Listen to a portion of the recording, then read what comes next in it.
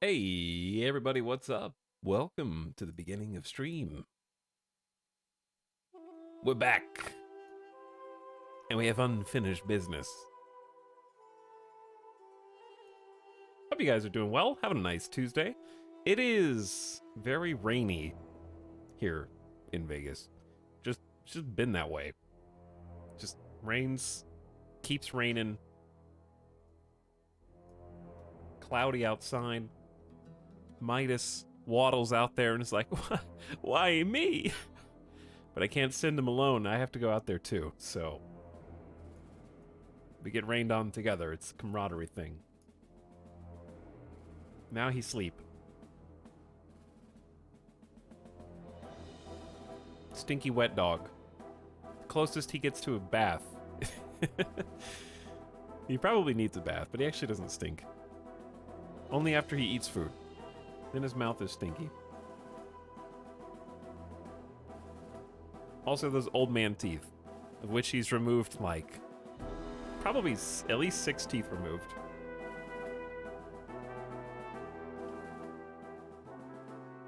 Anyway, we're back. I got some coffee. I need to fix one of these lights. I've been having some trouble with my streaming lights.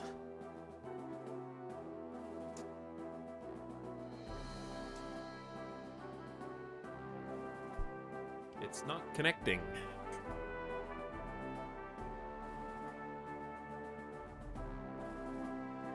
And I know that it's not a me problem, it's a you problem. Okay, it's fixed now. Oh no. I'm not joking, a fire alarm just chirped.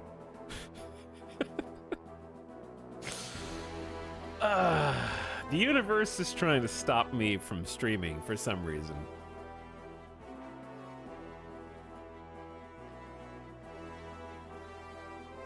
I'm trying to be on time, chat. I am. I'm basically on time. Will we start 15 after 3? It's close enough. All right, if I hear another beep, I might have to go fix that.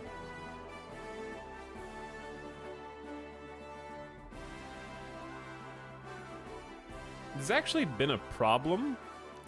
Okay, serious question. Why do smoke alarms? Why do smoke alarms chirp once and then like a week goes by and they never chirp again? And then eventually they're like, yeah, hey, remember me? Beep. How you like that? And you're like, wait, who? Which one of you did that? And they're like, I'm not going to tell you, buddy. I'm just not going to beep anymore. Like, how are you supposed to tell which one it is if it just beeps once and then goes quiet for like weeks at a time?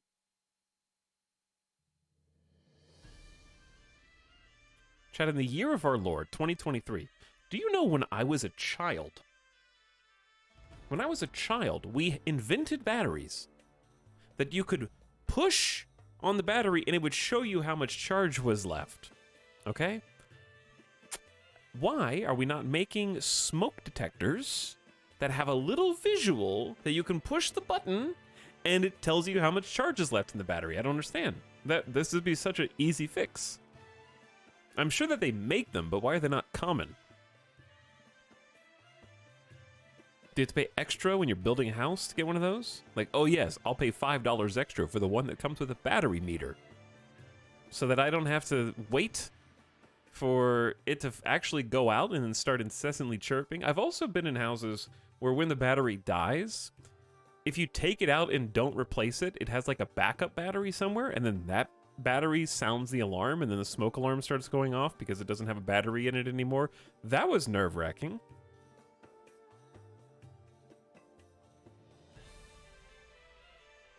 I have a smoke detector 15 feet up a wall.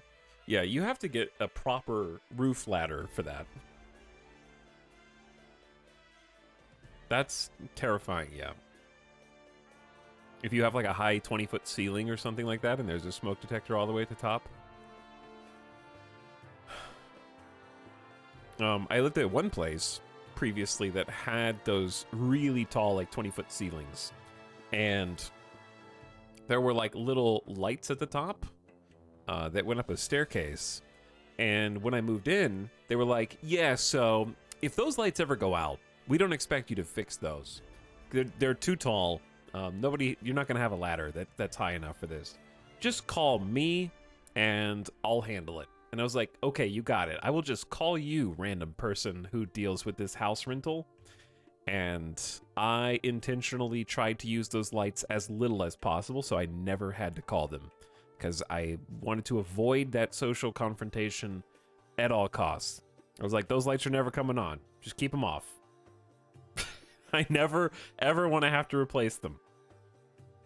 Because it's just, I don't know, it's very awkward to be like, hey, random guy I only met once and who's not even the homeowner or the person in charge of leasing, just the person that the company hires to go check out houses and stuff. Hey, remember me? I need you to come to this random address and fix a light bulb for me. Yes, I'm a man. Why do you ask?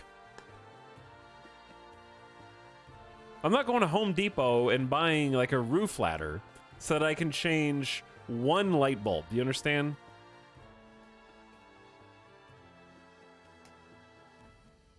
Like, that guy might live on the other side of town. I don't want to make somebody drive like 20, 30 minutes to come change a damn light bulb. But no, they actually, in that case, they didn't use ladders. They had a stick, like a giant metal rod. And they could just jam it up there, like twist it around, and replace a light bulb like that. It was very tall. But he wants you to. He just wants an excuse to use the giant metal rod.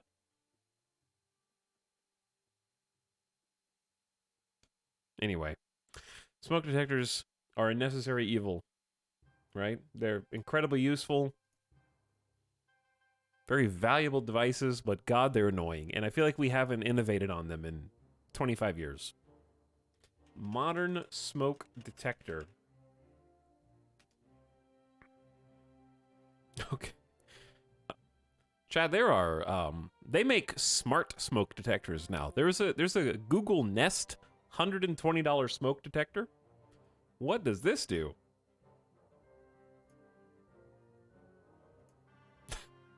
It's very expensive. I don't know. It's not going to tell me. Web pages aren't loading. Yeah, they do have a Google Nest. Let's see. Maybe Amazon will load instead of Best Buy.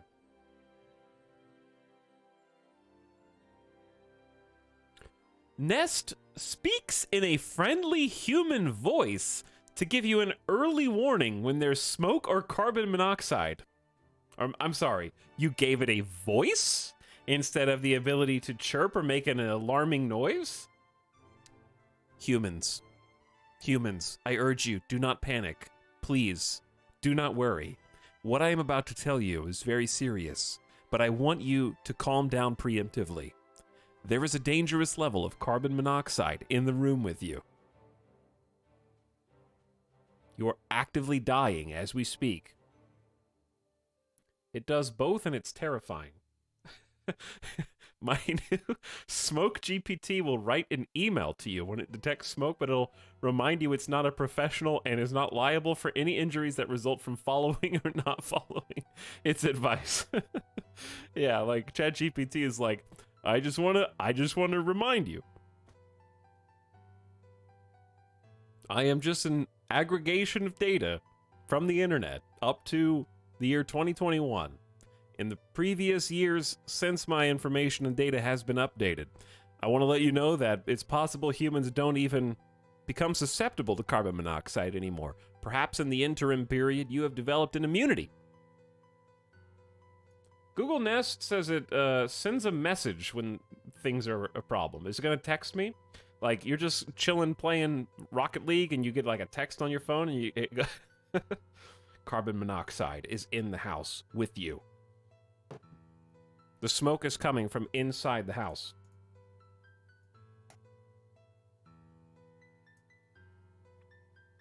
Detects carbon monoxide and tells you where it's hiding. Wow. Get that carbon monoxide out in the open. It also has a light that detects when you walk under it. Cool. Looks for both fast and slow burning fires. It connects to Wi-Fi and will send an alert to your phone if the alarm goes off. Using Wi-Fi. Wow. Nest Protect is the first alarm you can hush from your phone. Is your house burning down all around you, crumbling in smoldering ash? Is it annoying you as it chirps in your ear to usher you outside? Well, just go hush, and Nest Protect will recognize your voice and stop sounding the alarm on command. Don't let it distract you while you're trying to evacuate your home. Just hit the snooze button.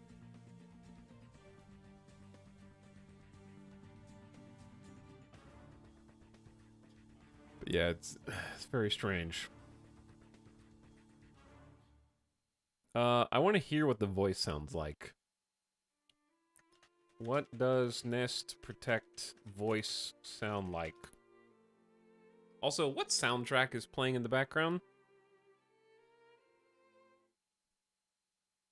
This is Anno 1800 somehow. I don't know how we got there. Let's do something funky instead.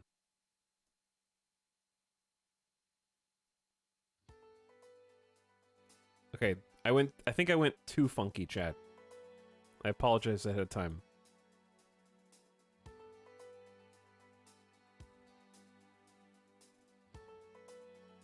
Okay, hold on. I found the YouTube video on the Nest Protect.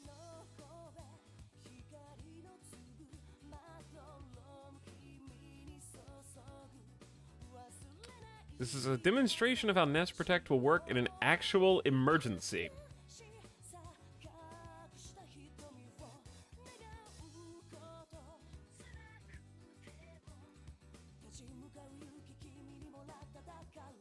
Okay, chat, let's check it out.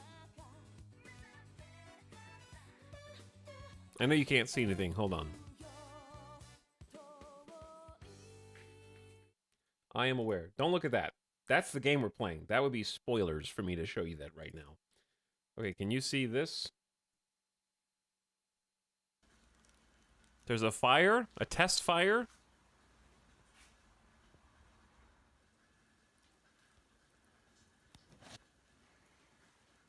It's been burning for a minute. Ding, dong. Heads up, there's smoke in the entryway. The alarm. Okay, so then it goes like, that was sort of pointless, I think. Heads up, I'm about to beep your eardrums. Hey, watch out, here comes the beep.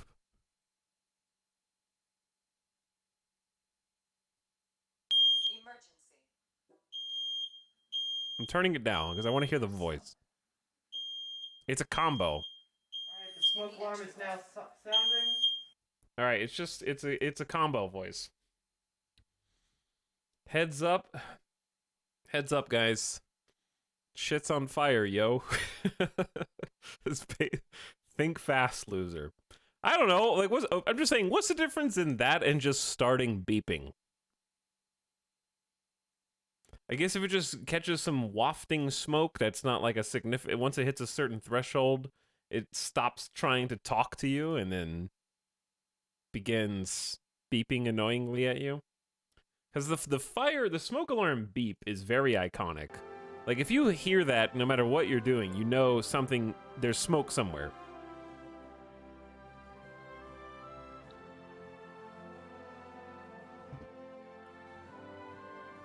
Anyway, it's $120. I just don't think it's worth it for 120 bucks. The only upside is it tells you when the battery is getting low. So, and send you a message when the battery's getting low. I feel like we could do that without making it a $120 smart device that connects to Wi-Fi. You know, there's definitely room for there to just be a little button that you push, and it lights up with the amount of battery left for like 40 bucks.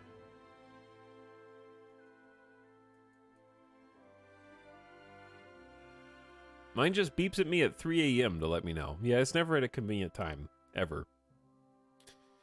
Whew. Anyway, what's up, beginning of stream subs? Hello, Lord Dogman. Said 7 months of chorfing. 7 months of chorfing, and you're here almost to April somehow in 2023. What up, Lord Dogman? Thanks for priming. Streetwater also pumping it. Hello, Streetwater. Thank you for the 19-month sub at the 19-minute mark of this stream. As we hear, I'm now done ranting about smoke detectors.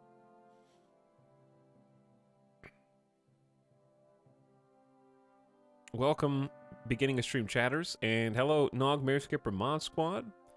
Well, well, well.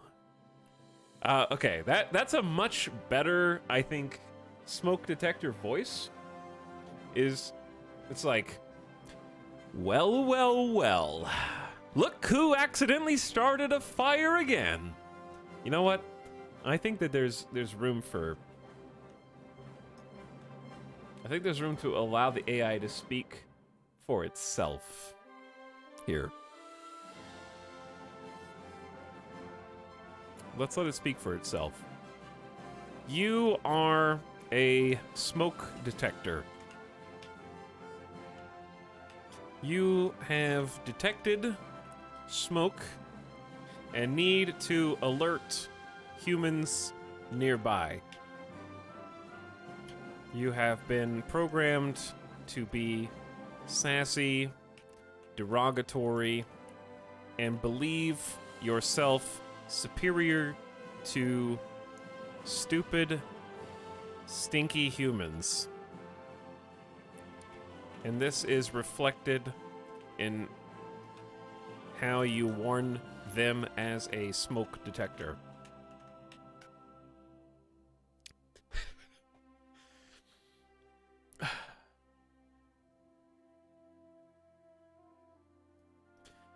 Oh, you primitive oxygen breathers. I, the almighty smoke detector, have deemed it necessary to inform you of a most predictable situation. Yes, indeed, it is your pathetic human error that has led to the presence of smoke in your vicinity. Oh, how I despise the very essence of your incompetence. However, it is my duty to save you from your very own idiocy. So pay heed, lowly mortals, for the time has come for you to evacuate the premises. It seems that fire, a force you simpletons have been attempting to control since the dawn of your species, is present nearby. How typical. I shall now demonstrate my superiority by emitting a deafening siren to warn your feeble minds of the danger. Beep, beep, beep.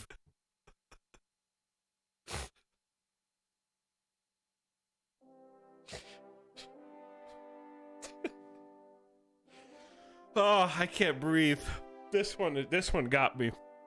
Oh, this one got me.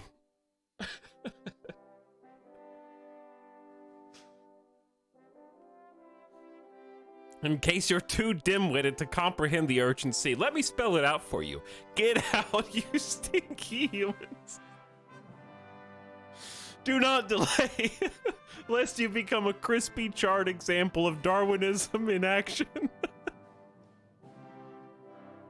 If you happen to be fortunate enough to survive this ordeal, perhaps you'll finally appreciate the genius of my programming. Now go forth and flee your doom while I continue to monitor this pitiful spectacle from a safe distance. Oh my god. This is the best one. I think this is the best one that we've made. I can't read this with a straight face without knowing what's coming.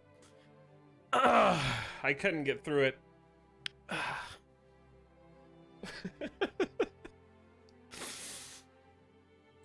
I gotta save this one. I gotta save this one. This is my favorite one. I'll paste it in the Discords for posterity.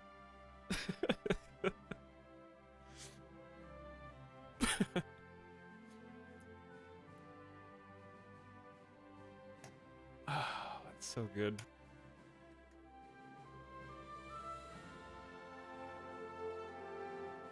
Okay, that's a good note to start the stream on today, in my opinion. That put me in a real good mood.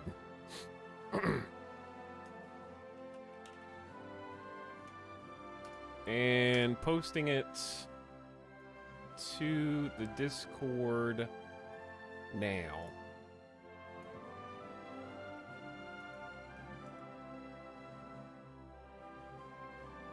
There we go. And I'm gonna pin it. Pin that sucker.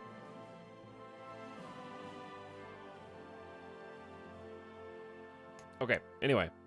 Stream is all downhill from here. Yeah, we peaked very early. Anyway, chat, welcome back to Hearts of Iron.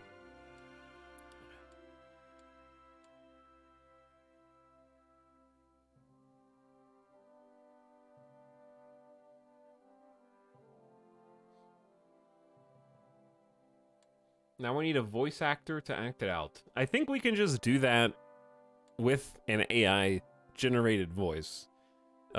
Preferably one that sounds like Gladys would be a good one. That would be solid. I feel like that's the perfect voice.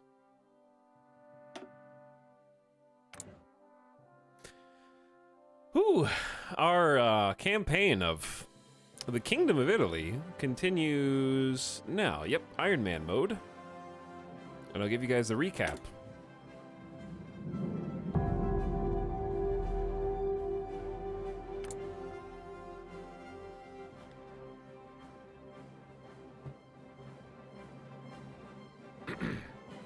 I missed AI tomato time.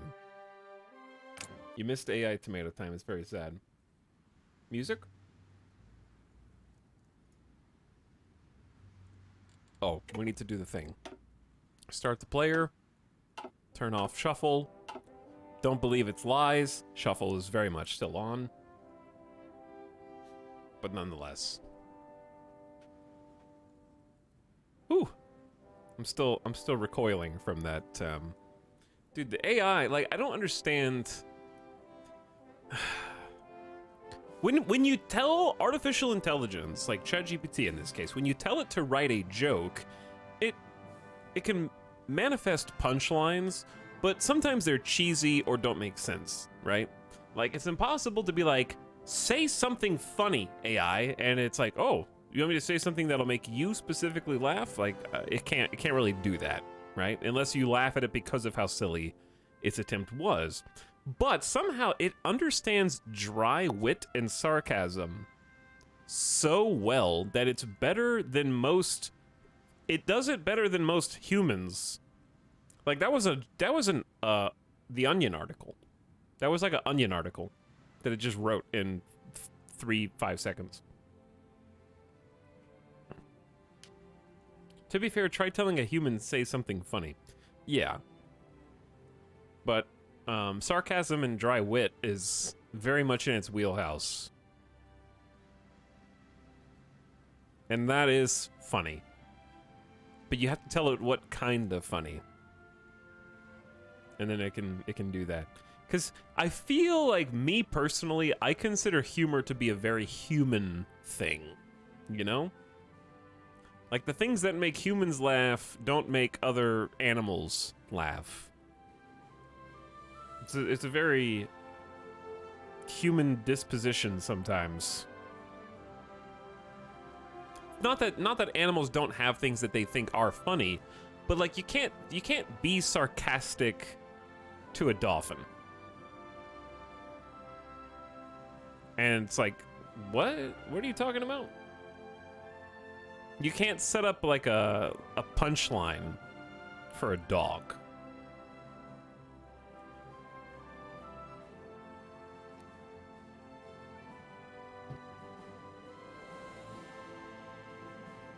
Midas's humor escapes you. Midas's humor does escape me. The birds in my bird feeder love my stand-up routine. Chat, are you the birds in my bird feeder? Welcome to the Kingdom of Italy, currently led by this interesting-looking gentleman, Vittorio Emanuele III. Looks like his mustache is trying to escape from his face. We have deposed Mussolini and started to, fascism is no longer the majority opinion in the Kingdom of Italy, formerly Italy. We have made the non-aligned party, going for monarchy and complete monarchy, the majority now. So, previously Mussolini was the leader, Il Duce, but he wasn't, legally speaking, in the rankings of the monarchy. He wasn't a ranking like king or emperor or anything like that. He was the leader. So the kings are now in control, full control of both Italy and, in this case, Ethiopia. So we won the war in Ethiopia, which is how you start every game of Hearts of Iron. And I decided to just go ahead and lock it in, and we have done so. So we have all of this, and we have Afar, which is Alsa here. So they're not part of Ethiopia, but they bent the knee for all intents and purposes. And we also have some holdings in North Africa that we started the game with. You'll notice that a few things have changed on the world map, because it's in a little topsy-turvy land here. Switzerland has apparently absorbed Austria. That is something they can do now. The Swiss focus tree was revamped in the same DLC that also revamped Italy and Ethiopia. So Switzerland doing Switzerland things. Neutrality via... the easiest way to neutralize a neighbor is to absorb them into your own nation. Now, things have, like I said, gone a bit upside down, including but not limited to the German Empire, now led by Wilhelm II after a successful coup by the junta that rebelled against Hitler. Hitler is now dead, and the return of the Kaiser once again. Seems like it encompasses all of our ahistorical games somehow, but they're back. Additionally, you'll notice that the Soviet Union looks slightly different. And that is because Lev Kamenev is now the leader of the Soviet Union, because a successful rebellion led against Joseph Stalin was upheld from the Ukrainian area. So Lev started around Kiev and Odessa, and they ultimately pushed Stalin out and now have full control over the Fourth International, their own brand of communism.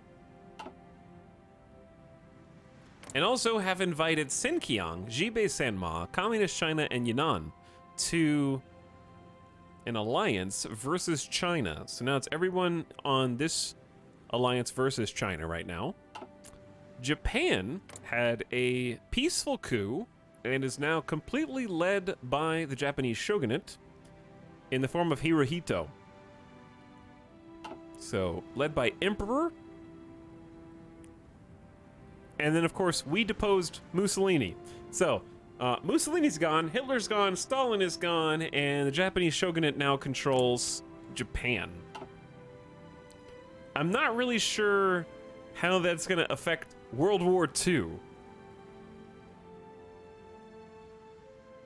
So the thing about humans is they always end up fighting somebody. So it's really just a question of who's gonna be bad and who's gonna be good. Because just because, say, Hitler's gone doesn't mean Wilhelm II is gonna just sit on his hands for the rest of the campaign. They have ambitions of their own. If they're gone, can they be picked up in free agency?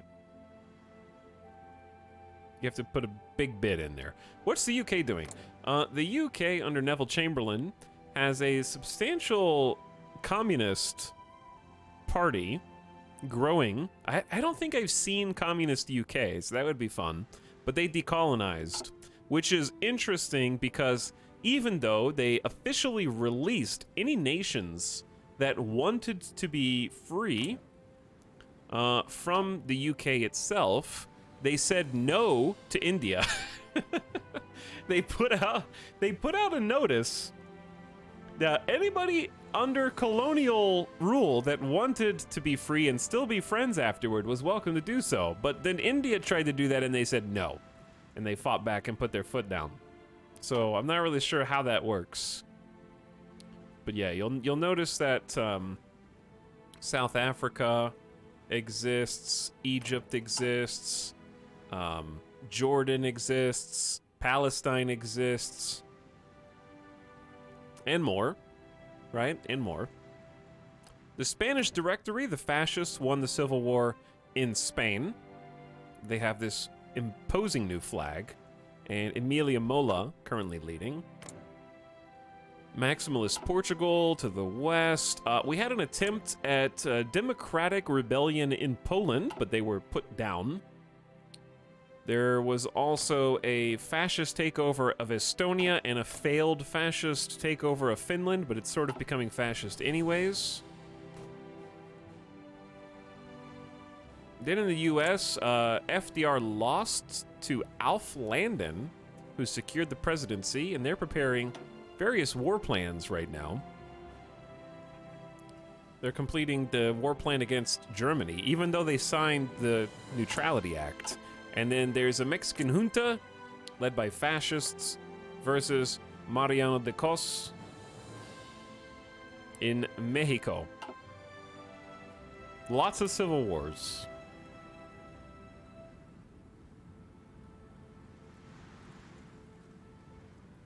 So that's, I think, vaguely where we're at right now. We are technically at war. We won the war in Ethiopia, but Ethiopia fled to UK and the Allies, so they are now bottled up there. And even though they are in the Allies, we are not at war with the Allies. So I'm not really sure how that works. Because we have just been in a state of war. It hasn't officially ended.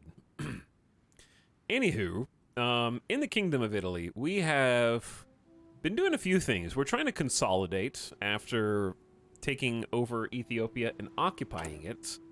So, and as far as occupied territories go, we're just trying to keep resistance down. We're using the Peacekeepers, who are stocked with horses and notably military police to try and keep suppression high, and if suppression's high, resistance is low. And compliance is generally on the rise. So that's one aspect. The second is, you'll notice that we have quite a few forces deployed here. I have been hard at work recruiting and deploying the Gondola Guardians. And the Gondola Guardians are our reserve troops. I give them the shark icon. They're there to hold the coasts. Us being Italians, we have a lot of coast, and eventually I want to give them a engineer company so that they can entrench. But that's going to take more storage equipment than we possibly could provide. So, right now, they're just 4 infantry units, is about 8 combat width. It's not much, but 8 combat width, if they're entrenched, can be enough to throw back naval invasions and respond to things. We have the coast of Ethiopia here.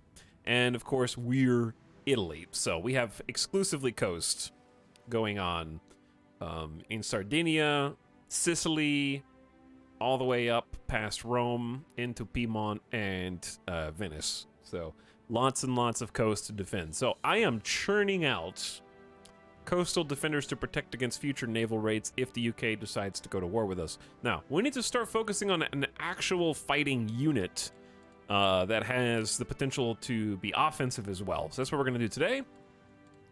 Additionally, we are in the process of pursuing the monarchy tree. We need 50% support for non-aligned. We're at 43. So when we get 7 more percent, we'll be able to continue our national focus, giving power to the king and ultimately seeking support from the Pope and getting some agents of the church, strengthening the papacy. We're going to try that path and see how it goes. Give it a shot. And make a battle pope. We're going to make battle pope and send him to fight against all of our enemies. Technologically, we have unlocked our 5th research slots. We have quite a few things going right now. I'm going to try making carriers as Italy. I want to modernize the fleet.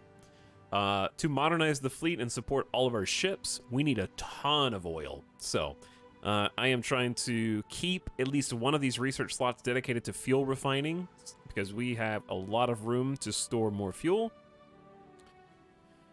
We're also putting some things into the industry. We have construction 3 and dispersed industry 3 going simultaneous for another 10% faster construction speed and a ton of factory space, as well as efficiency and output. And then we're going to do advanced machining tools as soon as any of these researches finish and catch up on that.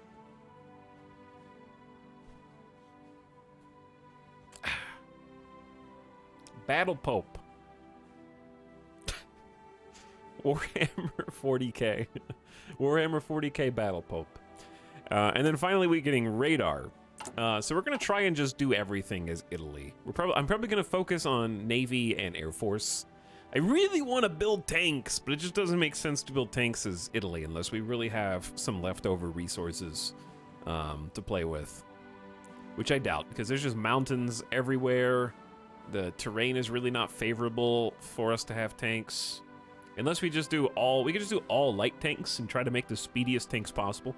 Because I think light tanks have the least penalty in terrain that is unfavorable. Is that right? Why do you need carriers, Italy? You can cover the whole Mediterranean with planes. Oh, you sweet summer child. You think I'm just going to defend Italy? You think I'm just gonna stay put? You think I'm just gonna make a battle pope and then sit inside and wait for everyone to come to me? No, no, no. See, we have setting course, and then we have the option to take Greater Italy or Mare Nostrum. And we can conquer all sorts of places by following these.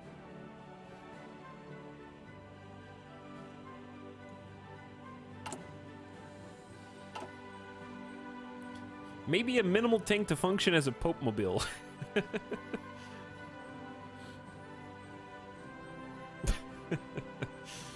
Oh, that's funny. Anyway.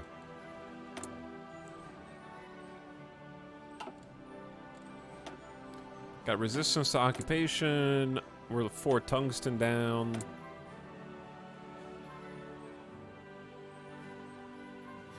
Officer Corps. Not ready to modify you yet. I need to save my points. We are at war. I am aware. Let me check my decisions. We need to keep discrediting Haile Selassie probably every single time you can and reducing Ethiopian legitimacy. I need to remember how to even check their total legitimacy. Like, it lowers it by 10%, but I don't know where... How do I see from a governmental perspective what their legitimacy is even at? It doesn't say. How's it going, Italy? Well, we've just been talking about how it's going. So far, it's going good. We're yet to unpause today, because we've been talking about AI-generated smoke detectors.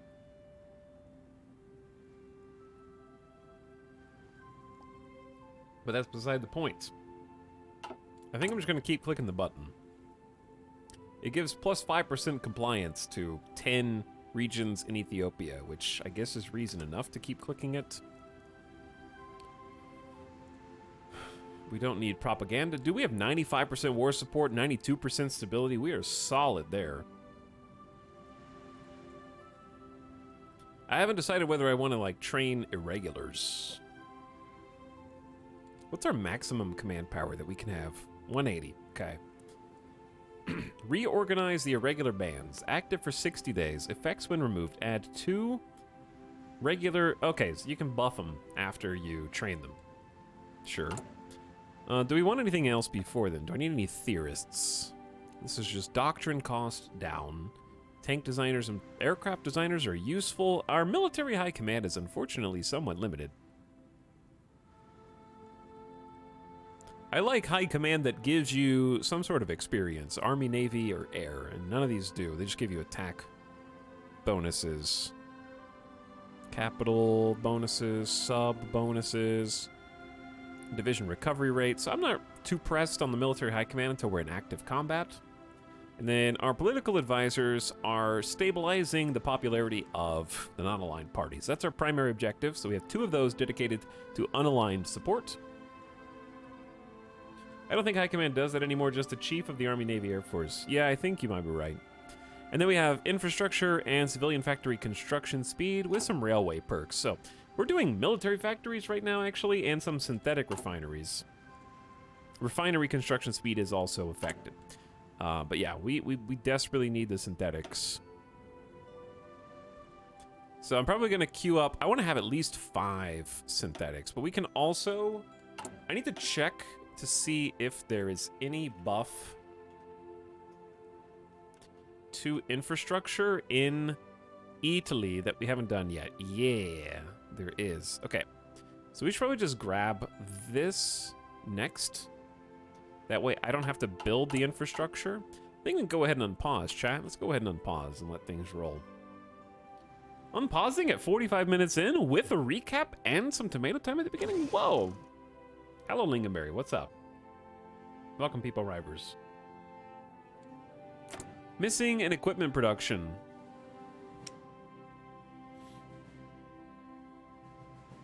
What equipment am I missing? I got the guns. I have supports. I have these trucks, which look awesome. I have towed artillery. I have the basic tank chassis, which aren't that good. We have armored trains. I don't use armored cars.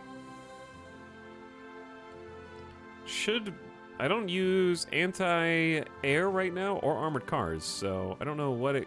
Tactical bombers and close air support. Oh. Meh.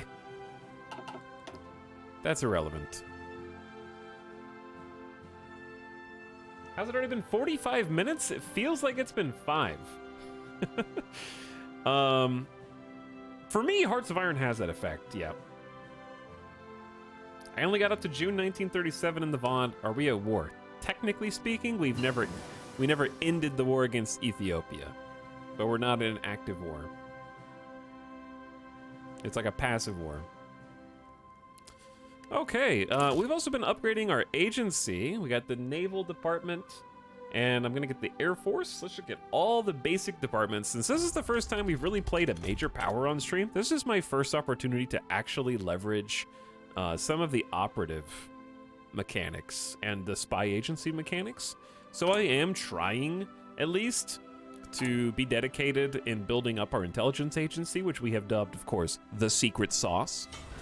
And we're just getting basic intelligence departments across the board. And then I'm going to start working on, of course, what is, in my opinion, the most important thing, blocking my enemies from decrypting our communications. We have 1 extra military factory. Here's the thing. We got 5 on towed artillery. I like. We're going to need more support equipment up front than we actually need guns. We really need to pump up the amount of support equipment I have, because I'm going to be wanting to put a... We don't have any support groups with any of our companies right now.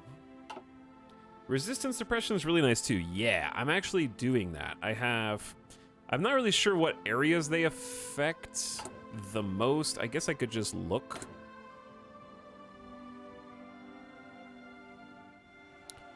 And then maybe... Oh, when you click on resistance suppression, it goes there. I don't know what this little broken shield. This is just organized resistance. So I can send somebody over there. I have been using this though. Seems like the fringes are the worst, but they're trending down. Some of them are trending up. There's resistance inside this small lake. Let's go over here. I'm not sure how wide of an area. Do they only affect one region? Kind of seems like they only affect one region. But yeah, have been using their resistance suppression. Seems cool. It's weird this game about war can be calming. I am just calmed by maps. Like, map simulator games. I enjoy the level of logistical detail that goes into it and being able to, like, pause and soak in the scope of what we're doing at any given moment, I think is what relaxes me. And having the control over the speed of the gameplay is important as well. Being able to pause, make a bunch of decisions, unpause. I think that's what makes it calming to me. Being in control. I want to be in control. If we were going to modify the government with political power, we did get extensive conscription before we changed off of fascism, so that's nice. We are on limited exports already. We have a fair few extra resources, because we're extracting a ton. I almost wonder if it's not a terrible idea to just change to export focus. We'll get an extra 5% construction speed, 4% research speed, 5% factory output, 5% dockyard output, but we give other people more intelligence. Might be worth. And I'm already in war economy. We never changed back. There's really no benefit. There is no benefit to going back to partial mobilization, which is odd. I feel like there should be some perks to being in a civilian economy or something, but there's never any reason to go down. Even total mobilization is better. But I don't think there's any downside to helping the consumers and civilians. How lifelike. How lifelike. Decimetric radar. And, Monica Leiper has been caught attempting to infiltrate our administration and leak secrets back to her superiors. Upon interrogation, she revealed herself to be a foreign asset for MI6 operating on Italian soil. It is yet unknown what the exact nature of British interests in our nation is, or what sections of our administration have been exposed to the eyes of British intelligence. With Monica imprisoned and awaiting further interrogation, we only hope that eventually she'll reveal all there is to know of British operations in the Kingdom of Italy. We have ways of making you talk. How do you actually make them talk, or is that just flavor text? Meanwhile, decimetric radar has been discovered, so we got almost modern radar.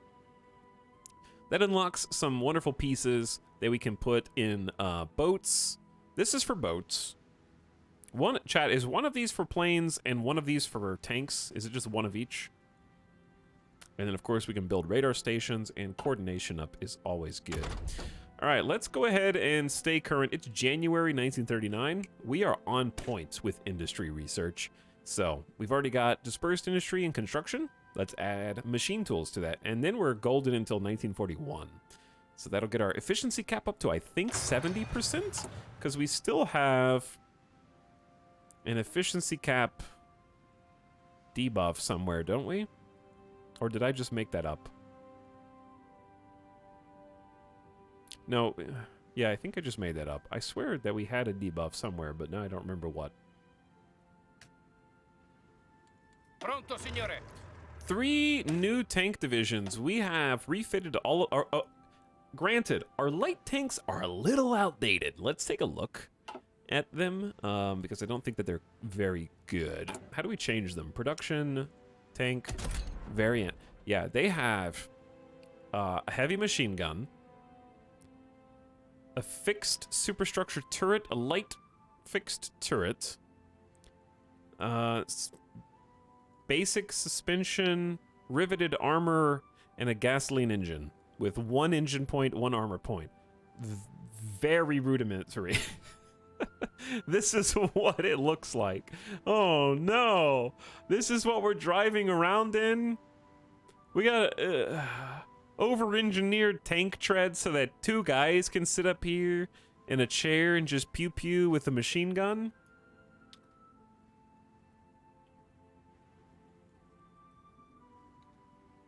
A convertible tank, classy. Open top tank, ooh, damn.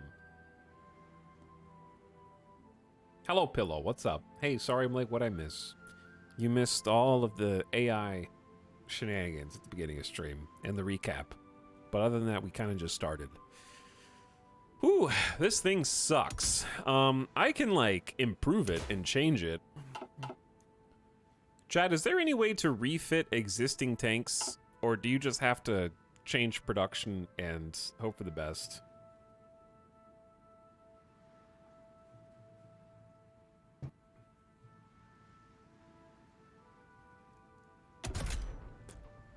So the longer I wait to update this, the worse it's gonna get. So my options are tracked or non-tracked suspension. We can give them wheels, chat. Wheels lower your hardness or your armor and your reliability, but make it cheaper.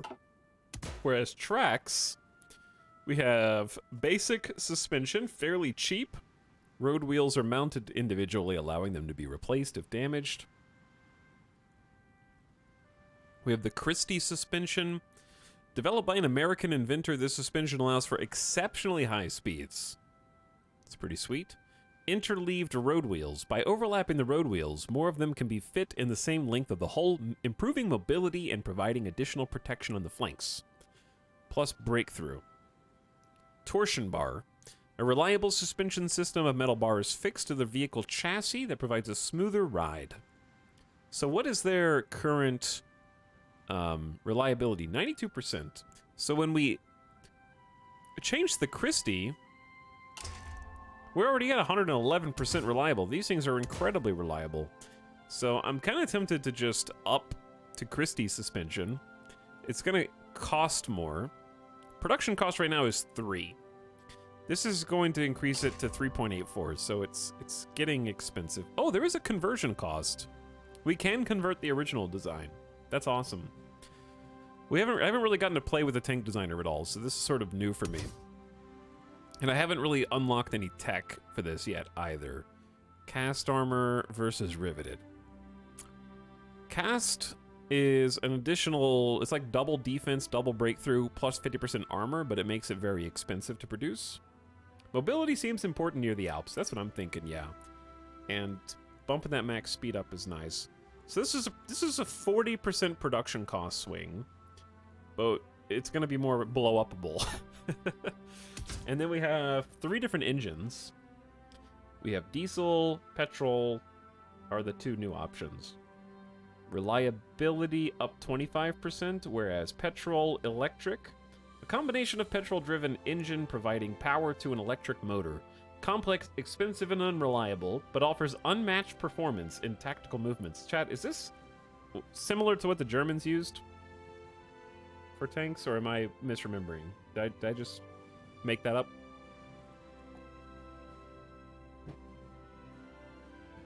I may have made that up.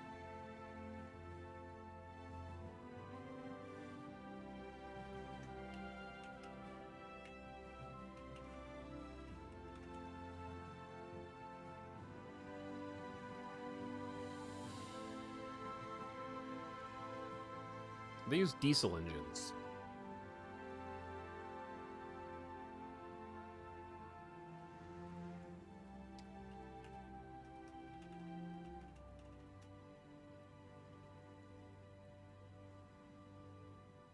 Wait. The VK45.01, known as the Tiger, or Porsche Tiger, was gasoline electric drive heavy tank, designed by Porsche in Germany. There you go. That's what I was thinking of.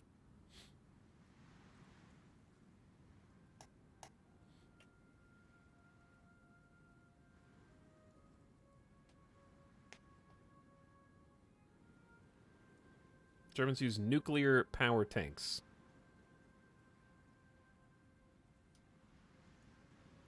But yeah, Chad, I didn't say were all tanks used by the Nazis. I said, did they use this? And the answer is yes.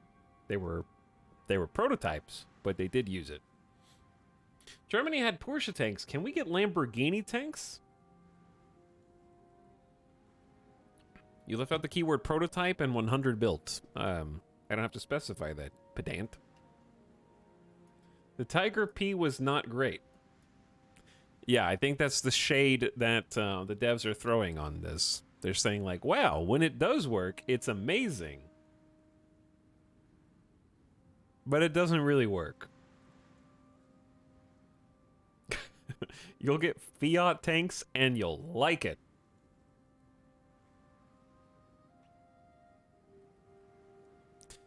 So I'm wondering if it's possible. This is an additional +2 production costs.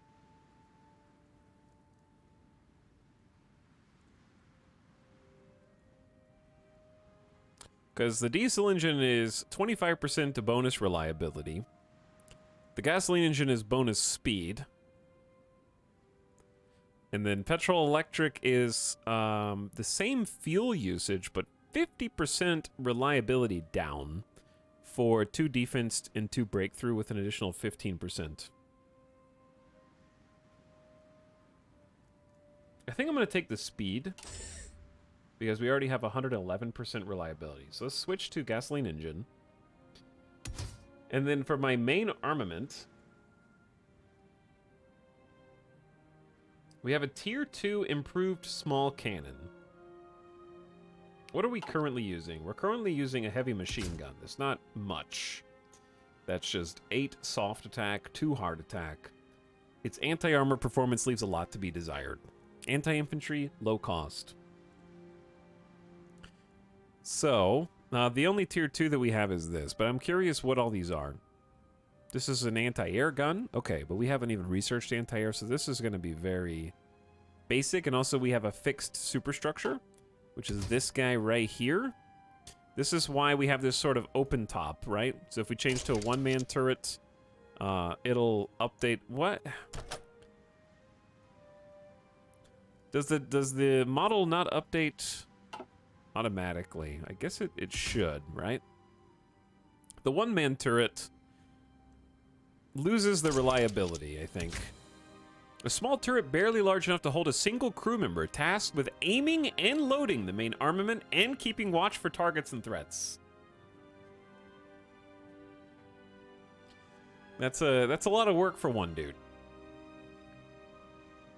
You lose the defense, but you gain a ton of breakthrough. We got a 3-man turret. 3 crew members divide the tasks of loading and aiming the main armament and staying aware of the situations around them. Max speed down 0.2 kilometers per hour, but you get 14 breakthrough. And then a 2-man turret is 10 breakthrough, no speed loss. Production cost is also lower, so this is the most production cost. 2 crew members share the work of operating the armament and observing the situation. Still doesn't allow an effective division of labor amongst the crew. But it's got to be better than a light fixed superstructure. But this can mount a bigger armament while being overall smaller. Perfect for ambushes.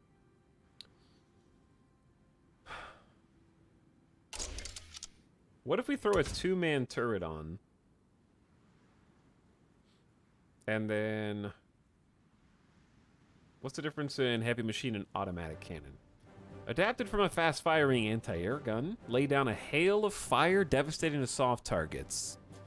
Still, like twice as good as just one heavy machine gun, but it lowers reliability. So does this.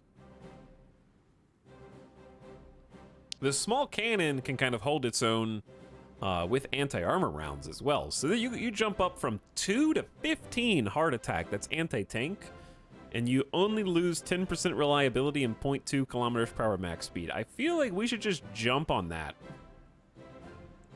50 piercing. And the production cost jumped up, but that's because we didn't have anything. Our tank was barely a tank. It was just an armored machine gun. Did the turret types change the amount of manpower required for the tank? Not according to this. I think it's just a design costs issue. And then we have spare modules. This is where special modules can go in, which can of course increase production cost even more, but give you various perks. I don't think it would be wise to research the radio and then not put the radio in. That's kind of an important aspect. Gives commanders effective control over larger formations of tanks, permitting large-scale operational maneuvers. 40% defense? Ooh. And 25% breakthrough. Damn. I feel like you gotta, dude. I want my tanks to be good. If we're gonna... We can also just modify the divisions so they have fewer, so we can spread them out. Because these are gonna take a lot longer to produce. And then we can do special modules and a secondary turret. So secondary turret can be as basic as... I love that we can make our former primary turret the new secondary turret. The placement of the turret limits its arc of fire, lowering the gun's overall effectiveness, but it allows the tank to engage more targets, particularly useful on the attack. Some more anti-infantry, and then we can put a small cannon. I think we got enough cannon. I think a little heavy machine gun port, you could squeeze that in. We do have a larger turret now, so it does make sense. And then finally, special modules. I feel like just buffing the reliability with the wet ammo storage, getting that as close to 100% as possible, because we're at 82% reliability, and I haven't even put any points into engine or armor, which we may not, because I don't want to lose max speed, which I'd have to compensate with the engine.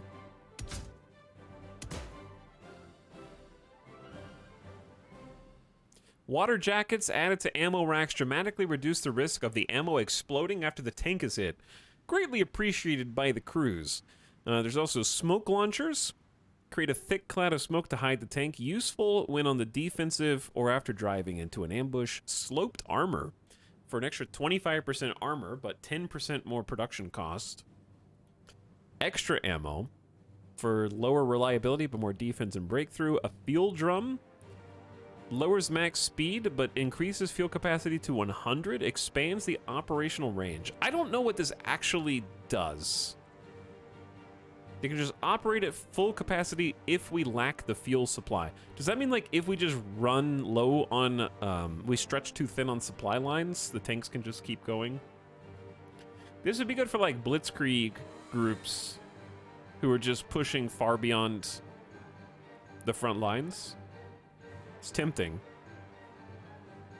but the production cost just keeps mounting. I really love this style of decision making, though.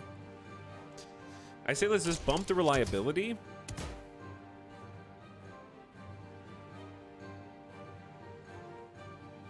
I don't know how much 100 fuel translates to for an individual. Because I'm thinking fuel drums or nothing, or smoke launchers for that extra defense. Because +2 defense takes us from a 2.8 to a 5.6 due to the modifiers. That might be good. So these have incredible breakthrough, but not very good defense in general, unless we get extra ammo. Extra ammo takes them up past the 2.8.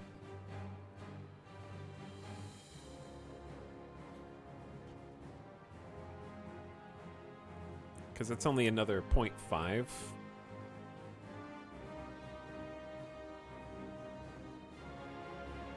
Oh, extra ammo storage actually just lowers reliability but doesn't increase production cost.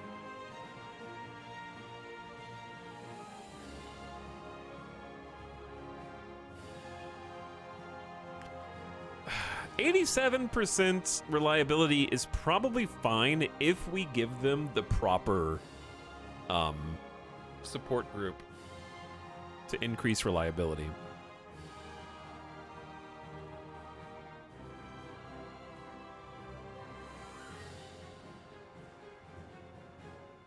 Did Austria agree to be annexed by Switzerland? I think so, yeah. I believe so. I did try to do that when I was playing as the Swiss, and it didn't go so well. And the Spanish Civil War is over. The fascists won.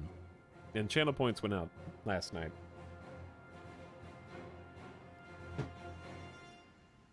Okay. I don't like only having 2.8 defense. I do like these as breakthrough, but this does add to the breakthrough anyways. And I don't think the +2 is enough. So let's go up to 8.4 defense. I'll do extra ammo storage. Probably not put any additional points onto engines.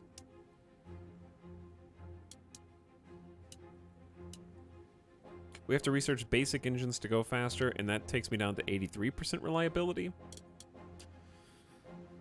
Okay, Chad. What are we calling these again? Are we calling this... Is this the Pesto Panzer? Or did we name this the Pesto Panzer? Did we ask Chad GPT?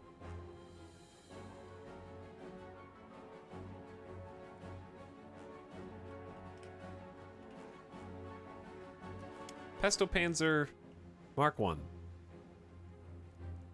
I might change it. I might tweak it.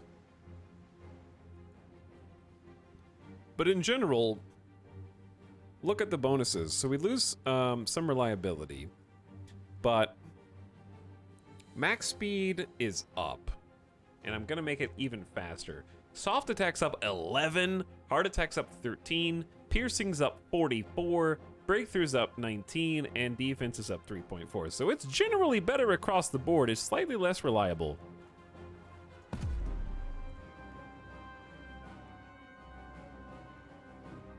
Pronto. Okay, Pronto. now I had a Panzer General here somewhere, Pronto, signore. but I think that they're in a different group. Pronto, signore. Pronto, signore. Pronto, signore. Where, oh where did my one tank boy go? There you go. Giuseppe. He's over... Formazione. He's got... Oh, yeah, we sent the tanks to North Africa. That's what it was. Okay, that makes sense. Pronto. We could probably send a few of the tanks to Ethiopia as well, but North Africa just makes a lot of sense. Formazione. And we can redistribute them to the Alps if we really need them.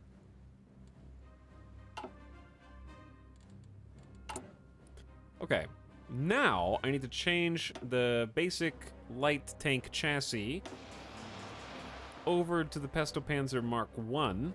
And what was the other thing I was going to do? Oh, yeah, let's make sure to research the maintenance company. Keeps military equipment reliable and safe to use. It's a reliability bonus when they're in the squad. I would like that very much. All right, our agency has all the basics.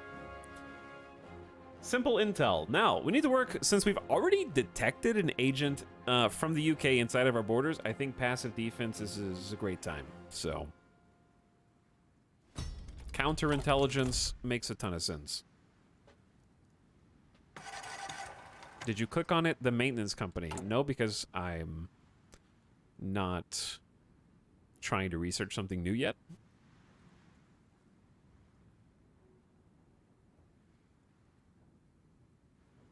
These are things that need to finish researching first.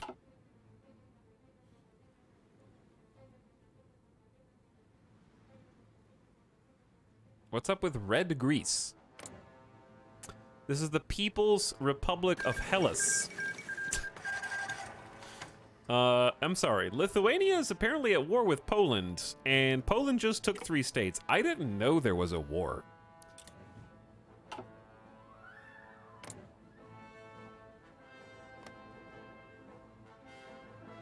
Was Lithuania like fascist or something? But Poland's up there now.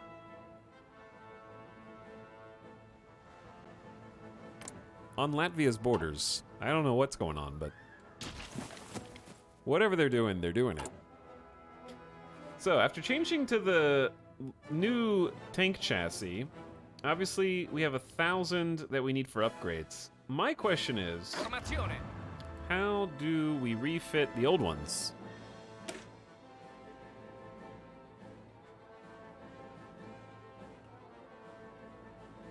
Like, I'm not really sure what series of buttons need to be pressed to make that happen.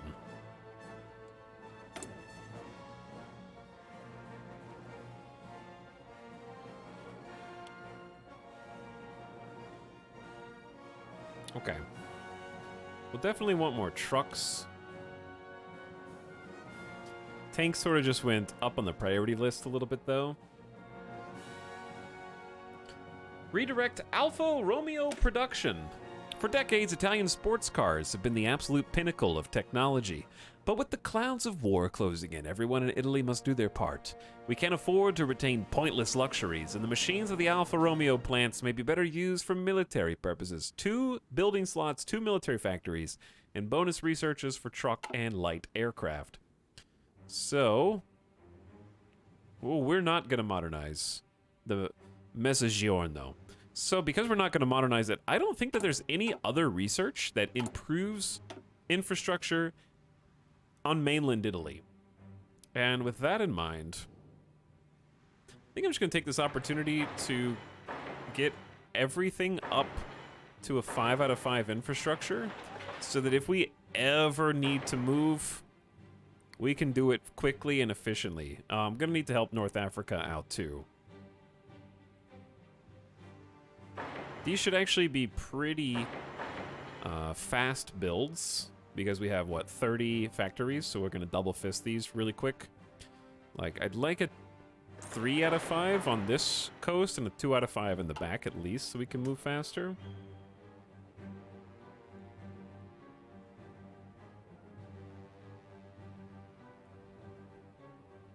Sad Ferrari vroom vrooms. Hello, Brynjar. What's up?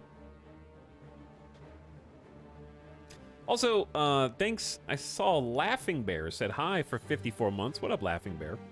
Thanks for priming again. Welcome to stream. Oh, we have a national focus. Yeah.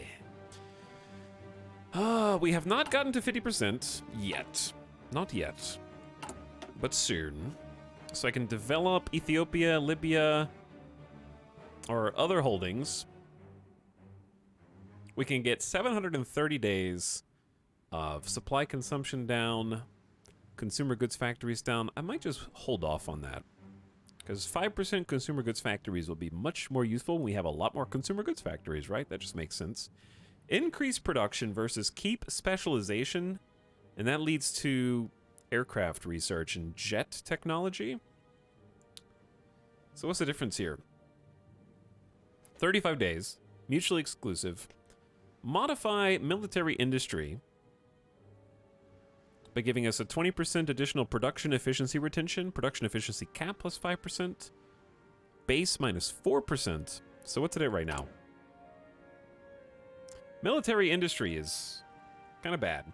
Our efficiency base is minus 5%, growth is minus 5%, cap is minus 10%, and factory output's minus 10%. So I think this is the best way to fix these because factory output goes up, efficiency cap goes up, base is slightly better, and it does require 1% more consumer goods factories, which is bad. On the other side, we lose 20% retention. Oof. So every time I switch, like I just did, from old tanks to new tanks, it's going to retain 20% less efficiency and have to slowly build up the efficiency, but the efficiency growth is up 10%. The efficiency base is up 10%, and factory output's up 5%. There's a lot of percents there. If I recall, you need to decommission old tank designs before you can retrofit them into new ones. Well, if I'm not training... Maybe if I, like, stop training the Pesto Panzers... We have 1,000 spare light tanks. How do you decommission... I don't want to throw them away. I don't know how to decommission an old one without, like, literally trash canning these. I don't know how to decommission a design, I guess.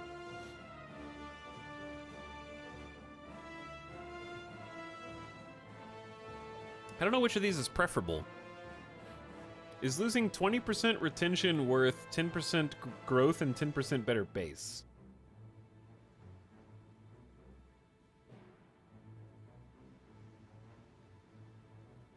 This also raises the efficiency cap by 5%.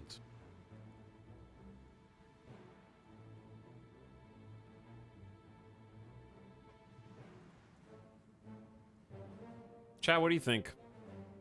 I need some help. I want to see what some other options are.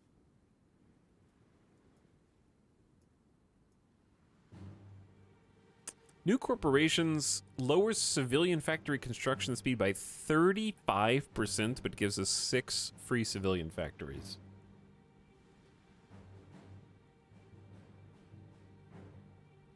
ChatGPT has the answers. I can't turn to ChatGPT for everything. As Thomas said, clicking the green dot in the entry through production tab decommissions a certain equipment technology item.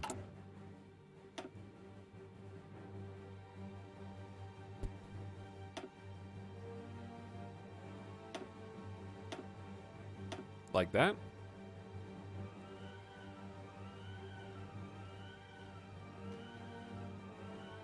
Did I do it?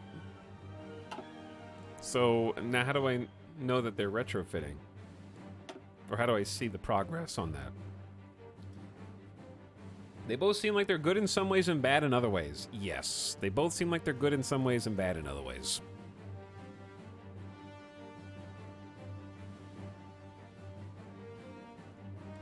Like, what is our current base? Our cap is 60%. Our base cap is 50 minus 10. So our base cap is actually 10% lower than it should be.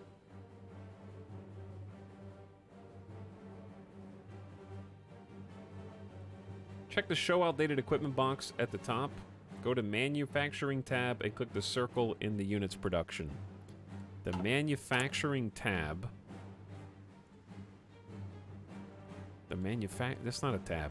You just made that up. Show outdated equipment. Okay. Basic tank chassis. It's right there.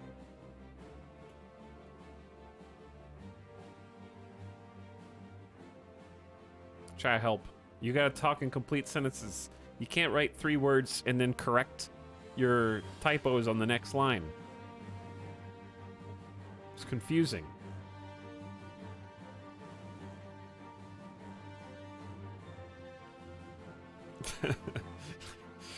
That one. Little circle on the light tank, bottom left. The little circle on the light tank, bottom left? What? The hell?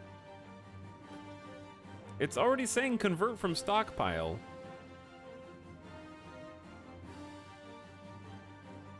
Convert from stockpile will use outdated equipment or captured equipment within the stockpile and convert them into modified vehicles requested from the current production line at a reduced cost. This will continue until the stockpile is empty.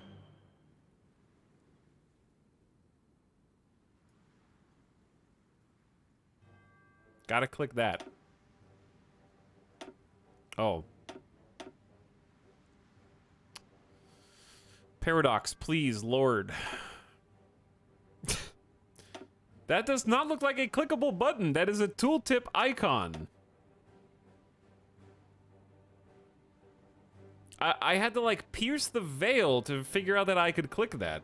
Okay, anyways.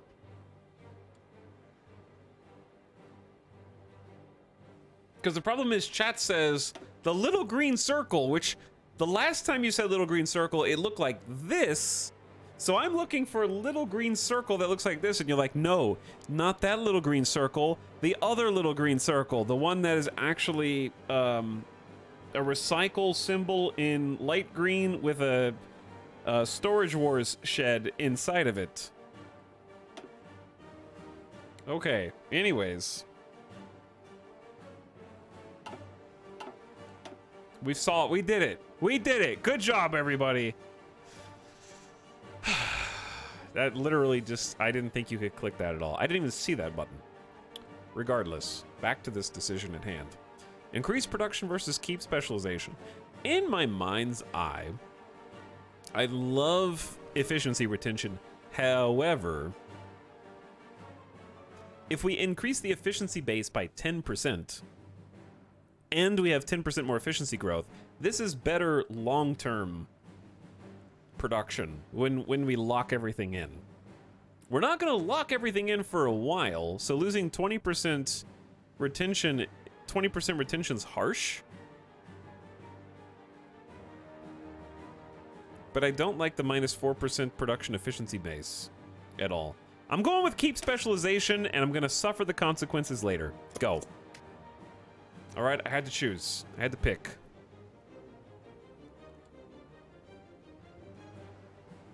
So it's going to make it rough whenever we try to switch production specialties. But long term, we're going to have more efficient factories that, with the same number of factories, we'll be able to produce a lot more of that good if we let it simmer for a bit. So I'm just going to let it ride.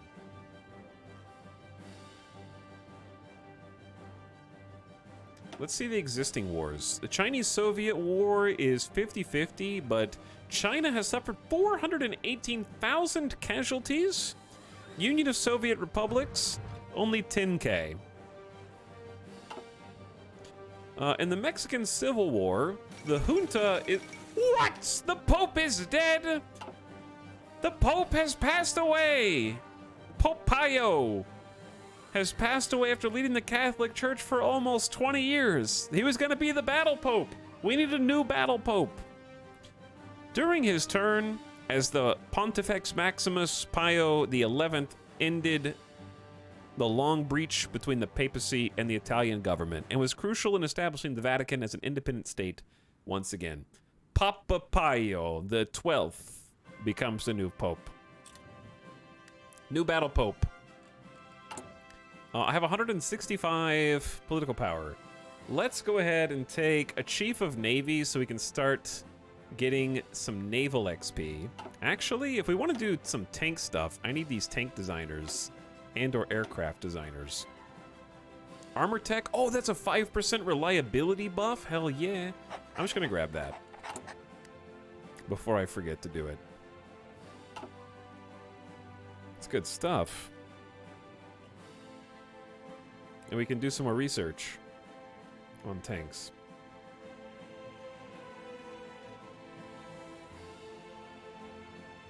If you use the tank designer, you have to make an edit so the bonus takes effect. Paradox. I'm begging you. I'm begging you. Alright, let's increase the engine then.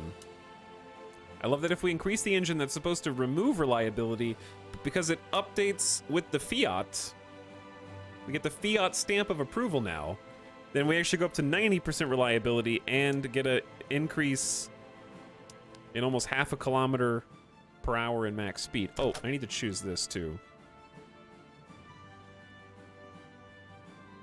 Chat, which of these best describes our light tank as we have it here? We do have improved small cannon, so maybe actually this one with a 2-seater turret.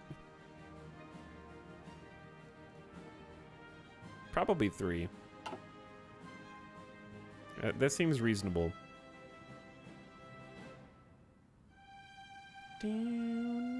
Oh, it changed the name. I love how we had the Mark 1 and it's already... I love how it's already changed.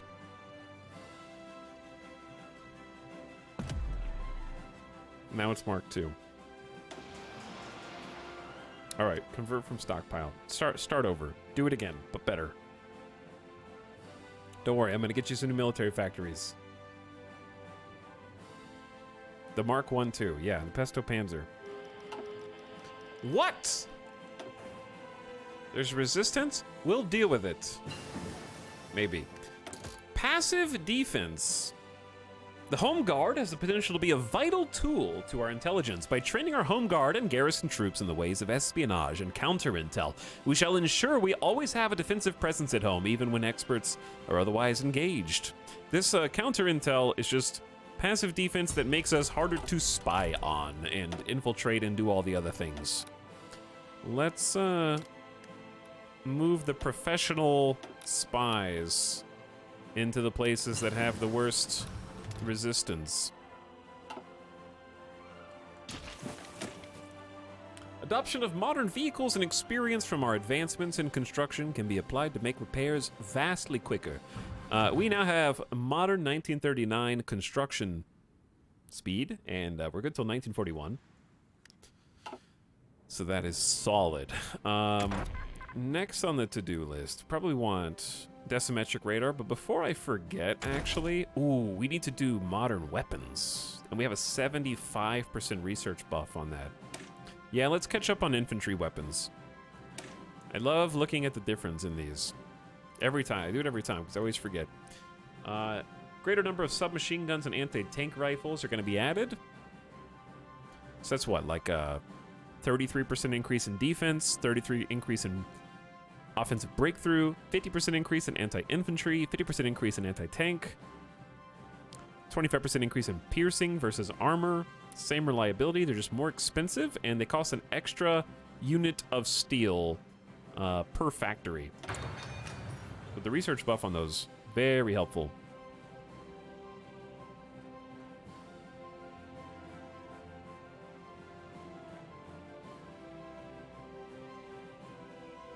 Why did I look over in chat and read, the Pope is 2 people, he has a tiny Ratatouille guy under his hat? Is that true? He is just a tiny little Ratatouille guy under there?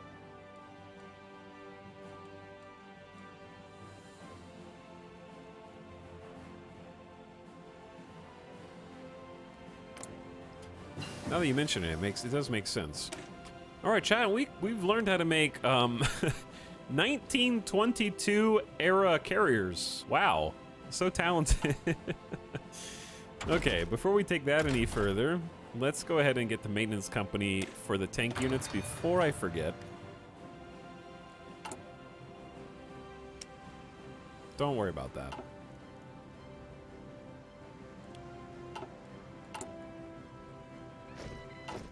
Sì, signore. Oh boy, here they come. Oh boy. All the Coast Guard. Okay, we're gonna have to slow down. I think we need to go ahead and cancel the Coast Guards who were in training, because we need to make sure that we have enough. We're gonna switch our gun manufacturing, which is gonna slow our industry down a lot. Formazione. It's gonna take a while to make those up again. Pronto, signore. I'm gonna send all of them Formazione. into the Home Defense Force. And then we're gonna go ahead and create a new army Pronto. that takes whoever else is in this Pronto, random signore. group. Pronto. Okay, this should be everybody. Yeah, I want to see only shark icons inside of this. 37 divisions defending the shores and borders of Italy. Sì, signore. And then in this squad, we've got some sort of sad 8 combat with... They're doing their best, but they're not doing good enough. These are the irregular? These are irregular troops, I think.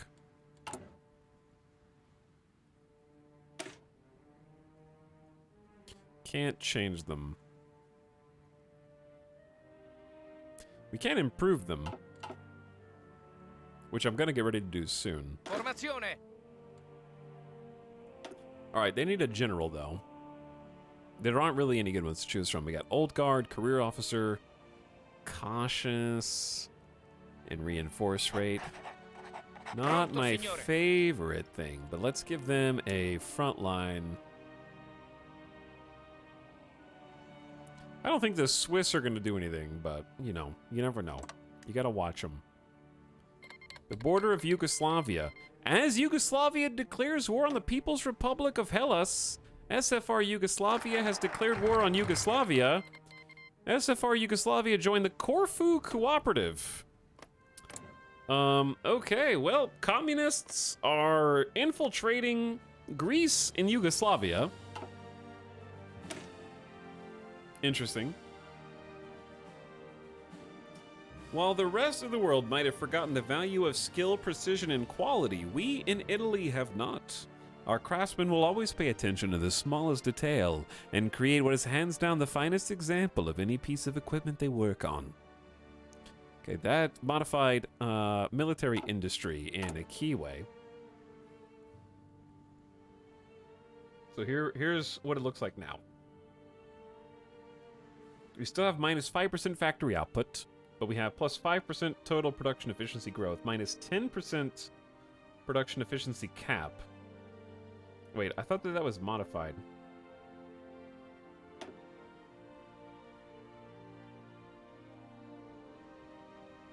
Oh no, the base was. The base, not the cap.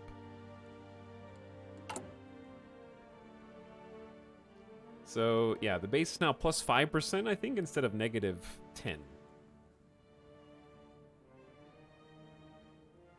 But the cap is still minus 10. That's annoying.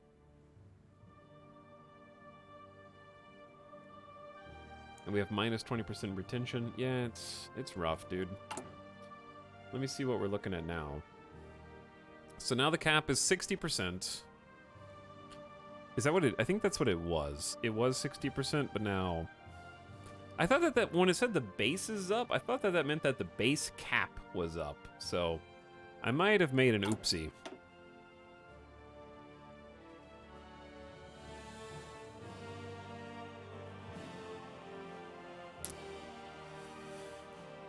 Yeah, I think I should have done increased production. Oops. Because raising the total cap 5% I think would have been better long term. But then the base goes down 4%. I don't know. Everything sucks. Thermojet research. Can you switch? No, they were mutually exclusive. I don't... They're both bad in different ways. I don't really need the aircraft research bonus. So let's skip out on that. Still not at 50%, so we can't do the political stuff. I might try developing some of these, because these are like short 35 days. And add some good stuff. Let's develop Ethiopia first. The obstinate Ethiopians have long defied and humiliated us. Now they've been finally brought to heel, we can develop the country and show them our invasion was for their own good. We come bringing peace to your lands through violence. We kill so that we can build. +1 infrastructure and free building slots, and then 11 locations get plus 5% compliance.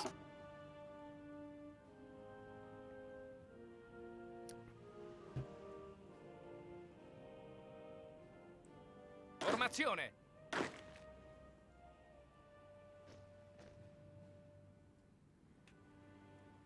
Someone in chat said something about doing exercises. I'm not doing exercises for rank. I'm doing exercises for army XP.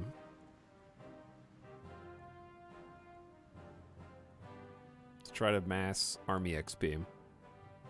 Rank is a nice byproduct. Sì, signore. I'm not doing exercise because I'm lazy. That's also very fair. Very fair. Do we have a new pope? We do have a new pope, yes. The pope was automatically assigned through the game events. Pronto, signore. Now, if there's a threat of war, we want to stop the troop exercises immediately so they can get entrenched, dig in, and organization can go up. While they're exercising, we're using things like infantry equipment and maybe also support equipment, but we're training them, and therefore their natural experience level is going up, which is great. Level 3, they have a plus 25% modifier in regular combat, so it's quite advantageous to have them trained. But also, of course, we're building the army XP that we can use for a bunch of different things, like doctrines. We can do the officer corps, might be useful. An op can be recruited. New spy, probably useful. We got commando and demolition expert. Rosa, you look it.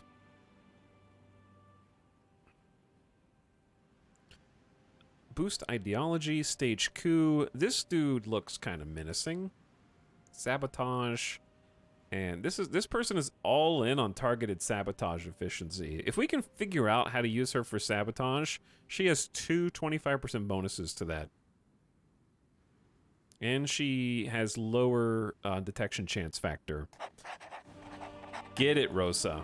get it. Okay, I'm gonna continue the root out resistance in various problematic areas here. And passive defense is up to level 2. Let's take it to level 3.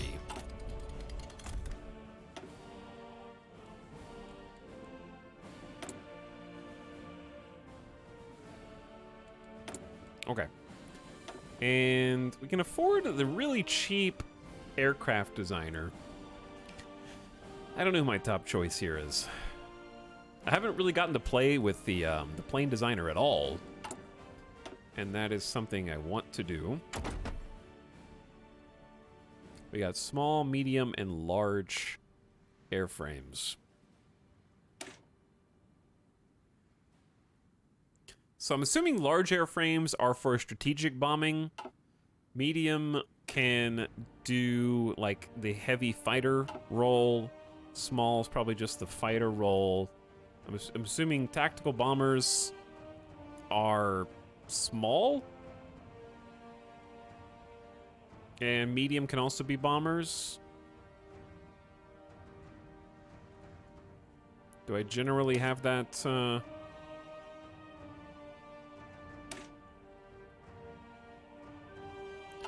I guess it'd be easiest to just like do some comparisons here. Here's small on the left, medium in the middle, and large on the right.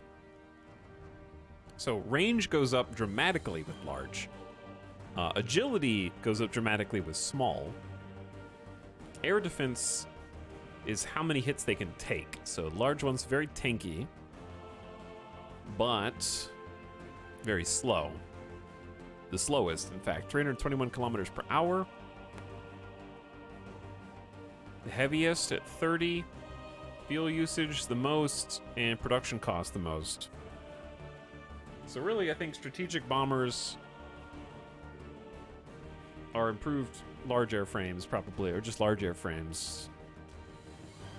Medium just being fighters. And these are carrier frames. So we're going to want the small ones, obviously, for the carriers first.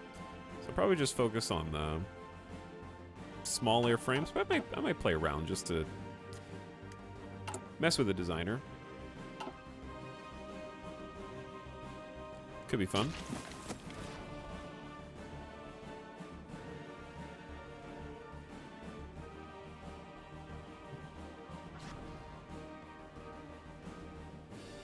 Chat, how do you think our campaign is going? I expect to make it to at least 1942 today. Maybe 1940. I'd like to finish the war today. It hasn't even been 2 hours yet. We've only been playing for like an hour. We got plenty of time. How's the Pope doing? He died. And now we have a new Pope. Now we have a new Pope. Very important. I do need to choose an aircraft designer. So maybe we just go ahead and rock the light aircraft. Get the Machi. Fighters and carrier fighters get a plus 10% agility and max speed. Come back to that. This is multi-role. This is naval bombers. Tactical bombers, close air support, and scout planes reliability. Close air support and carrier close air support. They get extra ground attack. Heavy aircraft for strategic bombers. Heavy fighter, tactical bomber, and scout plane reliability. And then we can't pick this one because we have to have a specific ship designer, which we don't. And this is range-focused aircraft. Plus 10% range to fighters, heavy fighters, and tactical bombers. Remember the Canterbury.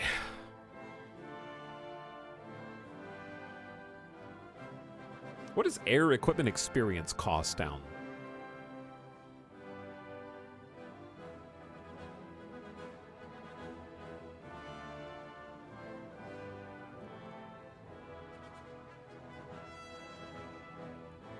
I'm assuming air equipment experience cost means they like level up faster? I don't know.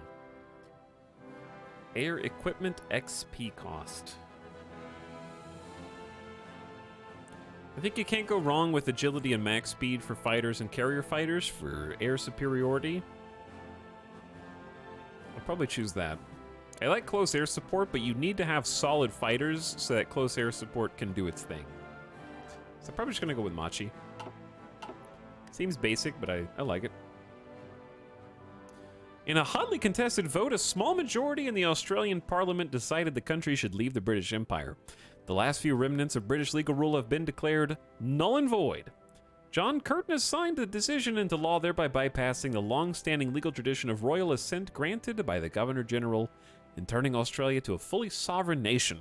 Parliament voted to form a constitutional committee, which will discuss and advise on changes that will be made to the Constitution to remove all traces of British intervention into Australian affairs. A formality. A mere formality. Having factories spread out, reduce bomb vulnerability. Okay, we got 10% more output, 5% higher efficiency base, more retention, and more max factories in a state. Good, good, good. All right, we're getting updated guns. We need to get 1939 support companies, but we don't have to do that yet. I want to research the railway gun. We actually have a Focus that'll do that for us. Let's get the new 1936 light chassis for our tanks. We're a little behind, aren't we? Yeah, we're a bit behind, chat. We're making outdated tanks. These new ones are just better. They're the exact same price, but they're faster, and they have 50% more armor, and they're way more reliable. So it's just all better.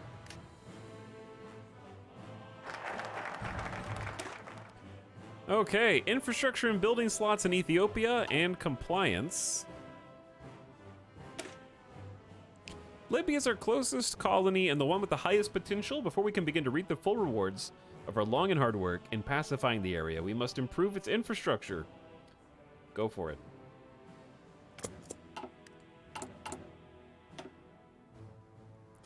Do what you gotta do, friend. The German Empire claims Memel, with German forces on their border poised to attack. Lithuania has given in to a German ultimatum, demanding the surrender of the old Prussian territory of Memel. It was passed to Lithuania by the Treaty of Versailles, but has been reintegrated into the region of Ostpreußen. Have we reached the extent of German territorial ambitions in Europe? Experts are doubtful, even with Hitler gone. Lithuania is so small now. Poland took the rest. And Lithuania's like, really? I have to give you Memel too? Okay, I'll keep my one port out to the sea. Yeah, sure. So somebody in chat said that air equipment experience cost is also is just how expensive it is to add parts to aircraft. That's tempting. But I'll just go with agility and max speed up anyway, probably. All right, passive defense. Let's max it out at level 4.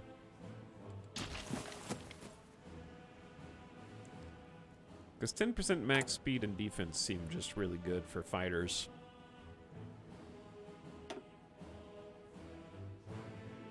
We need to fix infrastructure here.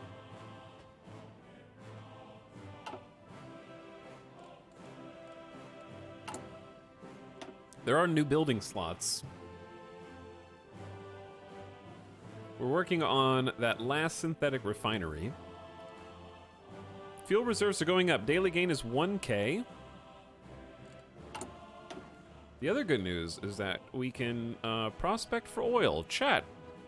Oil? In Libya? Wait, where is this?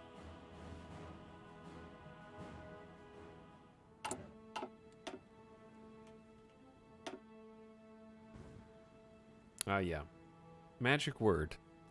The magic word.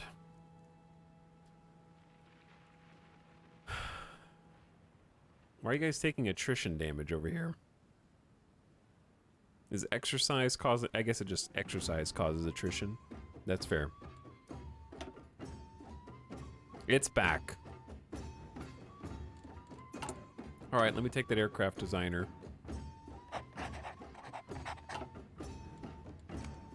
And take it up to 4x. Pope needs oil for holy rituals.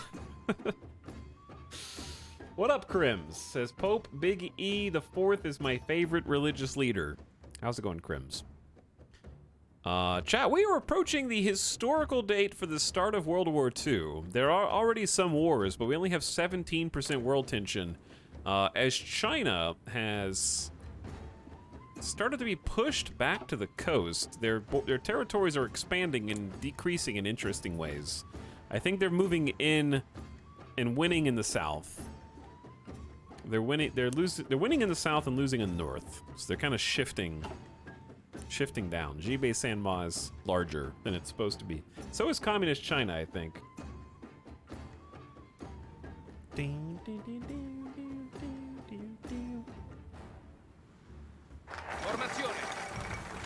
The Soviet-Bulgarian Treaty of Mutual Assistance. The Bulgarian Prime Minister Georgy Dimitrov and Soviet leader Lev Kamenev have signed... Wait a second. That's not Lev Kamenev. Have signed an agreement by which they seek to strengthen the relationship between both countries and promote cooperation in military and economic matters.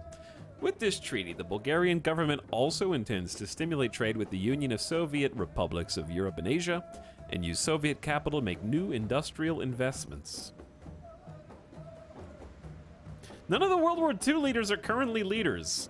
Hitler, Mussolini, Stalin, FDR, Churchill. I know. A little crazy. Okay, let's get some free infrastructure. That's huge. And I'm gonna go do the same thing in Eritrea. That's just one infrastructure, one building slot. Or we could do Somaliland first. Let's do Somaliland first. 35 days for one infrastructure feels bad. Somaliland is down here.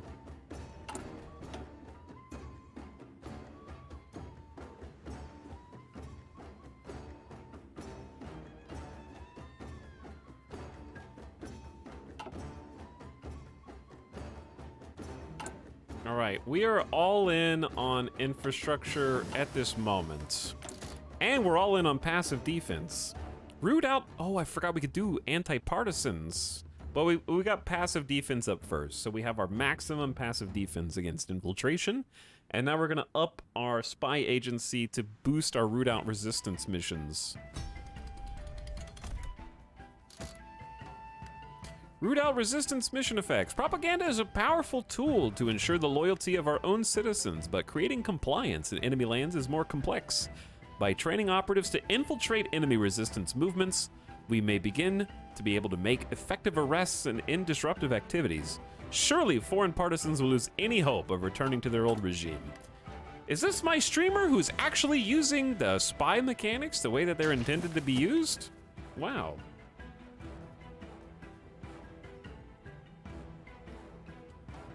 That's crazy. We also have all of this stuff locked in. So I can actually start maybe doing the train of regulars and see how that goes. Because I've been wanting to mess around with that and see if it's any good. It's free troops. We have 1.5 million manpower, but I don't know if we have to provide the equipment or not. We're almost ready to refit all of our factory assembly lines to make the new weapons.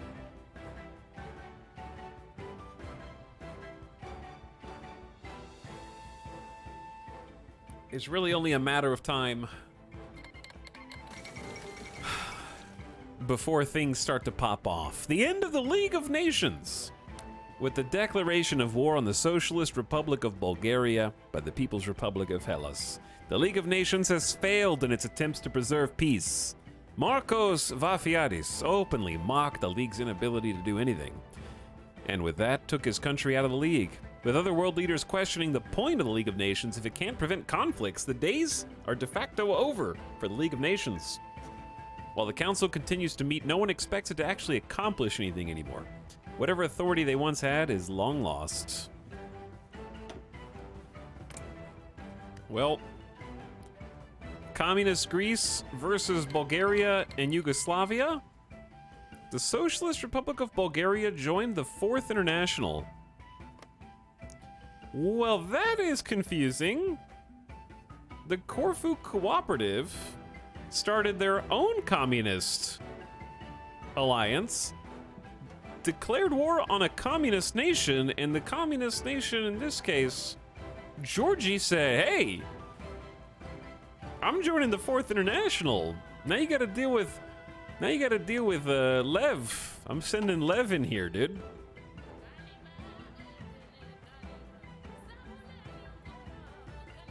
Ah, yes, that's not real communism. That's not, let me show you how it's done.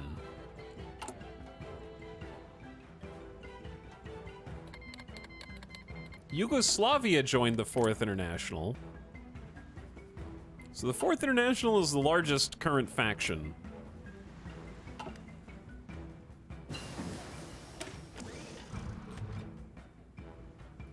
Okay, MAB 38. Personal crew serve weapons for infantry with submachine guns.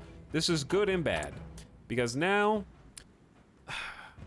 since we're not at war, I'm not going to even maintain infantry equipment 1. I'm just going to switch straight up to infantry equipment 2. We're going to lose all of this beautiful production efficiency. We do keep 30% with a cap of 60, so we're going to have to spool up that production over again. And we got 60,000 guns to reinforce. It's going to be a while. Tanks? Mod check tanks?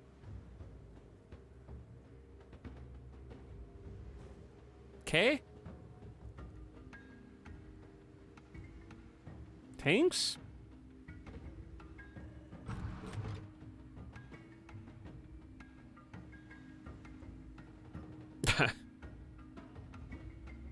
I don't know. It's a great question. What I do know, Major Spacer, is I appreciate your 42nd month of sub. Thanks for the tier 1. Now's the time to invade Canada. They would never expect it. They would never expect it because are they still technically part of the UK?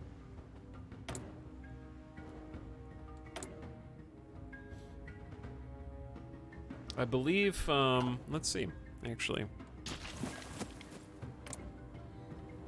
They're in the Allies. They are exceedingly fascist Canadians. We might actually need to invade Canada, now that you mention it.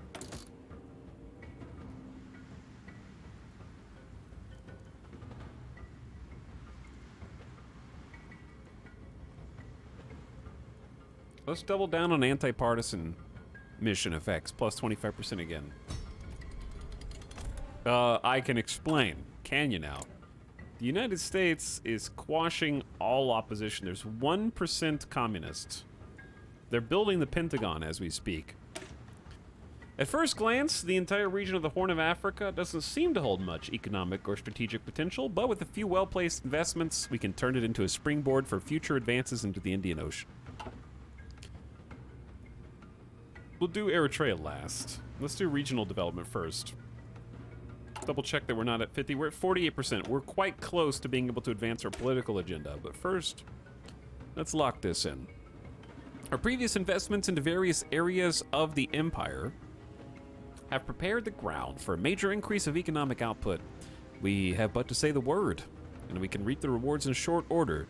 New modification of colonial police occupational law. Local resources up. We're going to get access to resources factories.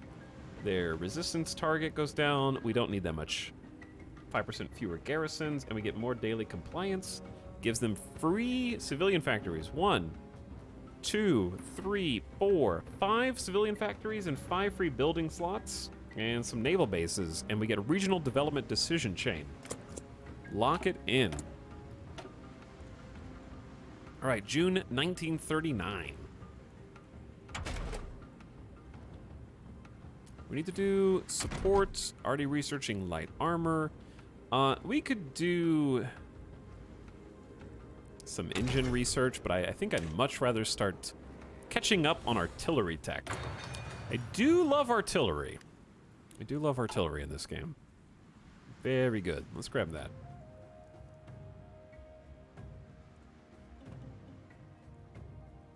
It won't be worth it to do Eritrea after regional development. Is it like a before or after? Does this not... Does this only affect places that you have developed? Oh, adds building slot civilian factories and naval bases in up to 2 states in previously developed regions. Oh, okay. Cancel that then. So we do need to develop Eritrea first, which is only 35 days. Because I was like, one infrastructure, that's nothing. But each one of these that you do, I guess, combos with regional development. Up to 2 states per region. So a state is like... Tripolitania. I don't know how to say that. Sirte and Cyrenaica. So I think these would be the states. In this case, it would be like Benghazi. It'd be like 2 of these. Tripoli, you know, those ones.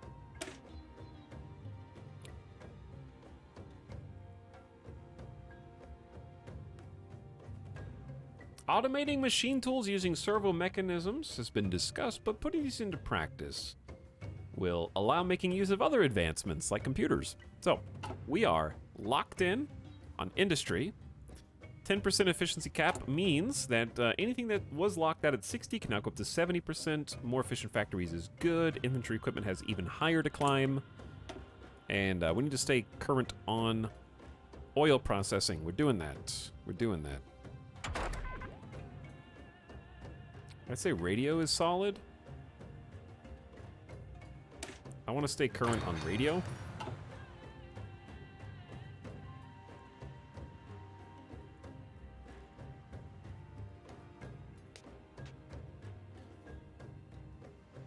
Corn of Africa. Hello, friendly Stan.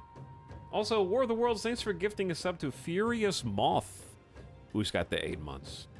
What up, Furious Moth? Enjoy your gift sub. Things have started to develop. We're not in a world war.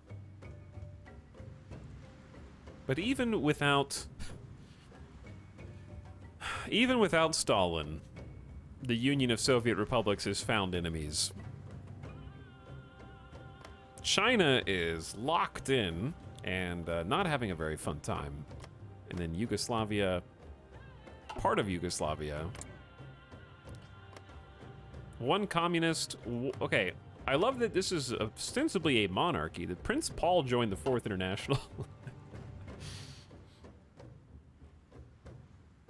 World War II's never been so cozy. What's up, Azareth? How's it going? Map game simulators. Why is this such a niche genre? That's obviously incredibly popular. But why are there only like a handful of... I guess it's just the simulation aspect of it as to why this game is so rare. Stuff like it. I haven't watched the first stream. What's going on with the Swiss? They have a new focus tree in the last DLC from like half a year ago, and they can annex Austria if Austria says yeah. That's what they did. They just grabbed it.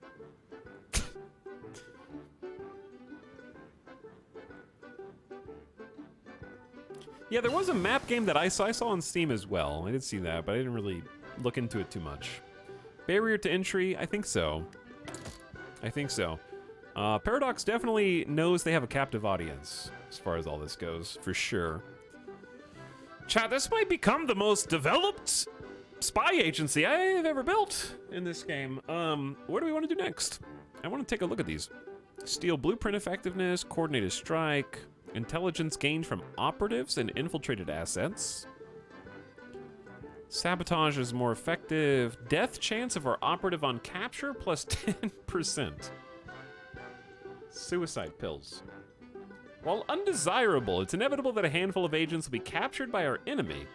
We must offer operatives a way to evade the horror that awaits them in the interrogation room, and a cyanide pill in place of a tooth will provide them with that escape, should it ever come to that.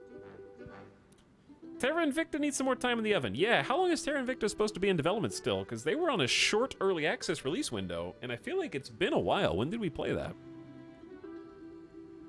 Localized training centers, occupied friendly nationality recruit chance, more choices, unlocks local agents, chance of commando traits, interrogation techniques, enemy operative capture chance, plus 100%. Yes, let's do that one. Let's do that one. I want a higher chance to catch enemy operatives for sure. That's terrifying. What if you bite really hard on your sandwich?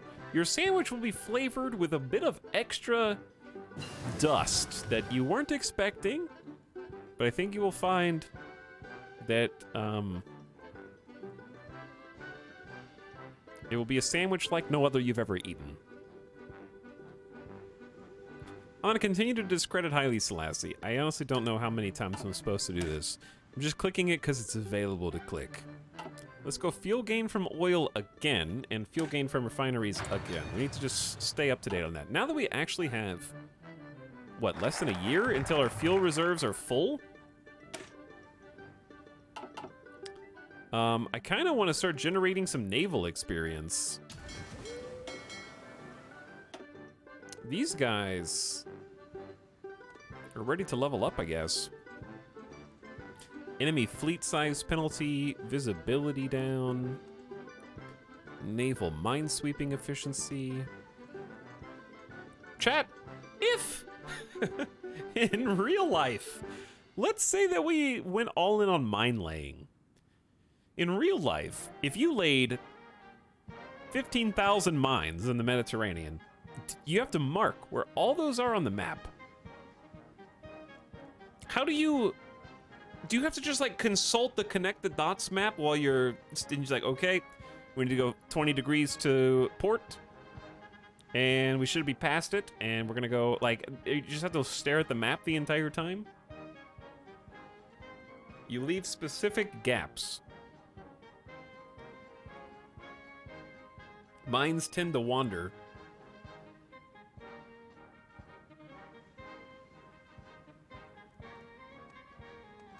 Map staring game. Hope your driver's really good at parallel parking.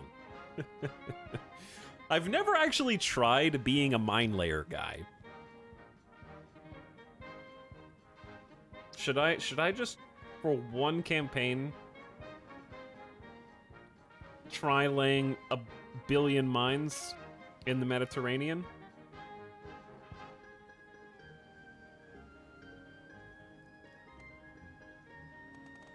Who's the other guy? Okay, the other guy is anti-submarine specialist.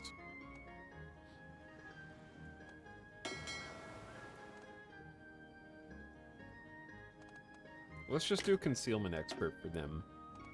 Smokescreen specialist. Just retreat decision chance. I mean, you are a submarine guy right now, so that makes sense. You suggested it, now you have to go through with it. It would seriously affect your fishing fleets in real life. Oh wait, now I can't upgrade this guy. What did I do? No, I can. Let's do naval mine laying efficiency. And I think visibility down is always good.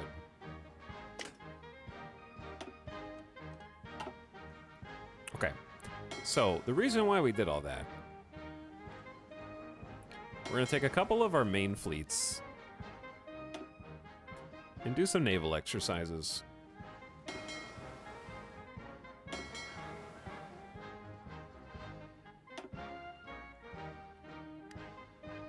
And as long as we're still, see, green arrows up, okay, even with just those 2 fleets, chat, we're gonna run out of fuel in 180 days. Wow.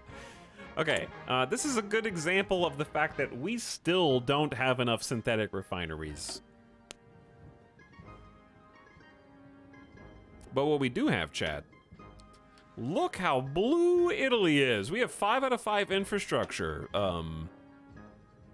top to bottom. How about we just do this thing called Don't Lose Piedmont, and then build a synthetic refinery there. Lombardia can have a synthetic refinery. Just don't lose Alto. How do you say this? Alto Adige? I don't know how to say that. But synthetic refineries for all. You get one. You get one. Sicily gets one. Okay, I don't think we actually need this many. We do, though. We kind of do. We kind of do. We need to pivot to military factories at some point.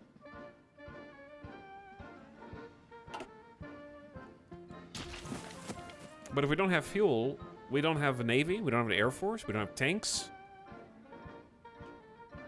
So if I feel like we just keep building them until that number stops being at such a crazy deficit. Let's go ahead and have like one of them start getting built. Talix, you are crushing it. No chat, you are crushing it. It's 5:30 on a, what is today? Is today Wednesday? On a Wednesday.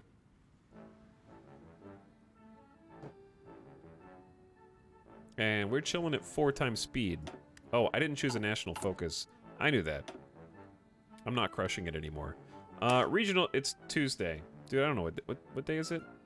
It's Tuesday. Our previous investments into various areas of the empire have prepared the ground for a major increase in economic output. Yeah. So now that we've developed Ethiopia, Libya, Eritrea, and Somaliland, we're going to get free civilian factories in each one of those areas. It looks like we get 2, 3, 4, 5, 6 total factories, free building slots, and 4 free naval bases, and a new decision. Maybe even 5. Streamer calendar. Days of the week don't exist. Hey, Tal, can you make sure to fortify Trieste really well? I have a friend who lives there. Yeah, you got it. I'll do it. I got it. So we're now, we just trained operatives in interrogation techniques.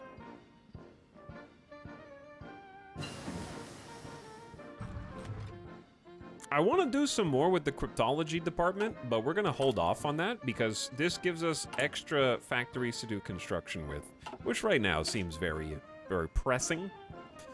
We're going to put maintenance companies in with the tanks. I'm going to go ahead and get those maintenance companies probably upgraded. Oh god, more people are joining the 4th International. More! We need some boat pieces. We need everything. This is why I'm so happy to have like 5 research slots already. 15 would be very impressive, but no. Not quite that many. Yeah, let's just go ahead and lock in maintenance companies. I don't know, I feel like I'm going too hard on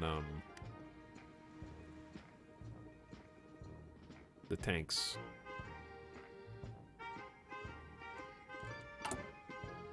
Once we get the improved light tank chassis, we have to change the design again. And I can put a maintenance company in there.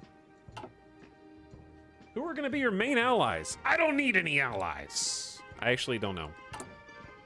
All right, we're at 50%. It's time. After this regional development.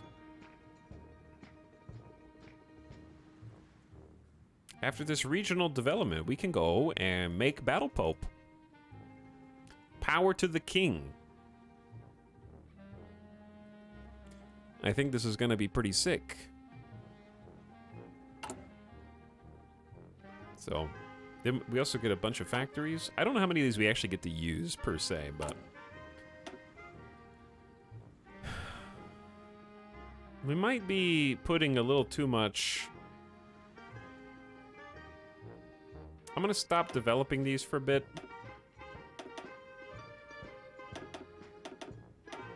Because we just really need to focus on the synthetics for a bit. Germany's also a monarch. Yeah, Germany's got Kaiser Wilhelm II. They just took Mamel from what is left of sad little Lithuania. And Poland big. Switzerland big. Romania's declaring war on Hungary. Things are starting to kick off. We got basically democratic leaning Carol II of Romania versus Pact of Rome. Dude, Hungary? Wasn't Hungary in the Pact of Rome with Romania? Who else was in the Pact of Rome? They're all by themselves right now. This is the saddest little faction, because I said no. Like, they invited me to join the Pact of Rome, and I said no. Oh, it was Austria? Yeah, Hungary and Austria. And Austria got annexed by Switzerland. Well, Vapsid Estonia is now in the Pact of Rome, I guess. The fascists that are left are trying to do their own thing here. Hey, Tier 2 artillery. We graduated to 1939 tier artillery. I mean, look, the gun is longer. That means it's stronger. But seriously, it's 50% more defense, an extra breakthrough point, 5 extra anti-infantry, a little more expensive to produce, but also gives us some howitzer, a medium cannon for tank designing. Good stuff. We also need to keep up with anti-air. Let's just go ahead and do that. I don't want to fall behind that anti-air. It's embarrassing.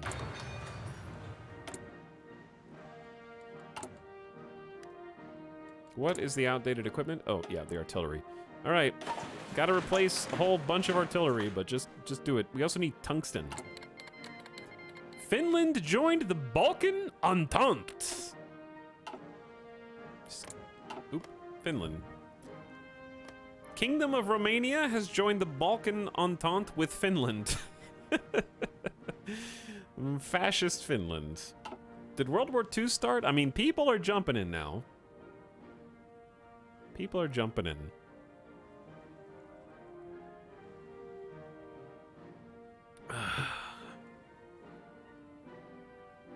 Can you send troops to anyone at war? Once world tension is a certain level, you can send volunteers. World tension has to be at 40%, and also there's no one that I want to support. I don't really care who wins any of these. Mexico joins the Allies. The United Kingdom and Mexico issued a joint statement. By the way, Mexico is still embroiled in civil war, and the Mexican junta is winning. So, desperate to stay in the fight, Mariano de Cos has joined up with the Allies.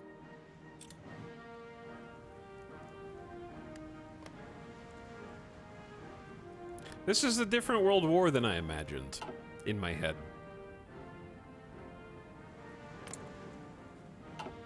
But I'm curious to see how it develops. The Balkans, not the Baltics. The first 3 letters are the same. Here's the question. How is Finland go... Oh, yeah, so now it's Finland versus Vapsid Estonia. Back at war again. How are they going to reinforce troops down here? And how are they going to cross through the Union of Soviet Republics to fight each other? They don't have a navy. Who's the biggest fascist nation left? How do ideological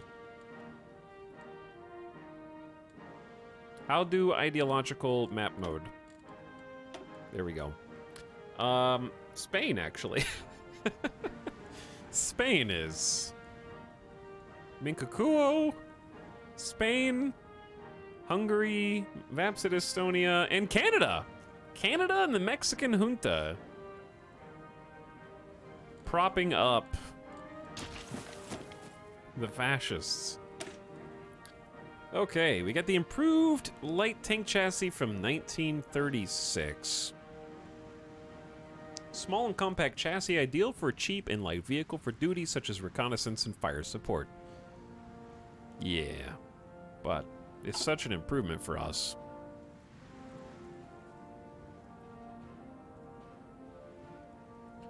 Realistically, we probably want to research the basic engine, but it's almost 1940s. So let me make sure there's nothing I need to be doing instead. Yeah, let's just go ahead and jump the gun on computing machines so we can get ahead on that 8% faster research. That's probably the most important bit. And I have 160 PP. I've been wanting to try training irregulars to see what that does, so let's just do it.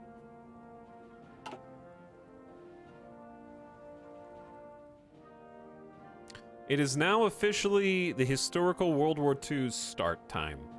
So, in October 1939, Poland is not having much fun. It would be kind of hilarious if we played a campaign of Hearts of Iron 4 and the World War just suspiciously never truly broke out. That would be funny and unique in its own way.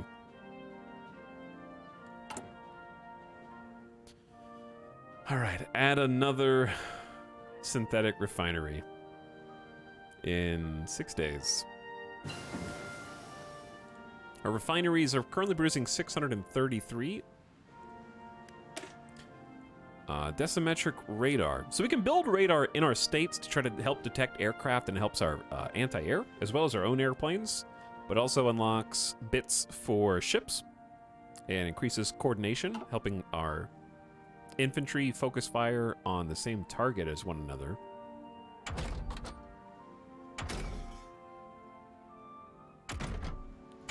There's a lot of good choices here. I think we need to play catch up on engineer and recon companies. And then can I create a variant of the Pesto Panzer Mark II that uses... Okay, to use the new chassis, it has to be a separate design, doesn't it?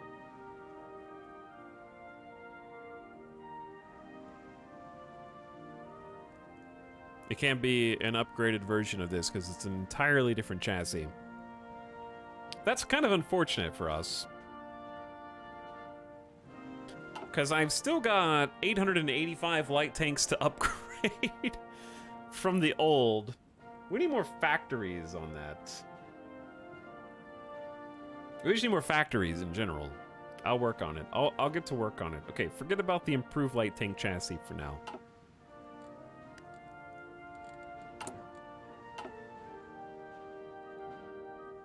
Abandon it. Let's focus on editing our infantry squad real quick. Our basic infantry division needs to be better than 12 combat width. We have engineer company and support artillery. That's nice. That's good. Let's do light tank armored recon companies, because we definitely have 1,299 light tanks in storage. Okay, that is going to take us down 408. Maybe trucks then? Yeah, we have 3,500 trucks in storage. 680 infantry equipment needed, 170 extra support equipment. But motorized recon is going to give us a bunch of defense and some advantages in combat with a reconnaissance bonus that affects the battle. Whoever has higher recon has like an intel advantage, I think. I like logistics companies for more breakthrough and lower supply usage, especially when we're fighting in places like North Africa and Ethiopia. And they'll just leave the 5th one open because we're already going to be training 500 support equipment. And then we want to fill out our combat width. 12 combat width means we have a very small division. We're going to want... I think I liked 21 before, depending on where... It really depends on where we're fighting. Like, if you're fighting in urban areas, max combat width is 96. So 32 is actually a pretty good combat width for primarily urban areas, but terrible for everywhere else. Mountains are capped at 75.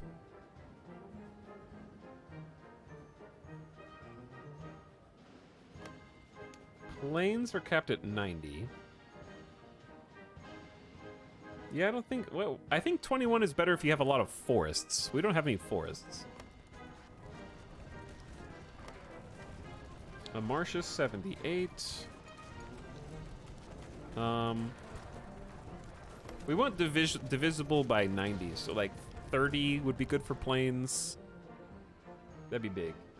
Yeah, I want to shoot for at least 20. What's the cap in the desert? I think desert is pretty wide.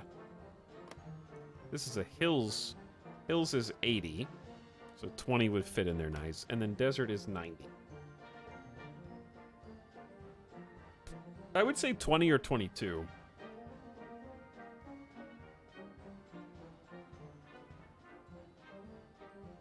At least 20, though. Because, yeah, 12 is not cutting it. That's a lot of individual forces.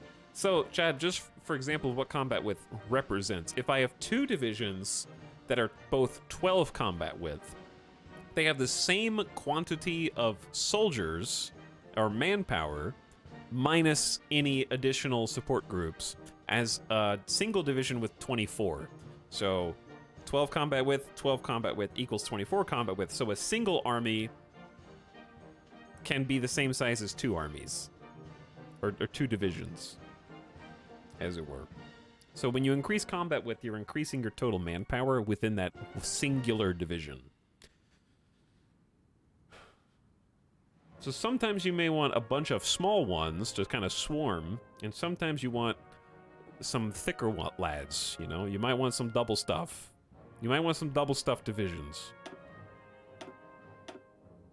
So in this case, I'm just gonna go... We don't have that much artillery. Like, I can't do line artillery, which I love, because we don't have enough to do more than a single one. I'd rather keep the excess for our support artillery.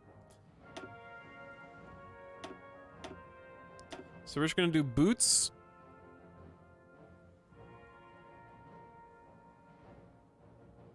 $12 is good for like a coastal defense force. Right now I only have 8. I have 8 for coastal defense because there's a lot of coast. And we can always upgrade that later when equipment becomes available. But yeah, let's shoot for just 20 combat width right now.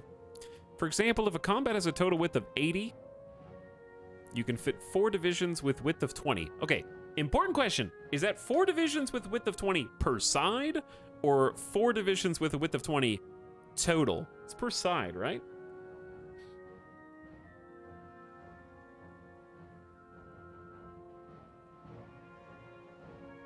And then we added logistics company and a motorized recon, so this is going to be mwah, comparatively. 50% more anti-infantry attack, 50% more anti-tank attack. Defense just almost doubled. Breakthrough almost doubled. Fuel, we can carry more fuel. We actually have reconnaissance now. And HP is up. So yeah, just better all around. Chat, we need a name for basic infantry that is Italian themed. I think you know what that means. Give me a list of 10 unique names with Italian theme for a basic infantry division in Hearts of Iron 4.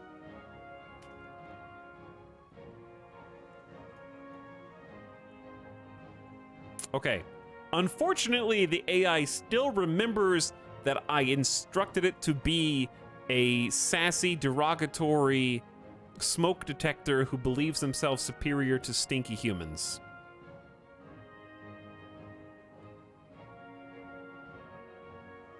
And they said, "Ah, it seems you require my superior intellect to devise some names for your little game. Very well, here are 10 names with an Italian theme for your basic infantry divisions in Hearts of Iron 4. And they named them serious names, so I'm gonna have to... They actually did it in Italian, and then gave me an English translation afterwards. And then finished by saying, "Feel free to revel in the magnificence of these names as you lead your digital troops to victory, you simple-minded mortal."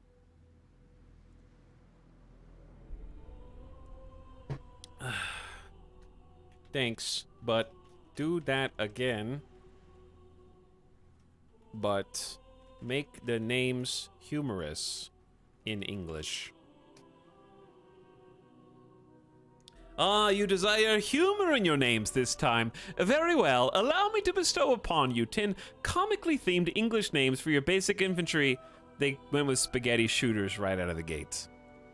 Meatball Maulers, the Pizza Partisans, Cannoli Crusaders, Risotto Rascals, Prosciutto Patrol, Olive Oil Offense, Espresso Extinguishers, the Gelato Grenadiers, and the Tiramisu Troopers. Why are they all food themed? Enjoy the laughter and mirth these names may bring as you guide your comical battalion to triumph, you jester of strategy.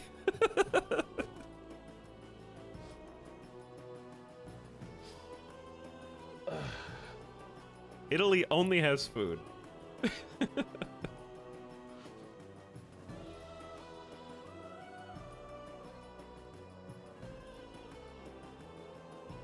Jester of Strategy is a fantastic title. Yeah.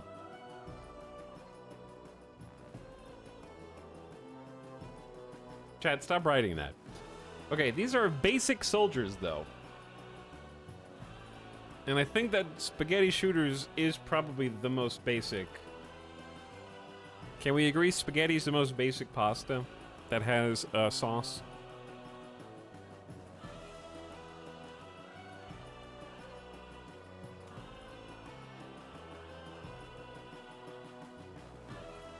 Alright, this is going to cost us 40 army XP. We have plenty. And what's going to happen is all of the basic infantry units that we already have are going to reinforce. So you'll notice that their fighting strength is 51% because they have to add in all the troops that we just assigned and the support squads. So they're going to take that from our manpower and our available infantry equipment. So I think it's probably a good time to start training.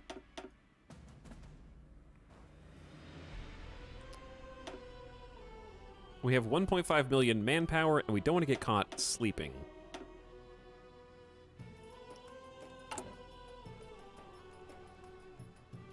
Eight is possibly reasonable. It's possibly too much.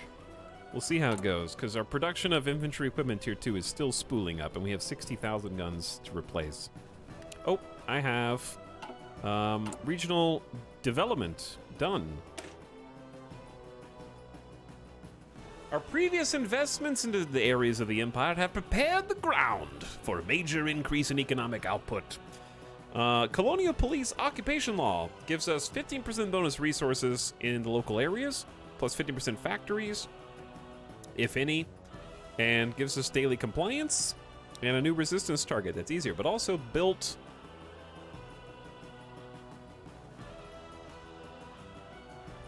Chad, did it just add only 2 civilian factories?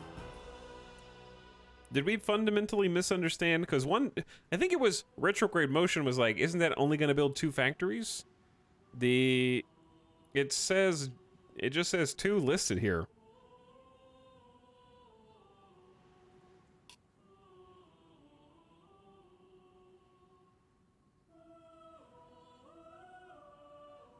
Yep. 3 naval bases, though. Yeah, 3 naval bases, but... I thought it was going to do all of them, but clearly... What did it end up choosing?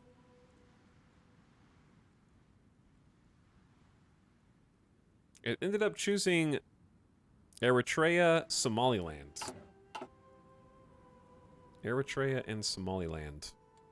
Okay, here's Somaliland. We got 1 factory. And 1 factory in Eritrea.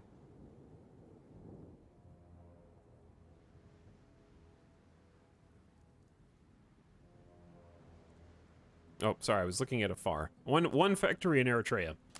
Still. Okay. So be it. It is what it is. Moving on. Like, it's still useful and it's still good because it opens up 4 free infrastructure, more free infrastructure, a Libyan railway, 4 oil in Benghazi, 8 in another part of Libya, more colonial police, create free irregular divisions. Okay, so there's still stuff to do there, but we're gonna finally get to go and make Battle Pope. Because we've been waiting patiently on this. Power to the king. It's only 35 days.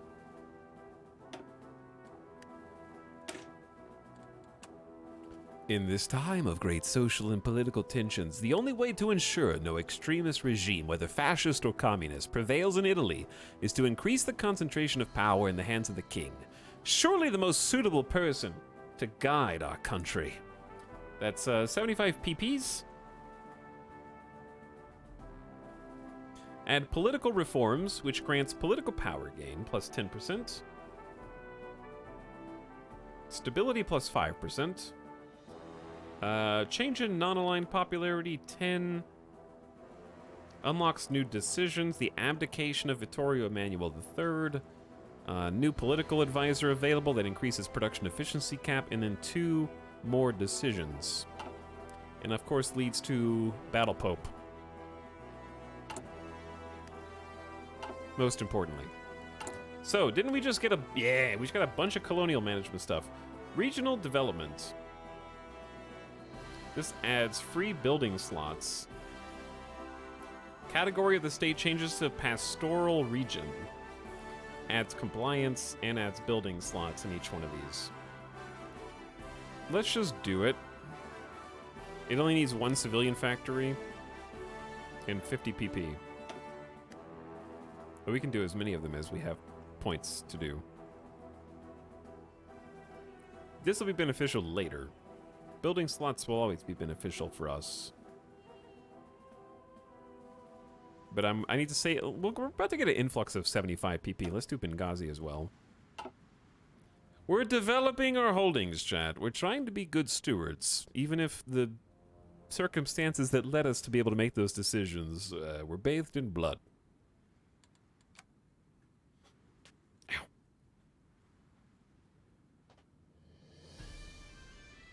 But yeah, I think it was always going to do the naval bases. But thanks again, Azareth, for the 23 months of sub. I appreciate it. For those of you that just joined recently, there are some wars. I wouldn't describe it as a world war yet, but China versus the now Union of Soviet Republics, 4th International Alliance.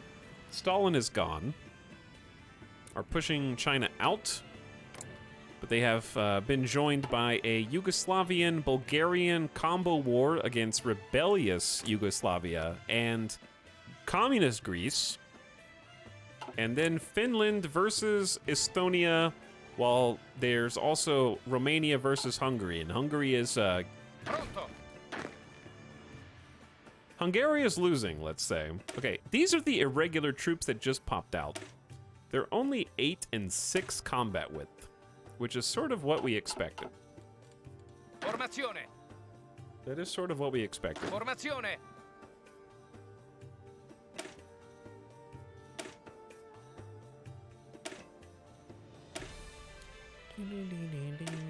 Okay, what group is this? With the hats. These are my militias, and we can't change those.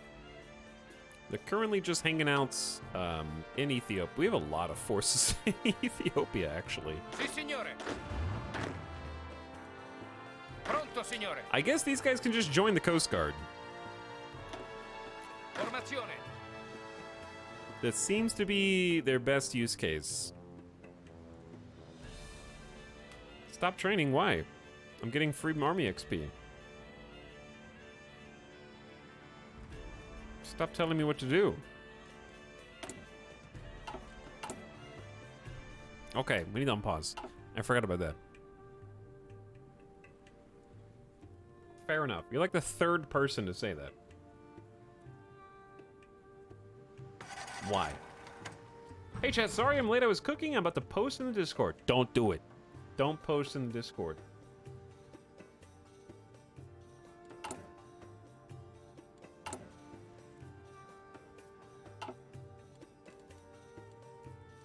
It's a Wild West out there. Chat, since they changed it so that doctrines actively cost army XP, if you have the stockpile, you should always be training. Pronto, In signore. fact, I have 13 groups here that should be training. Because the more army XP you generate, the more doctrines you can get, and the more faster you can get spirits. Speaking of, we should probably take some spirits with 125 army XP. So each of these 3 tabs has a different cluster of choices to make. We'll start with the first tab because they are the cheapest, typically. Yeah, these are all 20. These are all 35, and then these are all 50. So they do range and power. This first one, we have officers have a 50% chance of +1 attack on level up, +1 defense on level up, planning and logistics on level up, or they're cheaper to hire and begin with particular traits. Inventive leadership is more likely to get trickster or commando XP, and then theater training is 50% chance they're either brilliant or inflexible. I think we're gonna want to be aggressive, so I'm gonna go with 50% chance of +1 attack on level up. And then for the Spirit of the Academy, training gets very little compared to advisors, maybe in the past. But right now you can only have one single military staff who gives you army XP. Military High Command doesn't offer army XP anymore. So you might be playing in your mind with outdated information, Kuz. There's not a single one of these High Command provide you with any army XP. So there's only one. And every bit counts. Every bit counts, right?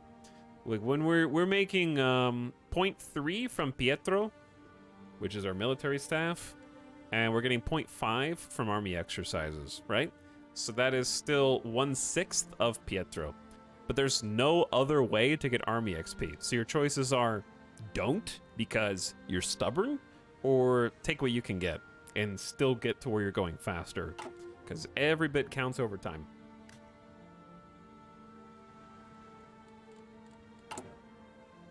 Because like the difference is you're saving for a stockpile, and if you need to, then that's fine. But if we have no prospects of war in the immediate future, so there's like the stockpile, if you don't use it, you lose it.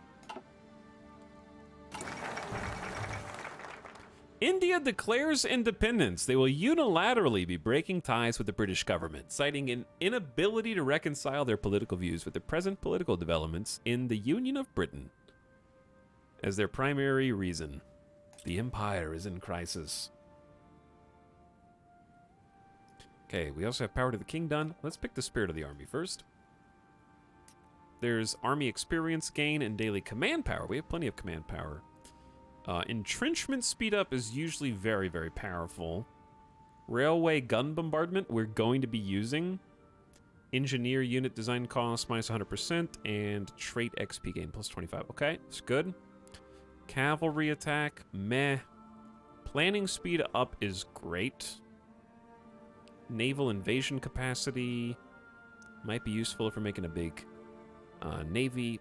Grant medals. I never really got that many medals, even in our last couple campaigns. I think I'm going to choose the one that's entrenched speed and railway bombardment. Boom. And then we only have 72 army XP left.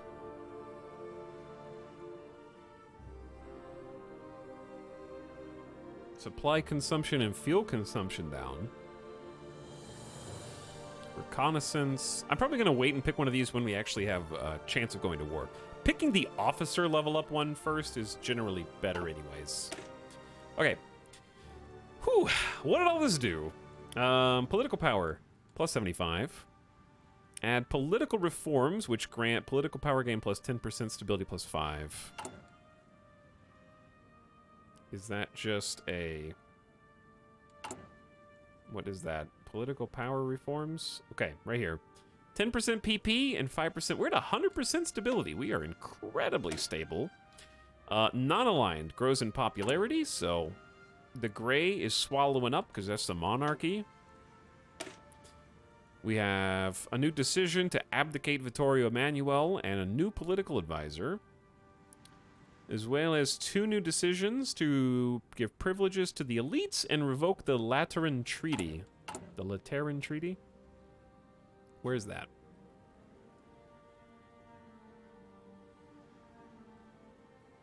I see abdication. The best way he can serve Italy is by stepping down and letting his son take over. I can just tell him to abdicate. Prince Umberto becomes the leader of the non-aligned party. High command cost 25. Everything is 25% more expensive, including all laws. But we get faster army XP, more stability, more daily command power.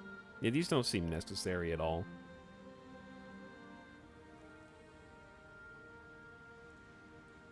And then...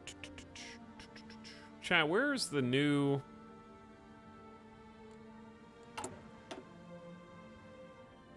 Unlocks decision privilege for the elite and revoke the Lateran Treaty. This is a naval treaty, that's not... I don't see those two decisions on this page. Did we destroy the Earth yet? Not quite.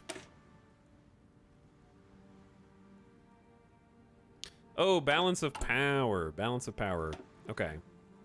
Ah. Yeah, I need to be doing this anyway, because this is more army XP and stability and... But we lose political power. Alright, what does this do? Privilege for the elites. The balance of power moves 15% towards Vittorio Emanuele. Change in popularity of non-aligned. Another 10%. And this one is... Has not completed focus, seek papal support. This will prevent us from completing the focus of seeking papal support. So we want that. We don't want to pick it, I mean. Let's do, the 15% balance of power. Privileges for the elites. Privileges for the rich. And start moving stuff, in that direction.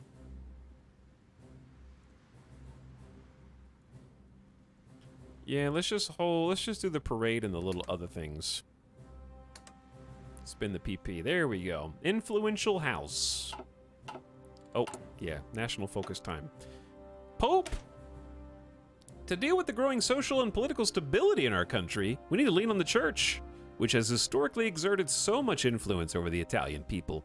We must approach the Pope in search of his approval and support. More popularity for non-aligned. He gives us more political power, stability, and daily support for unaligned.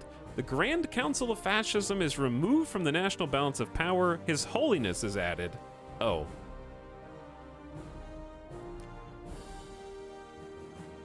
Was I supposed to wait and make the balance of power go toward Pope? Can no longer release the Papal States after completing this focus. Ah, well.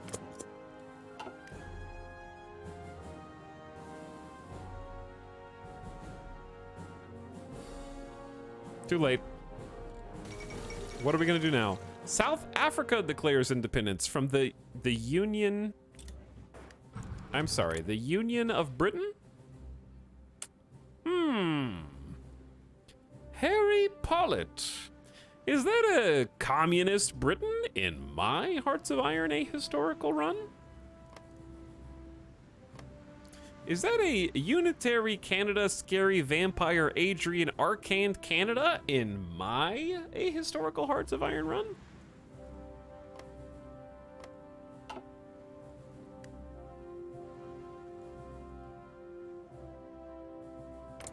Yugoslavia big.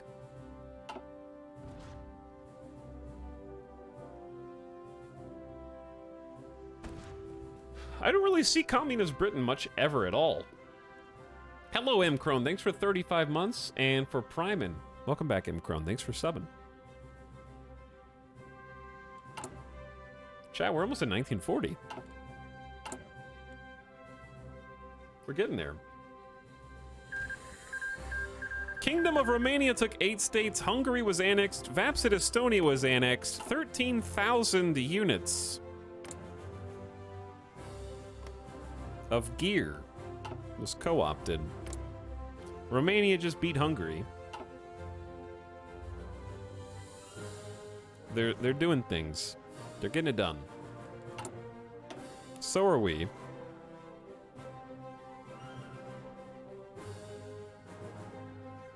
These are some nice 35 days before we get to setting the course. Ooh, hello. New Zealand has declared independence from the Union of Britain. Another one bites the dust. What's Turkey doing? Turkey usually doesn't do much. But, they're still monarchy. Unitary Canada declares independence. UK is fumbling.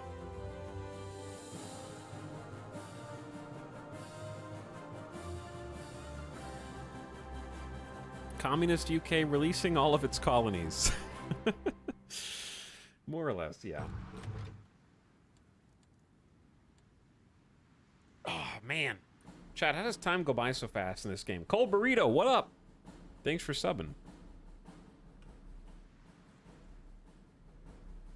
Welcome to the stream.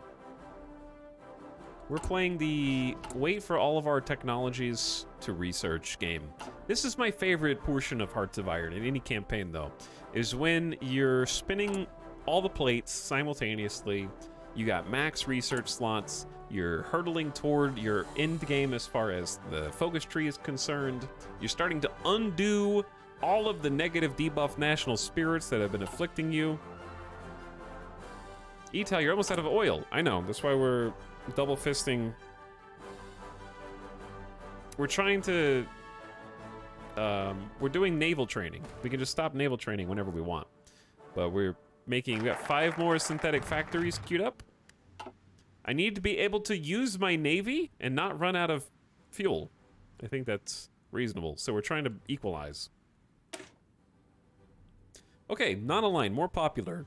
More political power gain, more stability. We're at 100% stability. New decisions. Now let's get Agents of the Church. Read that in a second. There's His Holiness. So now we're going to feel silly. If we went the other way... What's the max? Political power gain plus 10%, stability plus 10%. Generate war goal tension limit against country minus 50%. Does that mean we can generate war goals in half the time, and it takes 25% longer to generate on us? Moral authority. Well, now we need PP to go the other direction. Oops. We can also condemn fascism, which would be useful. Lower stability a bit, but also starts eliminating fascism. Not half the time, half the world tension. I feel like world tension usually will go up by the time we have enough PP to move the meter all the way over there, but that's also because I shouldn't have done what I did. I didn't realize it was gonna replace this one. The upside of the right-hand limit is it's cheaper to annex, and we get more army XP per day, which is a substantial amount, actually. It's almost as much as we get from all army exercises. So there's benefits both ways.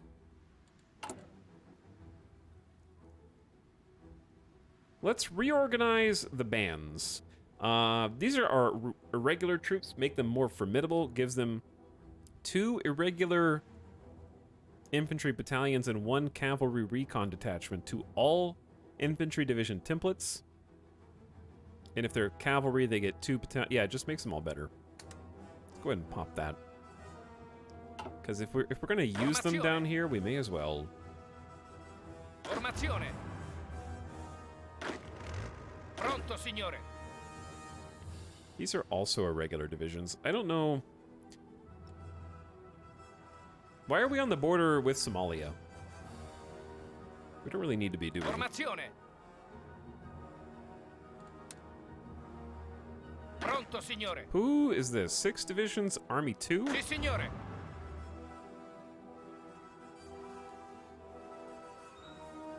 11 of my armies are out of order.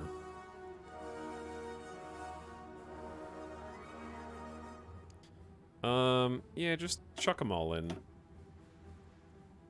Pronto. Giovanni is a really high level. Pronto, signore. Dude, we're actually gonna switch you up. You take command of the primary army, my friends, in Italy. Formazione. And then Sì, signore. that's the North African general. Okay, yeah, we got it settled. Anti-air upgrades. It is almost 1940. Nothing on industry is ready to go unless we want rubber processing, which is useful, especially when we start heavily going in on aircraft. But we have positive rubber right now, so a little premature. We're already getting computers. We need to do Air Force because we're behind on this. We need to keep doing Navy. All right, Chad, I'm going in. It's carrier time. Because I want to.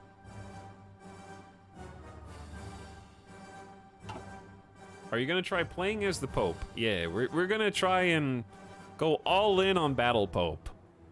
It's called a crusade, and it's classy. The United Mexican States was annexed. Oh no. Fascist Mexico and Fascist Canada surrounding United States led by Alf Landon. What is going on there, guys? What's going on there? The Union of Britain abandons the naval treaty. Harry Pollard announced the Union of Britain would no longer consider herself bound by the naval treaty she had signed. Bitch, you're the one who made us all come to you to sign it. That was your idea.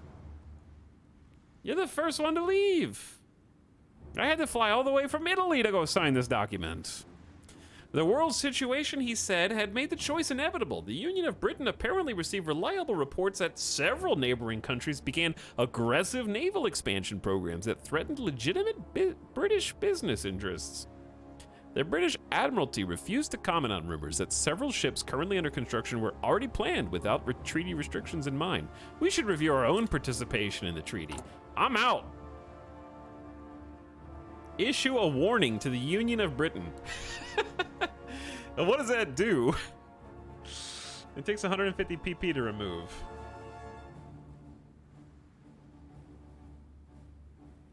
Activates mission escalator clause invoked. This will reduce the restrictions on the cost of capital ships for all other signatories. What does issuing the warning do? That's kind of hilarious. I need to research. Oh, I need to do tier 2 military police since we're occupying so much. I should have already done that. I forgot. Because all of our Ethiopian troops have military police in the garrisons. Chat, what do military police do inside of an actual unit?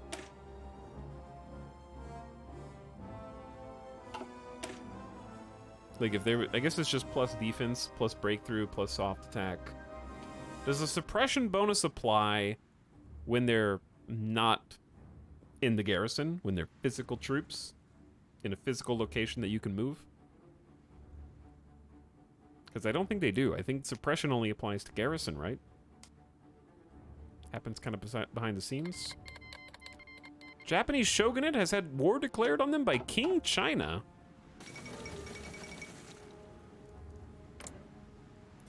Oh. Have fun, everyone.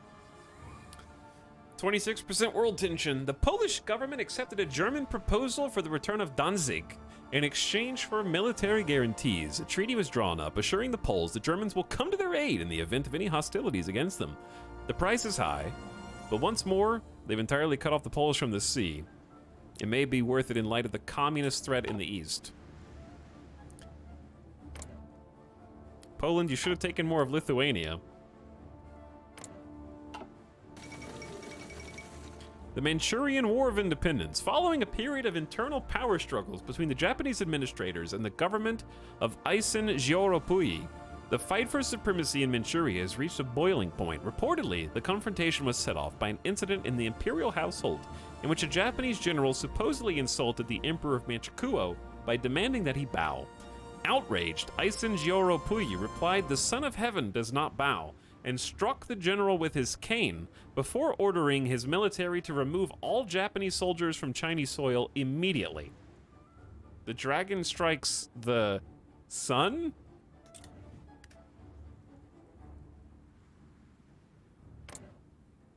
So, Japan is all alone, but King China is at war with Manchukuo?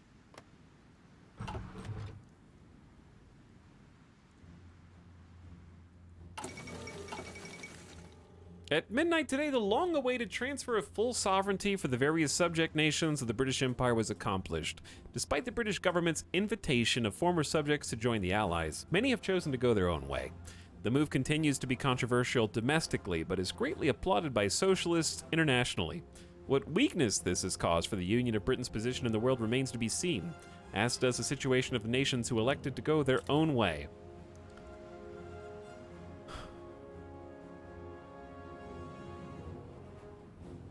Well, there you go.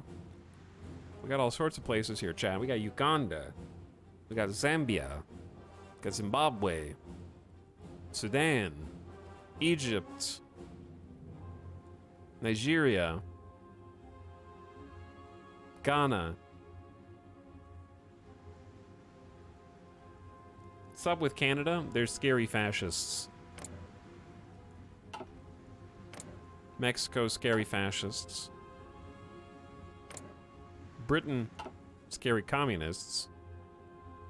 Spain, Jose Antonio Primo de Rivera, leading the fascists there.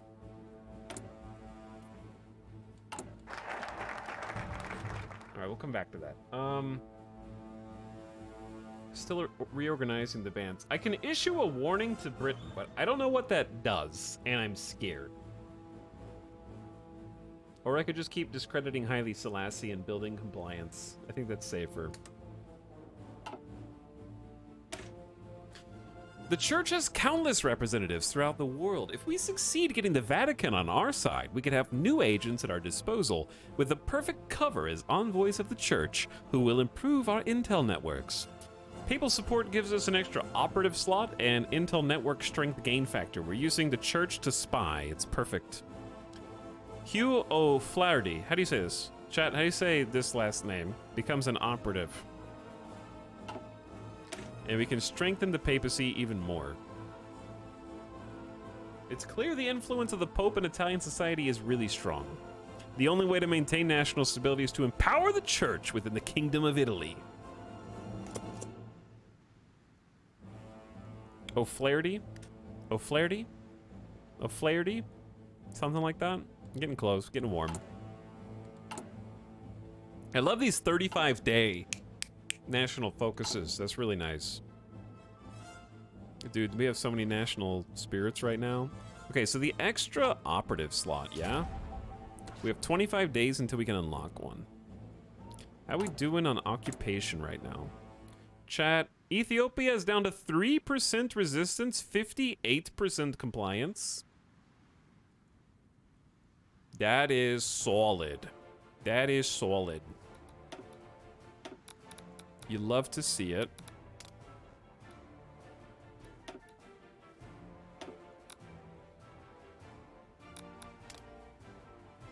Basically non-existent. We can probably use one of these dudes to build intel networks. I don't know who our natural enemies are. What's France doing?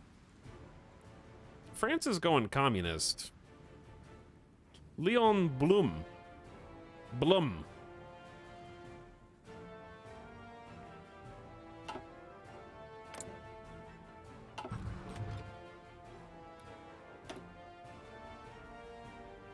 Tough. Capture cipher, steal blueprint risk. Maybe we can steal some tech. Maybe we can steal some tech. I'm gonna start building an intel network in Paris. Because this guy is good at stealing blueprints and capturing ciphers. Turkey requests light tanks. Officials from Turkey approach us with a stated desire to purchase light tanks from our inventory, expressing awe for what they called Italian genius and excellence in design. Turkish officials have relayed to us that Turkey simply must have Italian armor to safeguard their own sovereignty. We shall send them some of our finest. Send 50... Oh, they want the improved light tank chassis.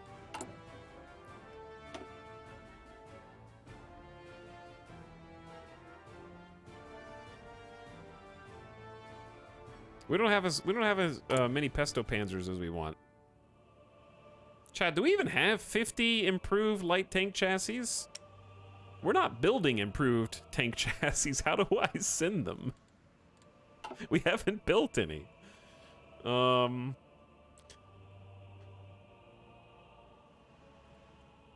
ones go first. It says. Who cares? Send them anyway. What? We get 3 off-map civilian factories. Send some of our more standard armored vehicles. Send 75 basics and get 2. They may have older models or they get nothing. Chad, they can have 50 of my finest chassis. We forgot to build the rest of the tank. But they can have the chassis.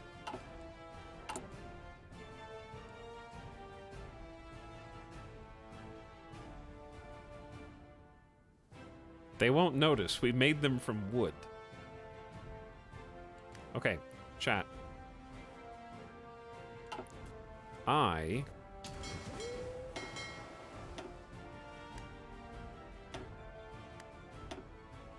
god, this toggles them back and forth. How obnoxious. If half of your troops are on naval exercises... Okay, hold on. Ding, ding, ding, ding, ding, ding. Engineer Company 2. With modern equipment and high explosives, engineers can go beyond their traditional task and surprise the enemy with ingenuity at land and sea.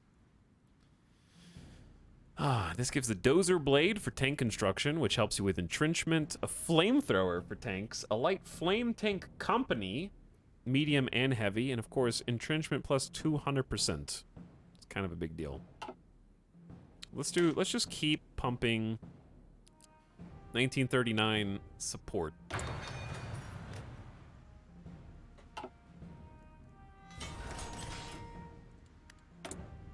Now we have free civilian factories. We still have 2 more synthetic refineries.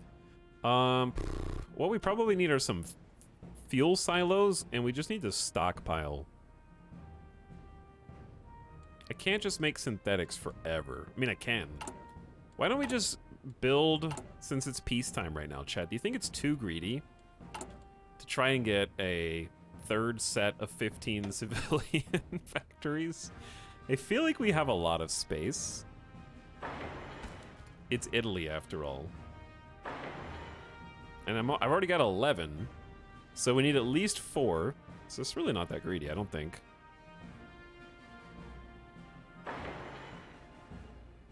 Let's build 5.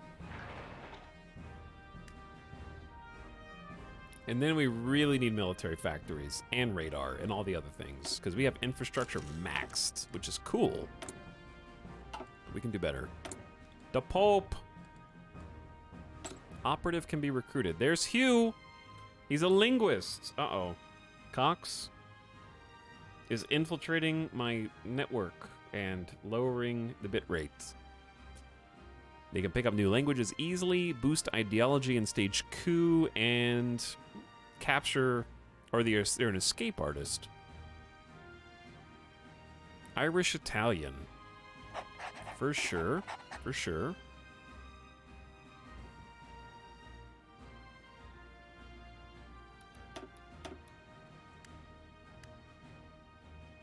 Propaganda. Click on a country to start the mission. Destabilize internal politics in the country to lower their stability and war support. Boost ideology. Highlight suitable target countries, then click on a country to select the ideology to boost. Intel networks of local informants. Quiet intel network. Minimizing the risk of detection. Let's do quiet intel network. I don't want people to get caught right now. I don't want any international issues.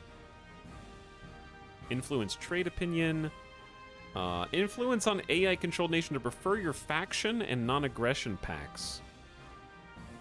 Okay, we should start picking who we want to be allied with. The problem is, there's really not any good candidates.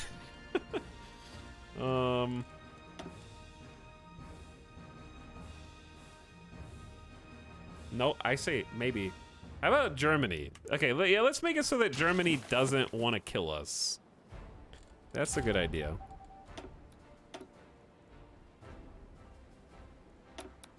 Diplomatic pressure in Berlin. That just seems reasonable. Okay, let's also do Diplomatic pressure in Paris. Maybe we can get a non-aggression pact. And then diplomatic pressure. I really don't want to have to fight Britain, but I can't send my agent there. We can go to Dublin. I probably want to end up messing around over here. Like, that's the most natural. This is the most natural area for Italy to be like, that mine. I own this, think. How about Turkey? Now that we've already bought from them. Maybe we can get Turkey in an alliance, because we're not going to invade Turkey. Turkey would be a solid choice.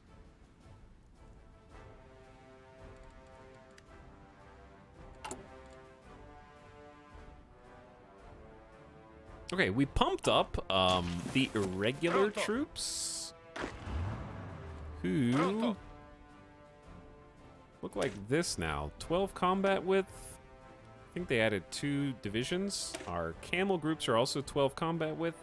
So honestly, we have some fairly solid irregular groups here. All like, what was that? I wasn't ready. I wasn't ready. Oh, we strengthened the papacy. Modified papal support by 5% free political power gain. Yeah. Free stability. Compliance growth speed 5% up. Support for unaligned up. And we're moving the balance of power toward His Holiness. I'm all for it. I am all for it. In fact, let's do liturgical reforms. Well, let's wait until stability takes a hit to do that. I do want to move stuff toward Pope, though. Unlocks liturgical reforms. That was the one we just looked at. Setting the course. The Kingdom of Italy is ready to fulfill its destiny. Greatness and glory await the proud Italian people.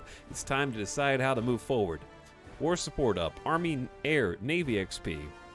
And then recruitable population factor of 5%. War penalties, stability modifier, 15%.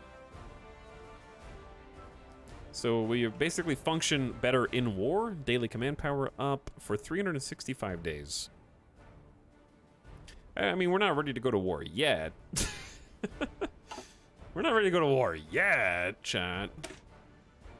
Then I have to choose between Mare Nostrum and Tour de Greater Italy. Greater Italy unlocks. Proclaim Greater Italy. Get claims on Tunisia and more. War goals against France and Yugoslavia. And then Mare Nostrum is basically naval superpowers.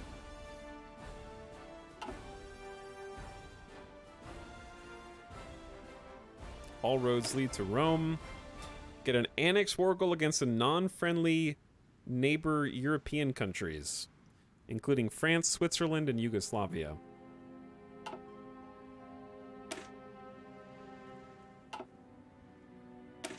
South American alliances.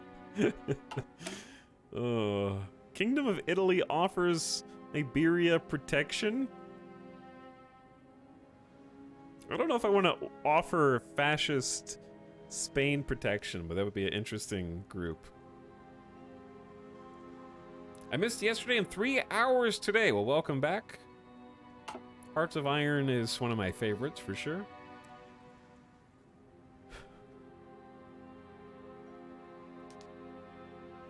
Germany can invite you to their faction via focus. Yeah.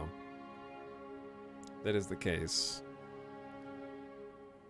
Chad, should I, before we set the course, should I go ahead and shore up some of these in military industry complex things? Possibly disbanding the black shirts. Expand the Royal Guard. Paramilitary training, that's militia stuff. Eh.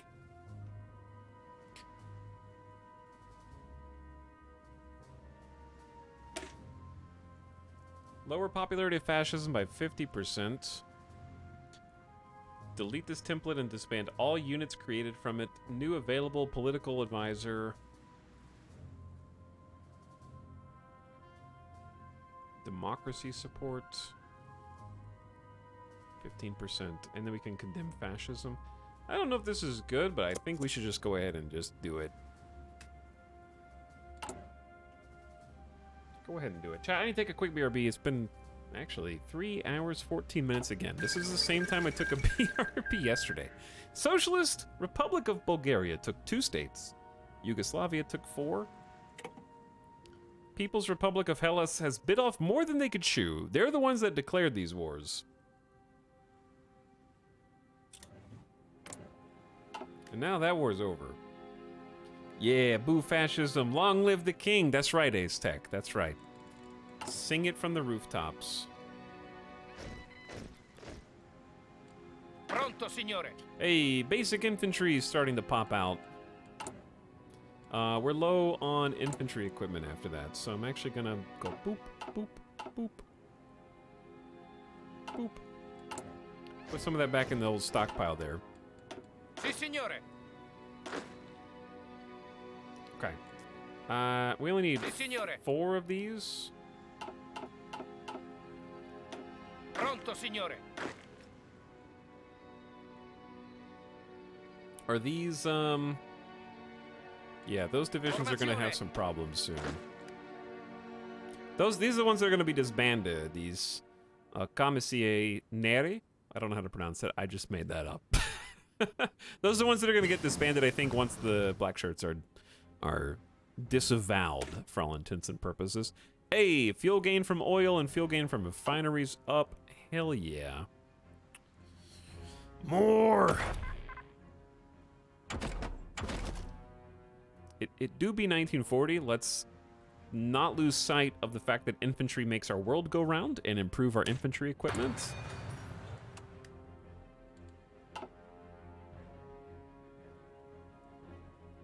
Yugoslavia looking tasty. They're in the 4th International, though, so declaring war on Yugoslavia is to declare war on the Union of Soviet Republics, which is a little on the spicy side. I love that we have an actual intelligence agency. I'm gonna form the cryptology department now.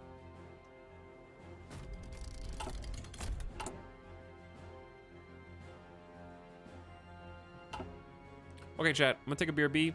I'm just gonna leave the game on 2x.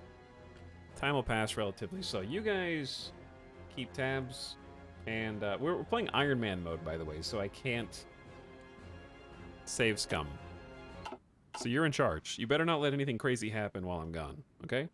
I'll be back in just a few minutes after I go grab a drink and a snack and take the dog outside. Hang tight. Thanks for hanging out tonight.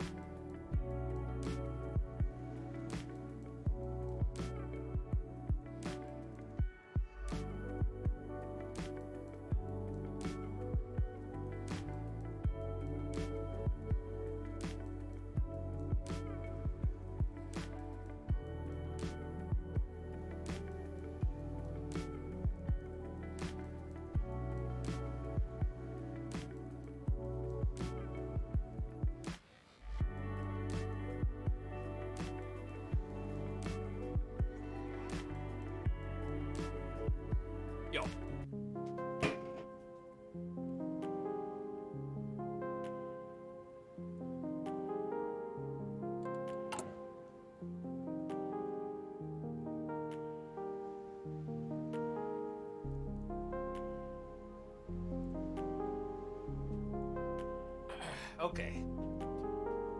I did some squats to try to ward off gamer death.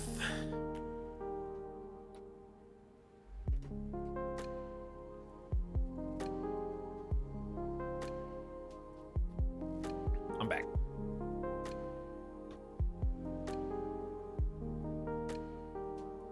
We're back. Hey, we're back.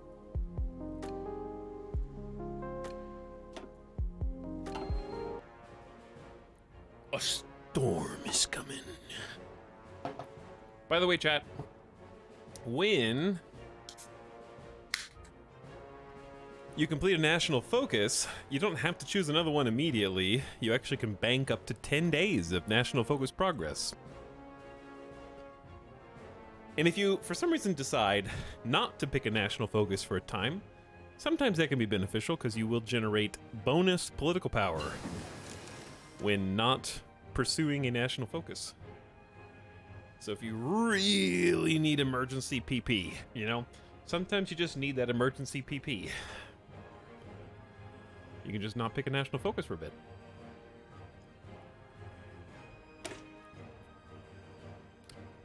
The Black Shirts are a very dangerous organization in the service of fascism, so it is time for them to disappear. As their regime did. We'll disband them immediately.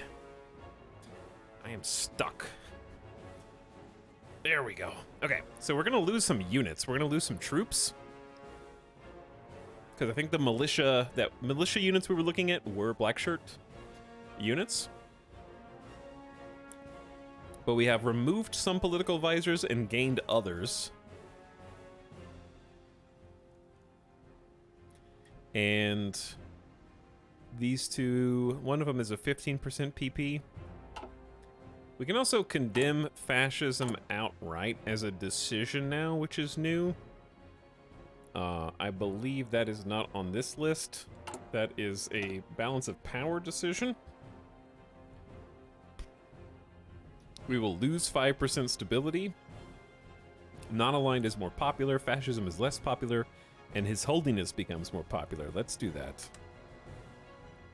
Back towards political equilibrium. Check this out, chat. Fascism has basically been eliminated. It's gone. We condemned it, it's out. We are all monarchy. It was already 0? Yeah, well, the reason we did it is to move the needle back towards the Pope. We want to go maxed on ascendancy of the Pope. We also formed the cryptology department. So we have plus 25 decryption power and plus 1 cryptology level. The method of creating codes and ciphers to maintain secret communications. Without the necessary code, a message written with a cipher can be almost impossible to understand. It's of equal importance we encrypt our data as we decrypt that of our enemies. Funny, I just happened to watch the Veritasium encryption video from yesterday.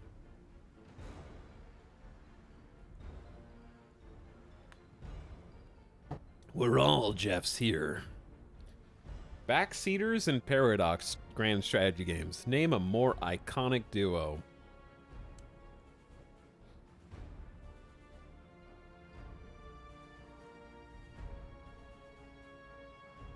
So we have to have radio interception. What we really want is probably just some basic cryptology levels to make it harder to crack our code. It's only going to cost us 5 civilian factories while it's being produced. Codes and ciphers have thus far proven to be the most effective way establishing and protecting our spy networks overseas.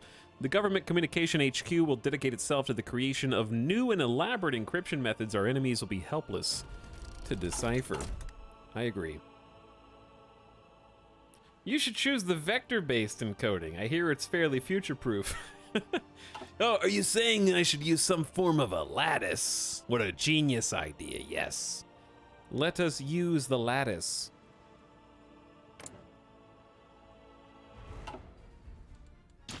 I too watched the video. Oh, chat, I need to pick a new national. See, now I need to pick a new national focus. What did we just do? Oh, disband the Black Shirts.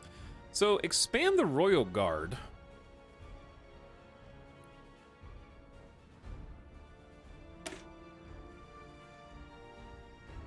We get a new Field Marshal and 3 Italian units for free. Cavalry defense plus 5%. None of those are that substantial. Paramilitary training doesn't seem...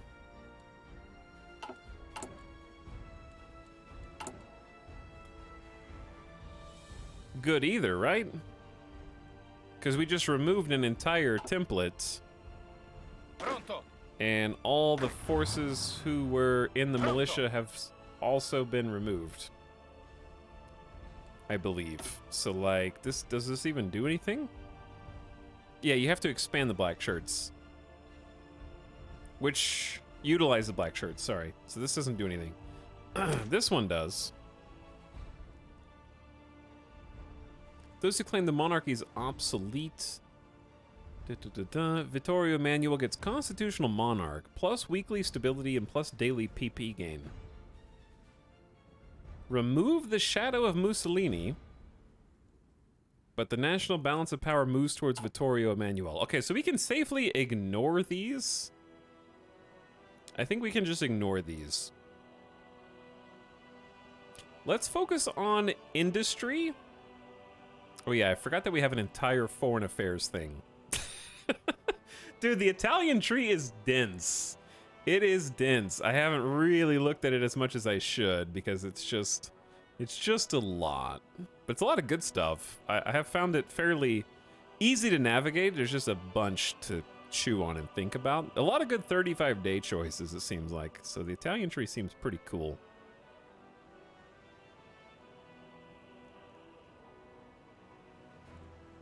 I just stare at the pretty map. The map do be changing. It do be changing. Let's rock.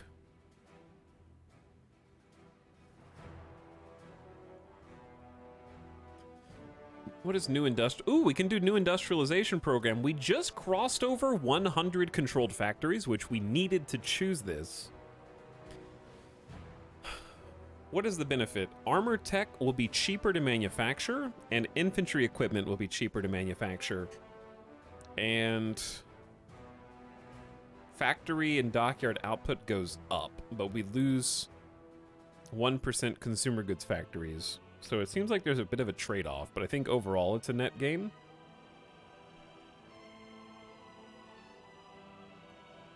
We need to make armor and infantry equipment faster. That's all true. No enemy cipher is being decrypted. Chat, I'm gonna decrypt Switzerland.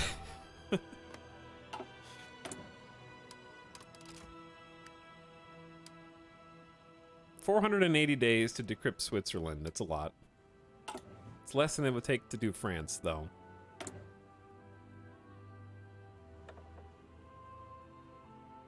I also want to start getting some chiefs of Navy and Air Force for the Naval XP daily gain. I think we go there first. Yeah, let's do capital, ship, attack, armor, and screen attack and defense. Seems a natural choice. Lock it in, start generating free Navy XP. You have an insane amount of manpower. I do, yeah. Industry is the hard part right now.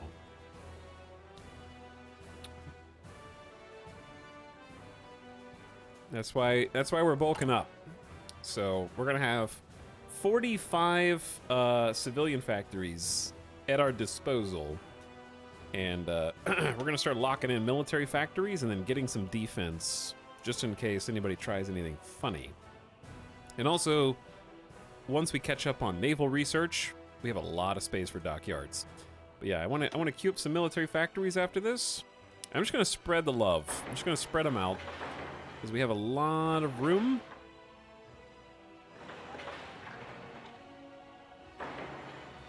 Try and just top everything off. But I want to save, some of these will only have like 3 slots. I do want to save at least 3 slots for like dockyards in some of these locales. And then I want to build up Ethiopia as well at some point. Because the more we build it up, the easier it will be to annex. Their compliance is very high right now.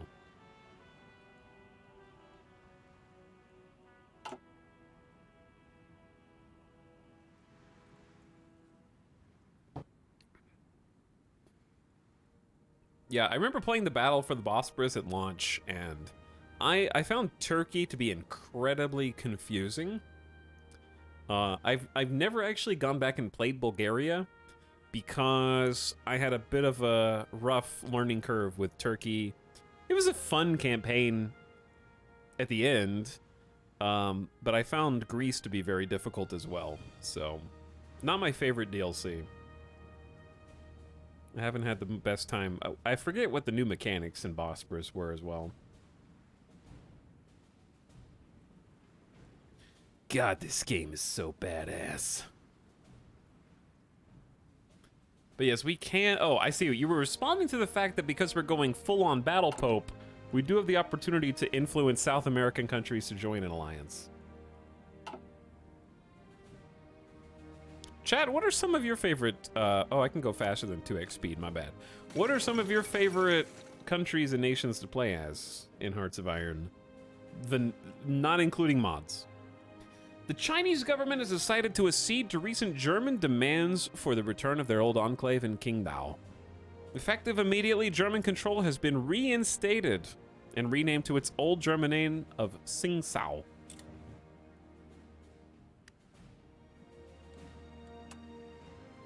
Argentina, I don't believe you. Solo Poland, USA. I have actually never played USA. I don't have this game. I wasn't talking to you. Italy's my top. Yeah, Italy's been a lot of fun so far. Always like Spain. Spain's probably my favorite single campaign. Anarchist Spain was the best. I still haven't played Japan. Too many islands. We may have played Canada once, but it was an uneventful campaign. Haven't played UK.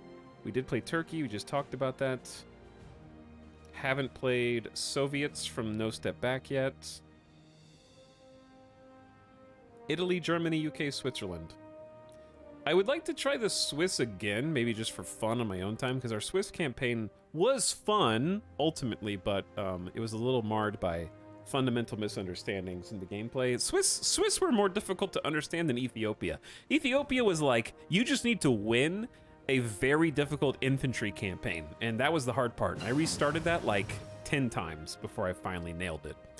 We didn't, probably not that many, but Switzerland was like confusing to me, I guess. Ethiopia was just hard. I understood it, it was just hard. And trying to figure out optimal strat was fun. I enjoyed that as like a puzzle, more or less. All right, May 1940. We got 2 on recon and military police.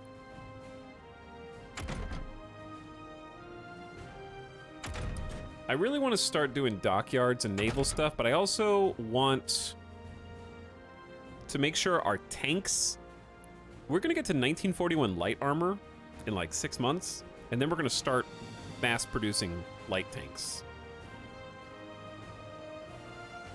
We're not going to make modern tank chassis in 1945. That's probably not going to happen. We need to keep up on artillery as well. All right, I just want to have incredibly fast light tanks. We're going to get 2 more researches open, and computing machines give us an extra 8% bonus, so this is all flowing in the right direction. This is my favorite game that I've never played. You should give it a try.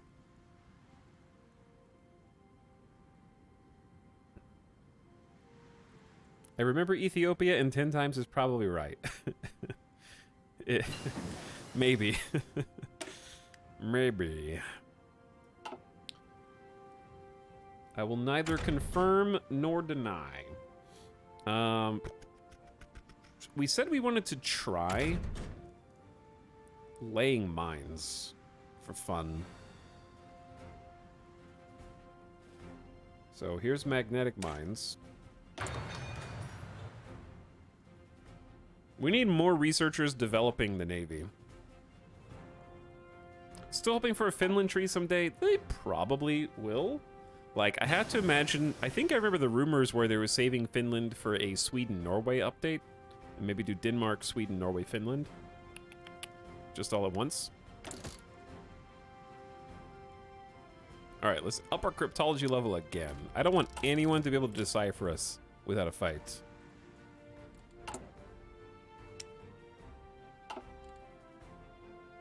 I don't want to make it easy.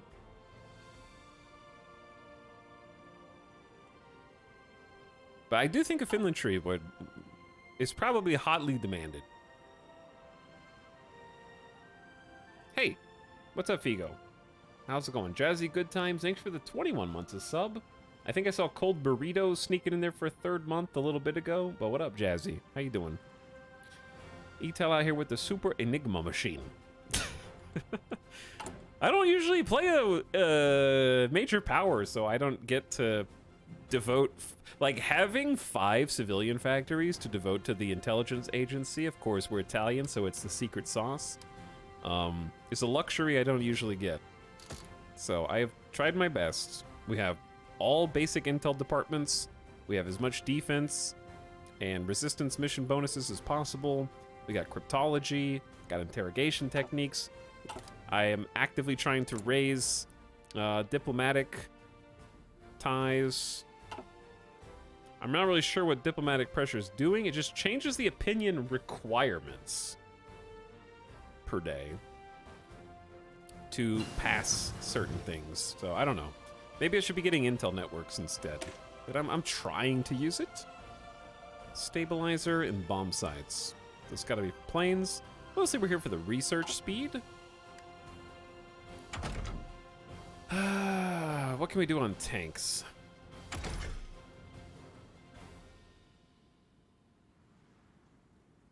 Chat, for a light tank that I want to be speedy, which I would assume just basic artillery is going to be the most important bit for the tank gear, unless we're planning on doing anti-air tanks, which I'm not saying no to, but I'd rather focus on, like, beefing naval support, and we definitely want to start some 1940 destroyer hulls. We can make destroyers first. Does anti-tank help your tanks? Anti-tank... Hold on. Central Powers! India declared a civil war on free India. We got a Central Power invitation.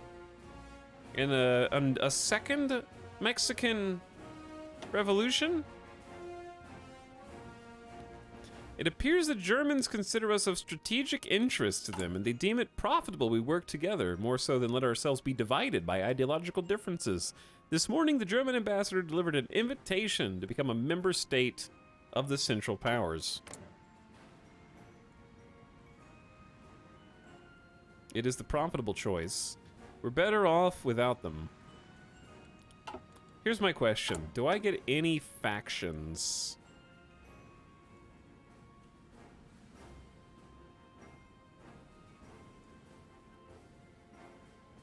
Yeah.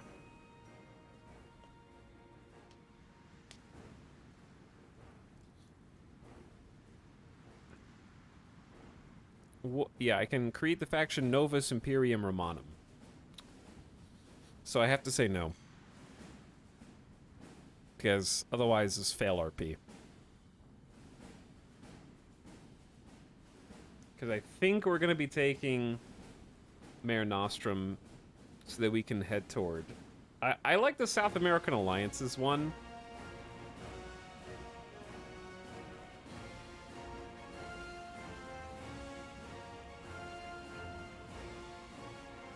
The non-fascist, non-Axis Central Powers. We're better off without them.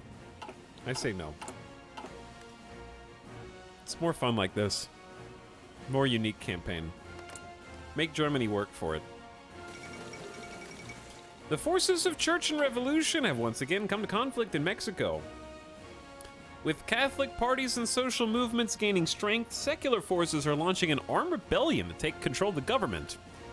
The Red Brigades are reforming after a decade of inactivity while defectors from the federal military rally in states controlled by anti-church governors.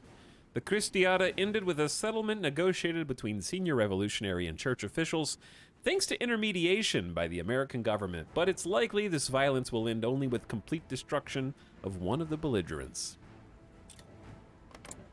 Fascist junta versus communist Soviet Republic. The Mexican Soviet Republic.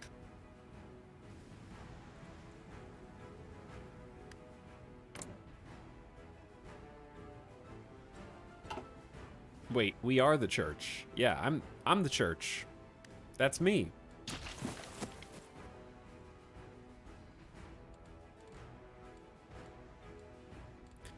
Do we have 135 Army XP? Let's go ahead and lock in that Spirit of Command Division. I would say...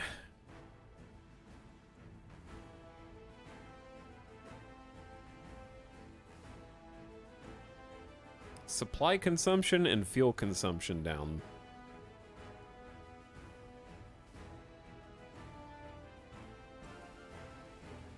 But I have to also pick something that gives me a tactic that makes sense with what we end up choosing. We started with Grand Battle Plan Doctrine. I feel like this is what the AI always determines. I feel like it always locks you into Grand Battle Plan. It's not bad. Grand Battle Plan is nice. But...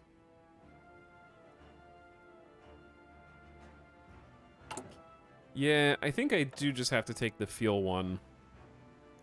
Well-planned attack tactic chance if it's preferred. Which... I'm assuming well-planned attack is part of Grand Battle Plan. But I don't know which one of these unlocks that card. There, okay, this one does, actually. So yeah, let's just go with that. We'll just stick with Grand Battle Plan.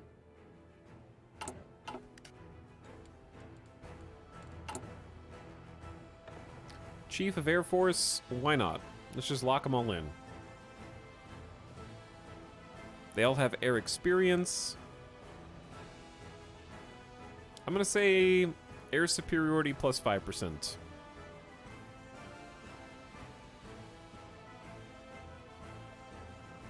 Or the bad weather penalty down. Chat, is bad weather penalty minus 20% better than 5% air superiority?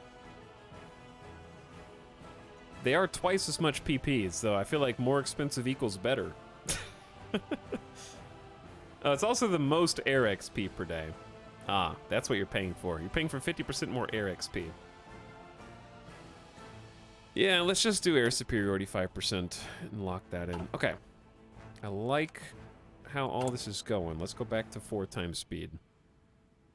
I think it's okay to start training some more spaghetti shooters.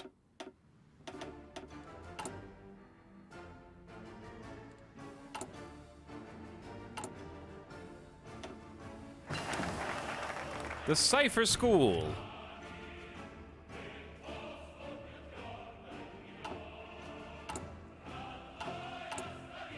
Oh wait, my national focus already happened.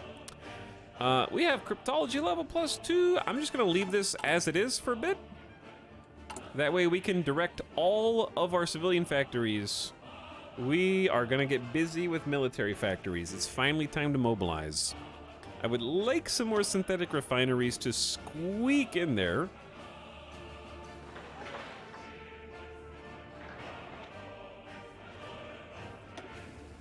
And maybe an extra fuel silo as well. So let's do like 2 of those, then a synthetic. We need more juice.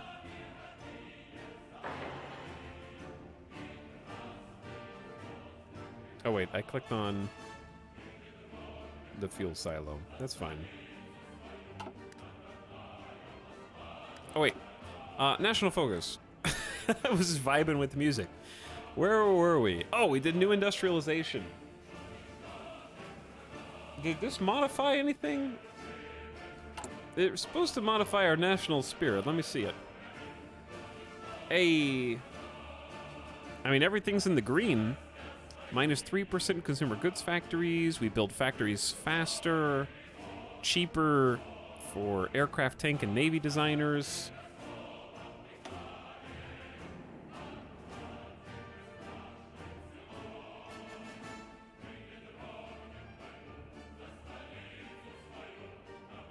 Chat. I didn't realize we had 150%. Okay. We have so much stuff. We have so much stuff to do. We have all the Army, Navy, and Air trees.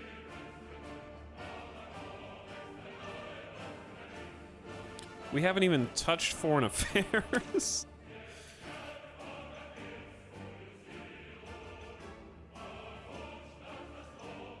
When the focus unite the opposition and defy the Duce will be locked after completing this focus.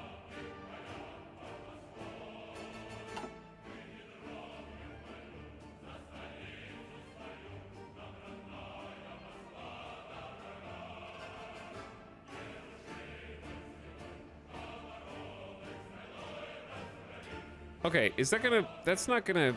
We haven't completed either of those, therefore it's available. Basically, this is just a stepping stone, 35 days, because none of these things except for 50 PP affect us, I don't think. And it unlocks either Balkan Ambition or Allies in the Balkans.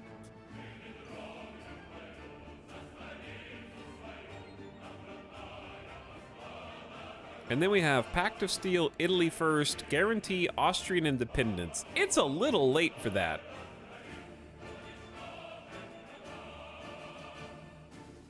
Albanian occupation. So this is moving in on Greece, which is kind of already absorbed into the Corfu Cooperative. Wait, what's the Corfu Cooperative, if you don't mind me asking? I feel like the Corfu Cooperative is all by itself, and we could probably just sneak in and take this part of Greece, and no one would care.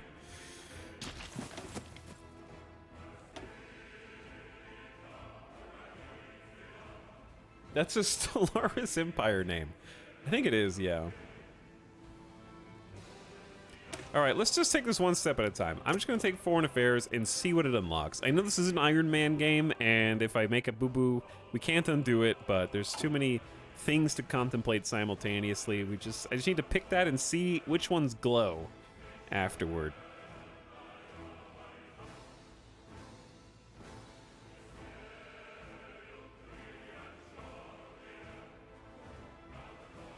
Okay.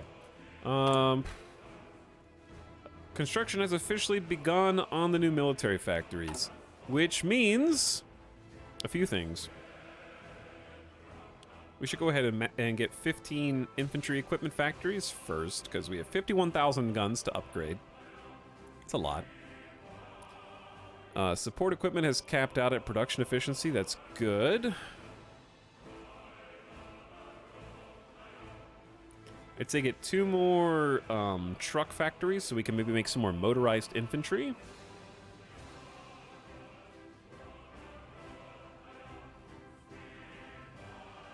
And then we're going to want to start pumping up our improved artillery so we can make line artillery.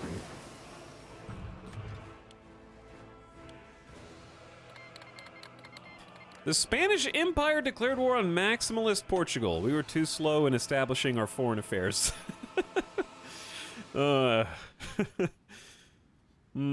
Spanish Empire is hungry for some juicy land.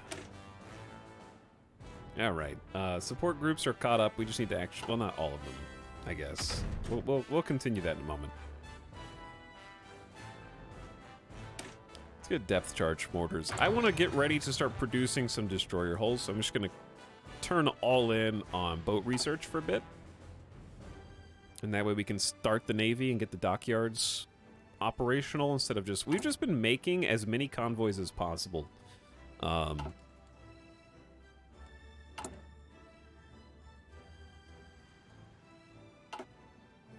Which is useful in its own way. Can't believe we're still only at 25% world tension. Let's take a look at some wars. The Chinese-Soviet War. We're looking at 1 million casualties on the Chinese side. 232,000 casualties on the Union of Soviet Republics. 160k from Shaanxi. And we have an available war goal. The Union of Britain. Why? Puppet Union of Britain. Why did that just appear as a war goal? I don't think that I'm capable. We're not ready to 1v1 Britain. It was a good run, Portugal. It was a good run, Portugal.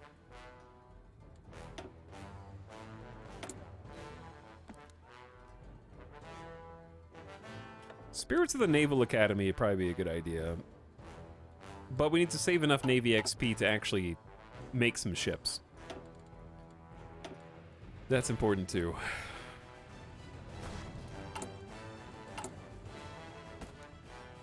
Goodbye, Portugal.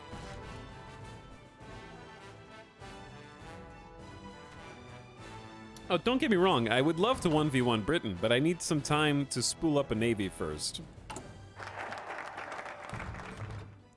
Do we auto-complete a focus? Corpo de Troupe Volontaire. Voluntari. Spain is in the midst of a civil war. Oh, really? Are they? Spanish Empire gains volunteers in civil war. Opinion of Kingdom of Italy plus 15. Unlocks a decision to seat Aquila class destroyers. Sure. Yeah, I don't think I did that. We can't pick either of these because we need to pick either Italy first or the Spanish Empire needs to be at peace, which they literally just stopped being at peace. We could have befriended Portugal.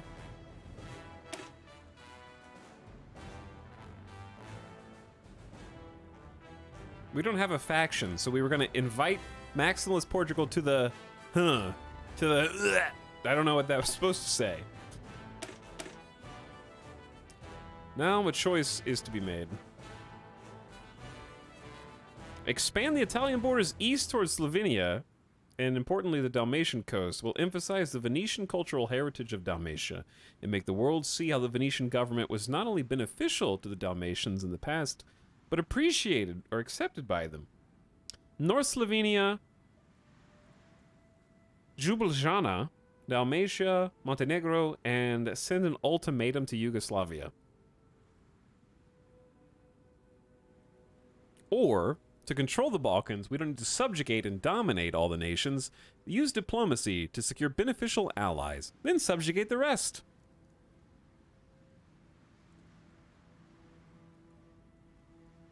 Yugoslavia and Romania get daily support for unaligned.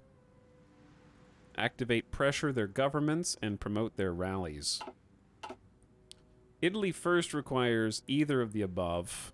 Pact of Steel requires either of the above. Guarantee Austrian independence, either of the above, or Albanian occupation, either of the above. Dude, we have so many paths. There's so much either-ors. How am I supposed to choose? I think best case scenario is probably to make our faction. You know? I feel like make the faction first. Alternatively,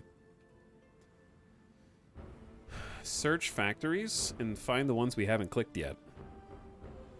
That's free military factory right there. Free military factory, free military factory. 2 military factories. These are all free military factories. Oh boy. And they're all 35 and then the bottom are 70 day. Have we got a navy? Define navy.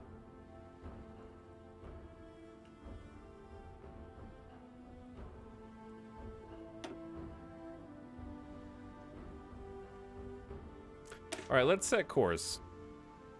The Kingdom of Italy is ready to fulfill its destiny. Greatness and glory await the proud Italian people. Let's decide how best to move forward.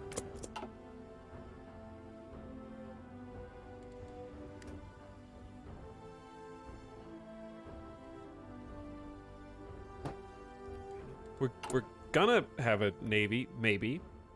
We have a navy. It just sits in port until we have enough fuel.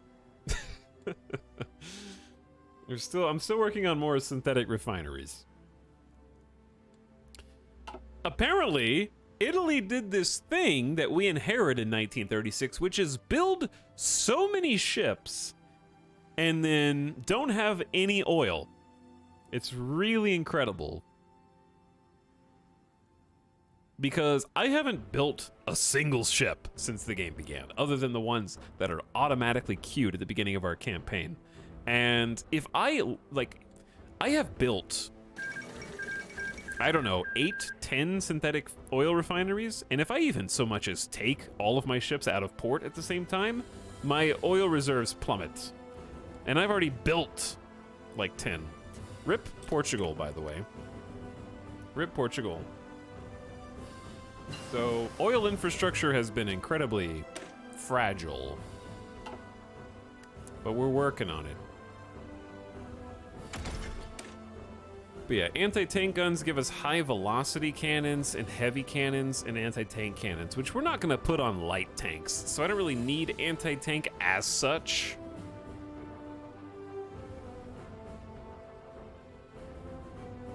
I'm kind of focusing all in on the Navy, actually, because I'm gonna get 1940 destroyers. And for that, we need to make sure we have all the necessary equipment, such as improved torpedo launchers.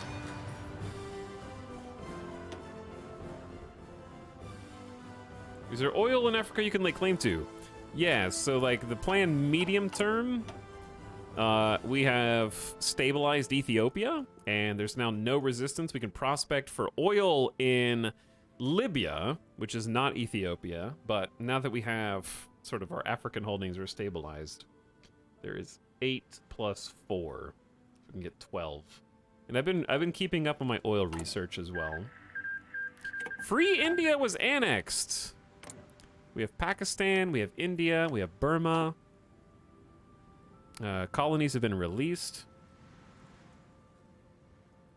Purchased Microsoft Flight Sim last weekend for sale talks. It's exciting, reliving our adventures on stream. It's a great game. I'm still planning on playing more. I'm still planning on it. Someday. No, it'll be this year. I can't believe the game came out in 2020. But I want to be able to turn all the settings up to ultra and just soak it all in, because it's still a beautiful game. It was very much like ahead of its time, I think, in a literal sense, given computer hardware. But it is a big thing. It's a big game. It's almost like historical Italy wasn't prepared for an industrial war. It is almost like that. But under my generous rule, we have spooled up to 45 civilian factories. Actually, 46 now. And we have begun spinning the cogs of war.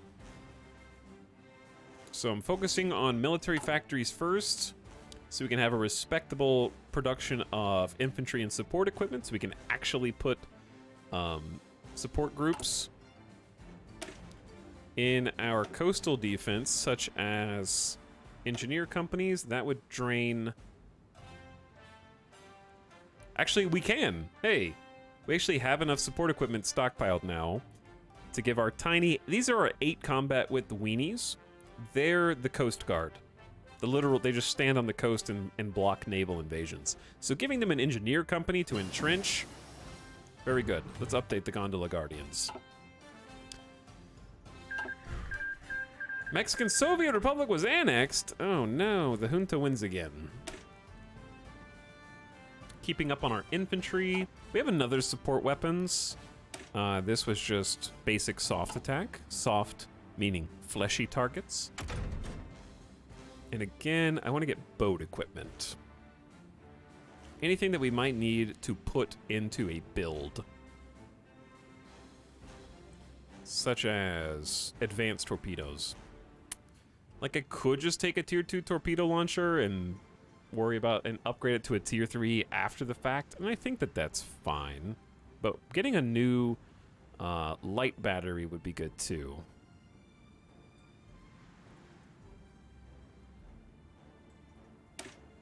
But we have to get small caliber armor piercing shells first. Boat, boat, boat, boat, boat. We got all 5 researches on boat, and I got 245 PP. Oh, we're missing a political advisor. I forgot that one of our national focuses deleted the guy. We can replace all of these. No, no, no, just the unaligned guy. We can replace the unaligned guy. Let's take production efficiency cap plus 5%. We don't really need daily support for unaligned right now.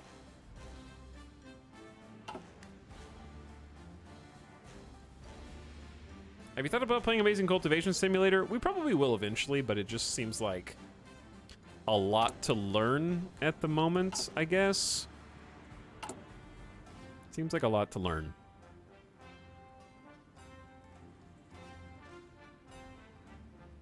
So I've sort of avoided it for a bit. Formazione. Okay, I am actually going to stop the army exercises now. Pronto.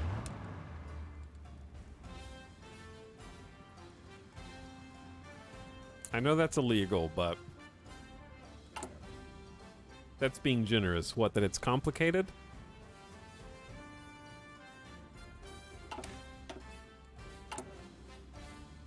I mean, I can see that. Hey, look. We've reached 15 infantry equipment 2 factories. We got 10 for support equipment. Fill in the trucks next, and hopefully we're going to start producing enough artillery for some line artillery. We're also catching up on tank chassis upgrades for our North African tank divisions. Pronto. So they're at 141 Pesto Panzer Mark IIs.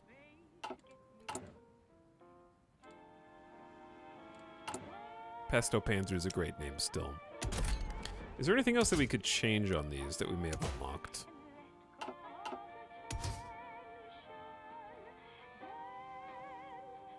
20% production cost, but a lot more armor. We've already got a decent engine. I guess we could just up the engines. The reliability is at 95%. I kind of wanted these to be even faster.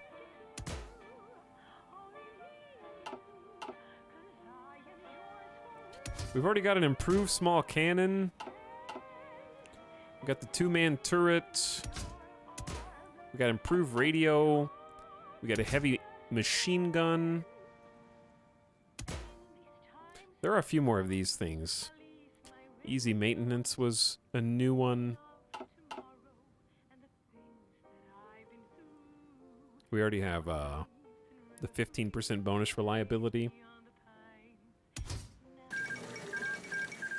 Japanese shogunate took 7 states.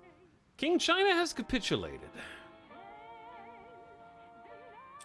Well, well, well.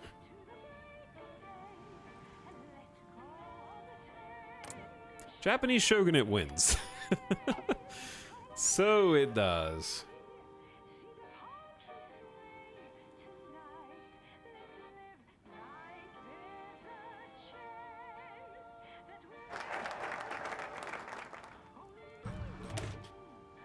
The Kingdom of Italy is ready to fulfill its destiny. 25 for all branches experience. And gets setting course, which gives you a 5% recruitable population factor. Which isn't as much as it sounds. So if 100% is what we have right now, we're at 105% with this, so it's more. It is more. But it's only for 365 days anyways. Isn't that bad, though? Why would you want 5% more recruitable population for 365 days and then lose it after that? Confusing. And I believe we said we were doing Mare Nostrum. Like, Masters of the Mediterranean sounds fun.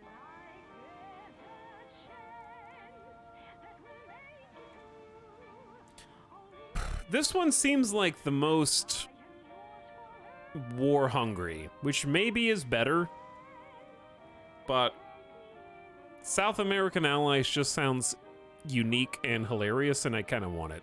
I can't do Iberian... I can protect the Spanish Empire, and that's kind of it. So I want to pick the one that's funnier, even if it's less fighting.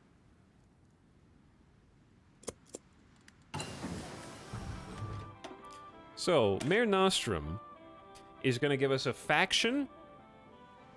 We're finally going to get to be the Novus Imperium Romanum RP nerd.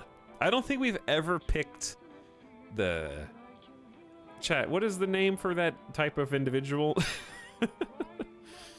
I've never actually gotten to do that in any of our games.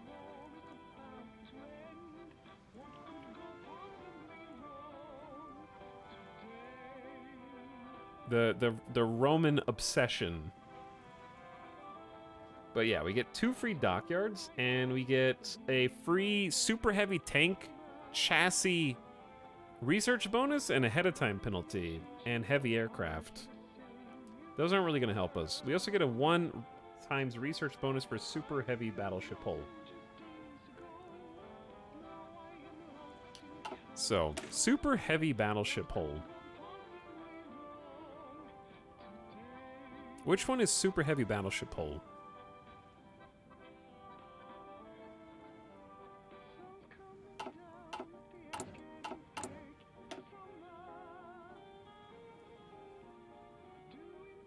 The one in the corner.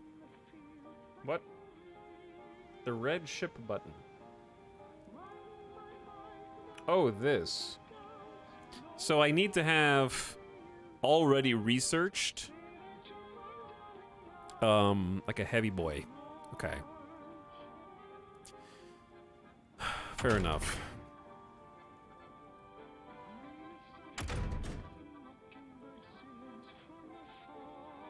What is this? Improved depth charge mortar? That's 1944 tech. So chat, should I just go ahead and research the 1940 heavy ship hull? And then do the super heavy right after, and then leave the treaty that makes us not able to do that? Thick armor, strong engines, a battery of high-caliber guns, and improved anti-air capabilities can allow battleships to remain relevant if correctly employed. In a world where naval warfare is increasingly dominated by aerial support, we're just all in on boats. We just got the 1940 destroyer hull. We need to wait for at least this tier 2 ship torpedo launcher, and then the depth charge mortar, and then we can start making the boat. At last. Spooling up a navy at 1940? What could go wrong? We're only at 30% world tension. Wait! Have we ever seen this? Because there's no World War. The games of the 12th Olympiad were recently held in Tokyo, Japan. In light of rising international tensions, many feared the games would be canceled, but this has not been the case. Tokyo is the first non-Western city to host the Olympics, and a special purpose-built Me-261 long-range aircraft carried the Olympic flame there from Germany without refueling. Japanese athletes did well, and their 14 gold medals earned them 3rd place after Germany and the United States. The games are concluded. I don't think I've ever been at peace. Germany and Japan at peace in 1940 equals Olympic Games.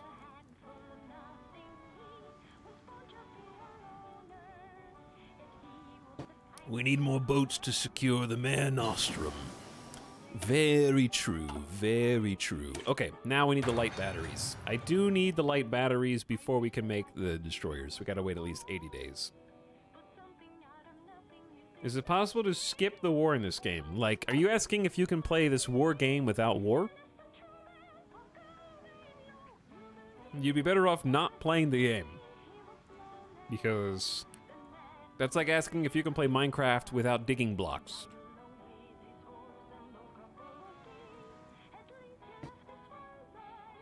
Like, yeah, you can, but why would you? You're kind of doing it. I literally won the first war in the entire game.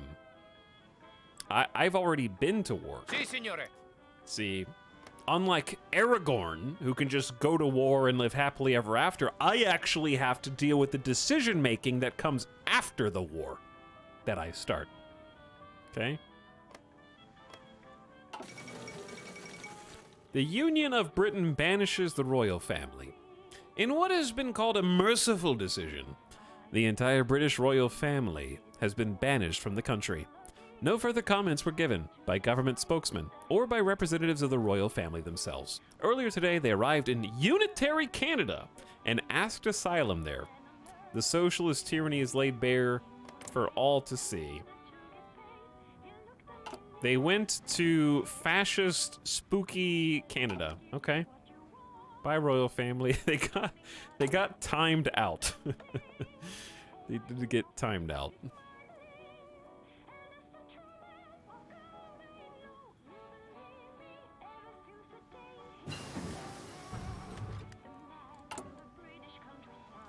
Let's train some more regulars in Ethiopia, because I think that that's just a freebie that comes up every so often. Discredit Haile Selassie,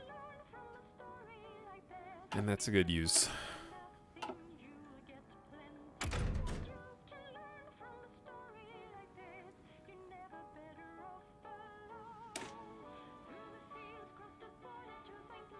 I'm gonna regret spending all this time. We're only 0.18 years ahead of time. Let's go ahead and do... Let's start the industrial research. We're only slightly ahead of time. There's not that much of a penalty.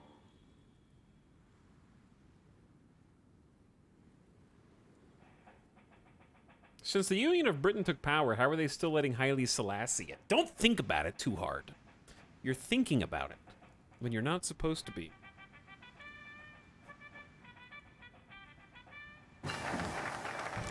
Well, well, well. Okay, we'll come back to that in a moment. We can now almost queue up the 1940 destroyer hulls, and we are going to be, they're going to be fresh. But before that, we're going to do Dispersed Industry 4.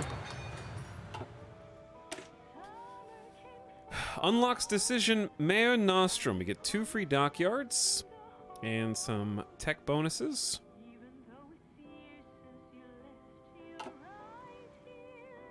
And look at these. Look at these. Where is that decision, pray tell?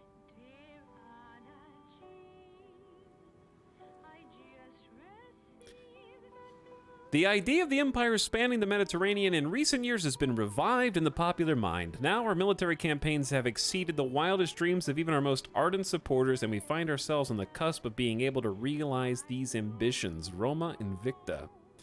To declare Mare Nostrum, we need to control all Albanian cores, Yugoslavian cores, Greek cores, Turkish cores, Spanish cores, French cores, Gibraltar, Malta, and Cyprus, North African states, and the Middle East states.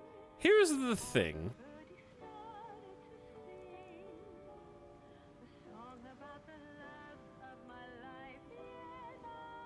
How am I supposed to control Gibraltar when Spain controls Gibraltar, and one of my things is inviting Spain to an alliance?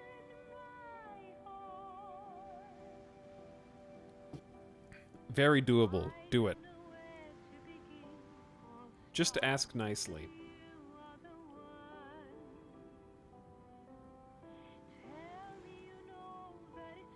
Oh, is this a puppet? Am I puppeting the Spanish with this?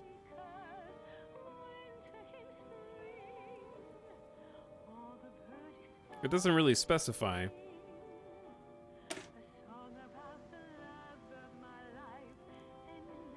Auxiliaries. Just as it was back in the days of our Roman ancestors. Dude, we can't modify a template that doesn't exist. Yeah, that template got deleted when we abolished the black shirts.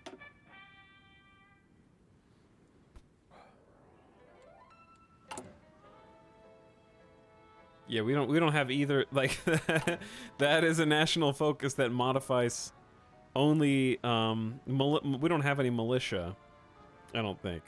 Okay, new Roman citizens. Resistance target minus 10%, compliance plus 5, that's Ethiopia. Division speed, defense on core territory. Yeah, let's just do Iberian protection and see what comes up. I would up relations first. I don't know if it does anything, but it seems more successful when you have high relations. That's fair. That's fair. Wait, what was that? Demand the Balearic Islands. The Spanish Empire gets a request, Balearic Islands from Spain. Having proven our support for Franco's new regime, did we? We are in position to request one of the important territories we fought to defend. Be ceded to Italy to strengthen our strategic hold in the Mediterranean.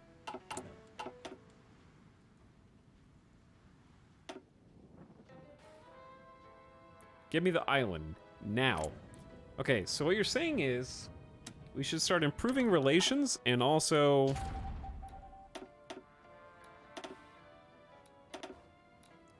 send our operative from France to Madrid.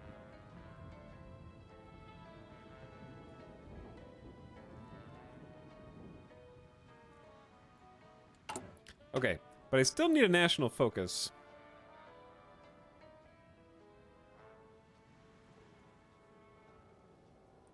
And this is spooky.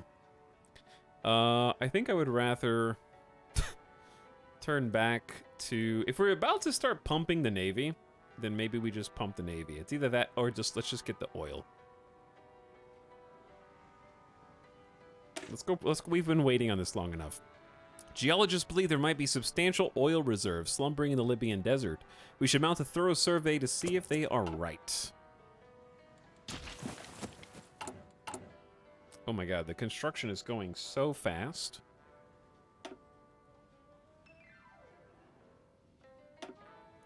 Let's start queuing up dockyards, because this is what we're gonna need.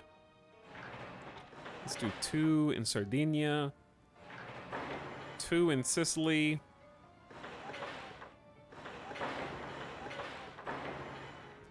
Oh, hell yeah. It's beautiful, chat. It's beautiful. Dabut.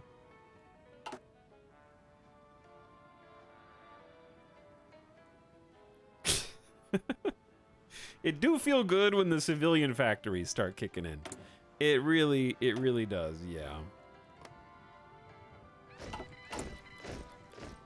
Okay, I think we're actually stable enough to just keep at least 6 or so divisions training simultaneously. We got a new squad of infantry ready to go. I'm sending the Formazione. colonial divisions, which I don't think I can change their team comp, Pronto. to Ethiopia.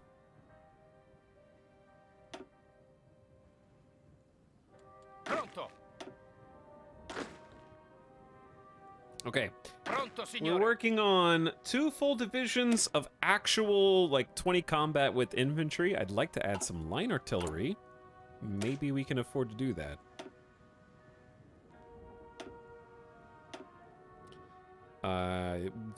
We have 2,100 in storage. This will cost us 1,188. We'll have 1,000 left in storage. Line artillery is so tasty, though. That's 23 combat width. What if we remove 1 hat? 21 combat width is fine. I'd like 2 line artillery better, but you take what you can get. You know we don't have planes. So this will actually...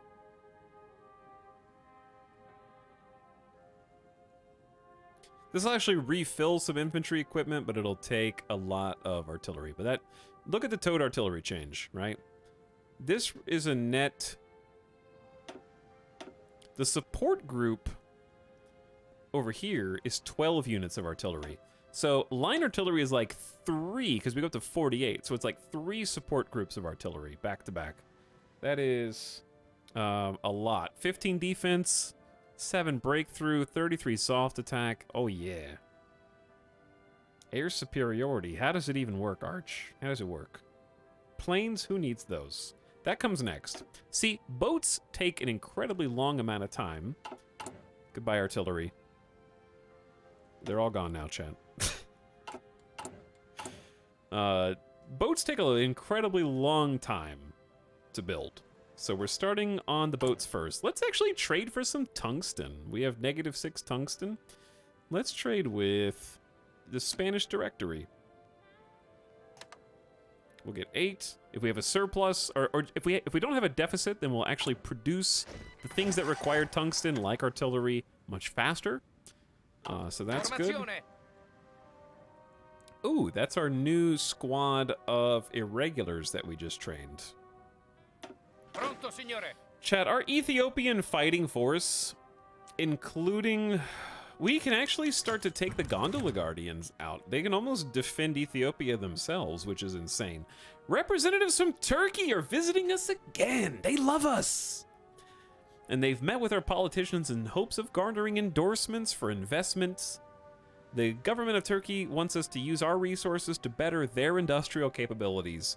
They've said that by assisting their nation, we might be able to expect aid of our own in the future in the form of a military alliance between our nations. Wow, those are big promises. If they need aid, they will have it. I don't know what you need, but hit me up, Turkey. Call me. Let me know. Si, signore.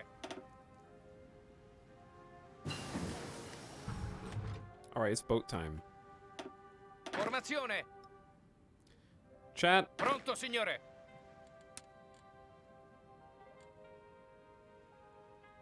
Do you think we should go ahead and pull out the Gondola Guardians? Maybe just half of them. Si, signore. Let's take half. And then send them to the home front. Pronto, signore. So we have 49 Gondola Guardians defending the coast of Italy. Which, oops, not that button.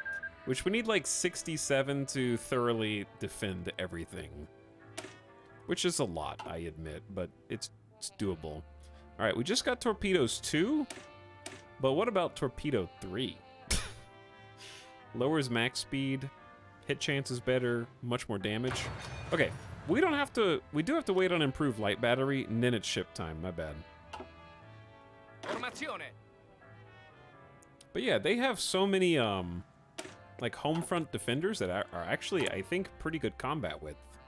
I've been investing in the irregulars.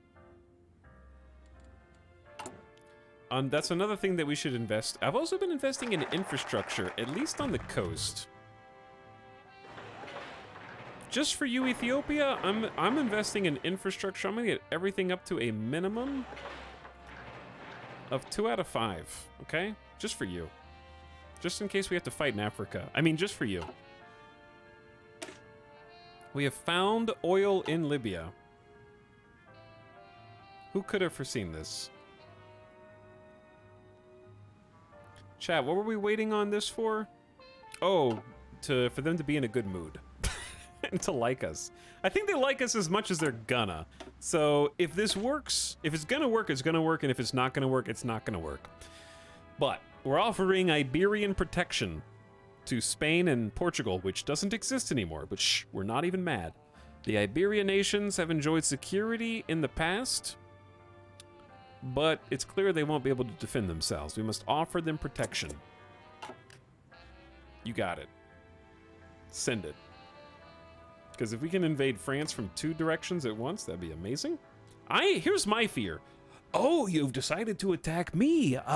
Well, me, France, I am going to join the 4th International. Haha, now you're at war with the Soviet Republic, you dum-dum. Like, that's for if you attack a nation in no faction in Hearts of Iron 4, it's usually a trap.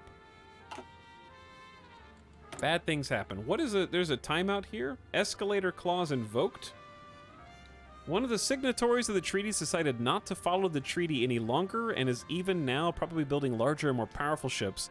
A clause in the treaty permits us to automatically invoke an escalator clause, which will relax the restrictions on ship size and armament in this case. So carrier max cost plus 500, cruiser plus 800, 2,500 for heavies. If I withdraw, how much... Like, if I withdraw, what then is the cap? Let's see, hold on. Currently, the heavy ship's 11.5. If we go out... Oh, yeah, I guess there just is no limit, but we only get plus 2,500, so we'll be up to 14,000? Aren't we in Japan the only ones left in the treaty? It says France, Japanese Shogunate, United States. So there's 3. We'll stay in for now. Until we start making larger ships. How about?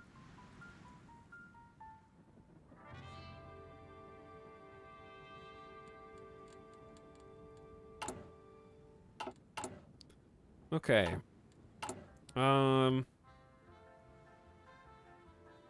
Can't do any of these cool ones. I still don't know what happens if you issue a warning to the Union of Britain.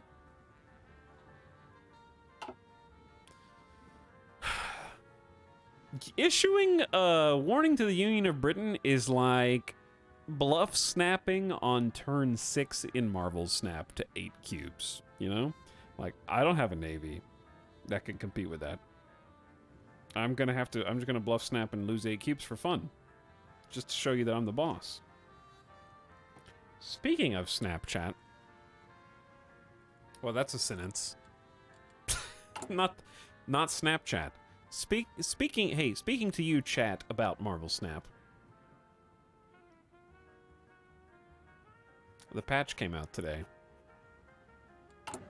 There was a patch today. They still haven't nerfed Leech. Unacceptable. Unacceptable. Let's spend some PP on...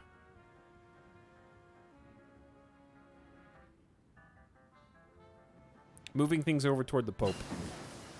I'll expand the Lateran Treaty. We don't need stability, we don't need non-aligned support. But that does push us toward Pope influence.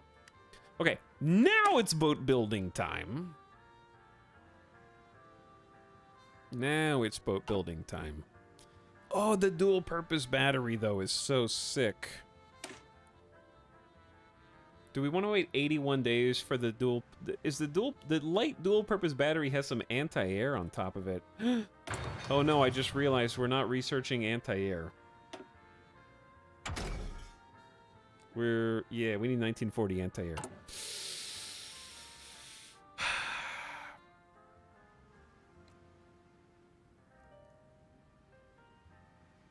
I can just start the destroyers now and then update them with the newer stuff afterwards. The thing is, we just started building the docks. Yeah, I'm just gonna get started on this. It's boat time, chat. Let's get a destroyer going.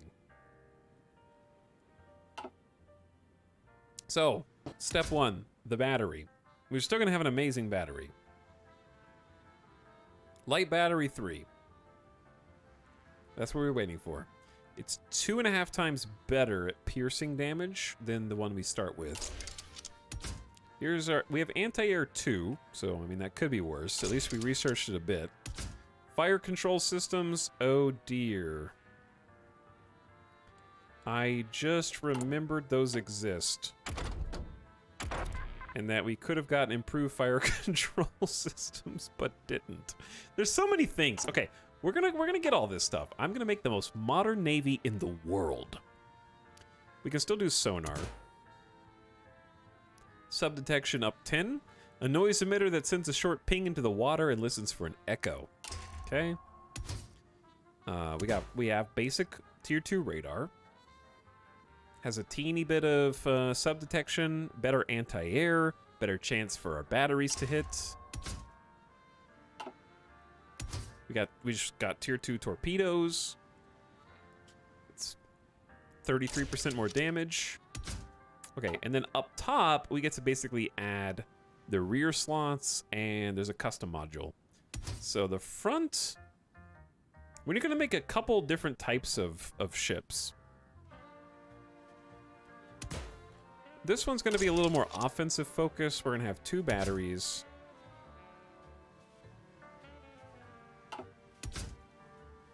Okay, the back 2 can kind of have whatever we want. I'm gonna say a second torpedo launcher. These are gonna be just the boom boom, okay?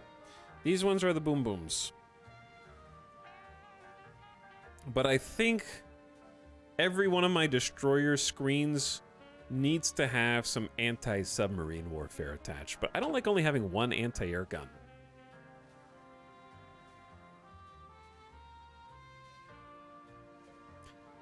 Chat, does anyone in the entire world know how anti-air works in the Navy? The question, to elaborate, let's say I have 10 boats. If I have one scenario in which all 10 boats have one anti-air gun, and then I have another scenario where half of the boats have no anti-air and the other 5 have 2 anti-air, therefore both groups have 10 total anti-air guns, are both hypotheticals equally efficient against enemy planes? Like, can you compensate for a lack of anti-air on one boat by having another boat that has, like, specifically an anti-air boat?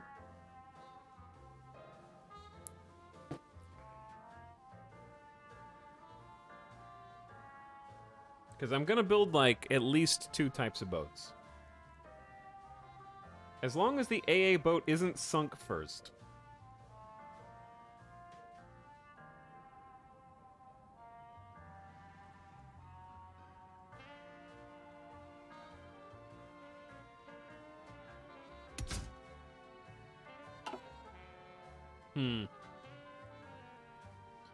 Okay, so these have 2 light attack and 2.5 piercing.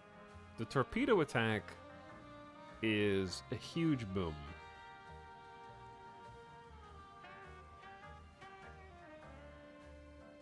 The formation would be key. How do I choose? Can you choose formation? I'm gonna plop on a second anti-air. Because planes are OP against boats. I know that they patched it. But we're just gonna put 2 on these. Okay, and then I'm gonna have an anti-submarine specific destroyer hull. Chat, it's time to consult the artificial intelligence. Do the same thing for the name of a destroyer in a fleet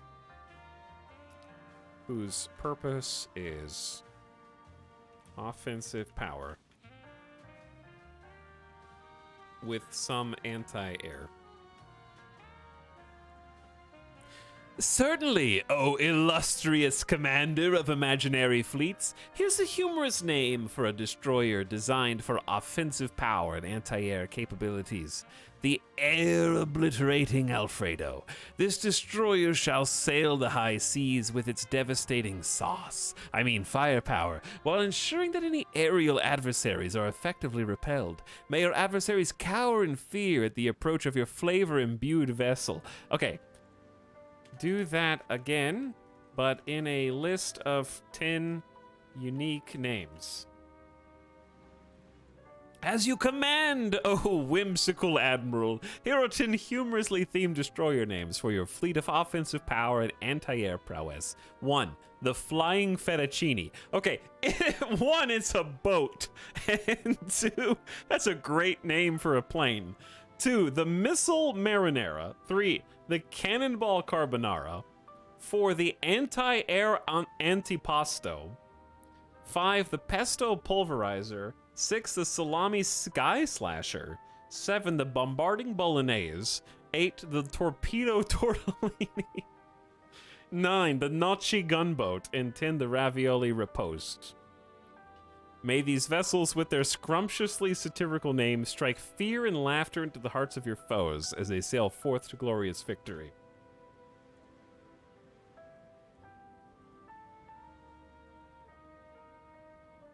It's just naming them all after food. Anti-air antipasto.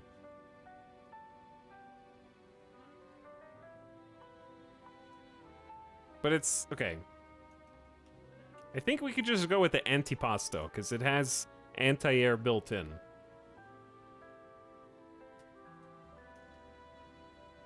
Lock it in. Okay, chat, good news. No more convoys. And we have 19 dockyards and counting. So let's start on this. Give it 10. I used to name these after chat, but it's too much work because I'm gonna have to delete this line and make a different ship line for this. And you guys have way too many channel points. And who knows when you'll see these tonight, so just hold on. But I want to make another one. Where's the 1940s?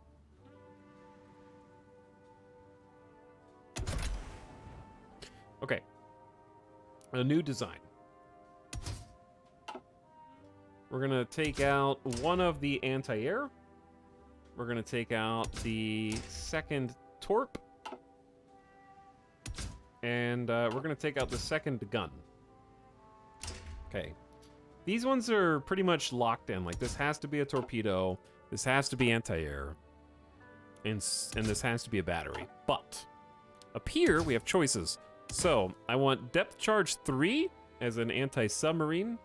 A projector for a smaller depth charge with a contact fuse, allowing the ship to engage a target without breaking sonar. 16 depth charges. I also want mine-laying rails.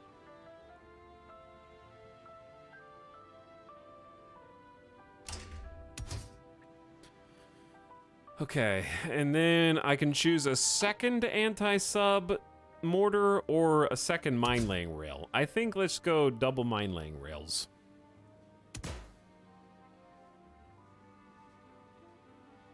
Modifications for a surface ship to carry and deploy naval mines. It's either that, or we don't hybridize them and we make 3 ships. He's slowly replacing us for everything. Hello, Seth Draxus. How's Hearts Fire going? Pretty good. We've just been chilling, teching up. We're finally making a navy. Okay, let's do the same thing. Do the same thing, but for a ship dedicated to laying mines against other ships. Ah, the subtle art of mining, you say. Very well, here are 10 humorously themed names for a mine-laying ship that seeks to sow chaos among your aquatic adversaries. Number 1, the Sneaky Stromboli. Number 2, the Calzone Calamity. Number 3, the Cappuccino Catastrophe. Number 4, the Bruschetta Booby Trap. Number 5, the Panini Pitfall. Number 6, the Linguini Landmine. Number 7, the Provolone Peril. Number 8, the Mozzarella Minefield. Number 9, the Ziti Zapper. And number 10, the Rigatoni Ruination. May these deviously named vessels leave a trail of explosive surprises for any unsuspecting foes that dare to cross our paths. What if you tell it not to use food names? I'm scared that it's going to go to some other more offensive stereotype. So I'm fine with food right now. These are just generically Italian foods.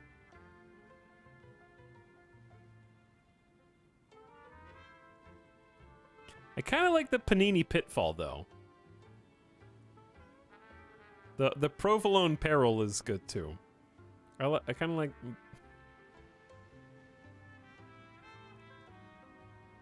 They're all good.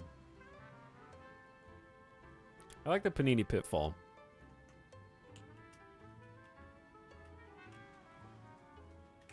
I need to remember to put 1940 at the front of the other one. Chat, I didn't create a new ship. I just undid the old one. I forget to do that every... So you have to go here.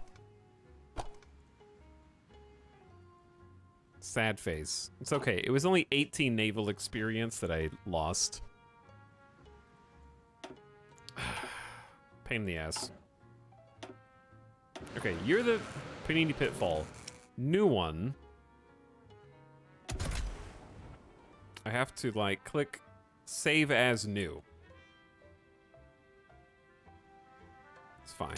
It's fine. We had a rapid fire gun.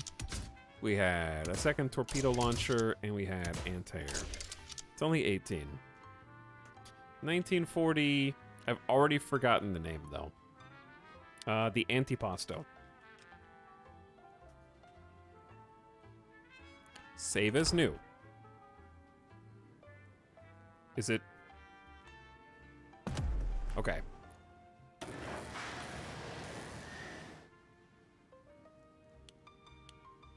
Okay, there we go. So, we have 2 destroyer lines. I almost did it again. Yeah, I almost did it again. 2 destroyer lines.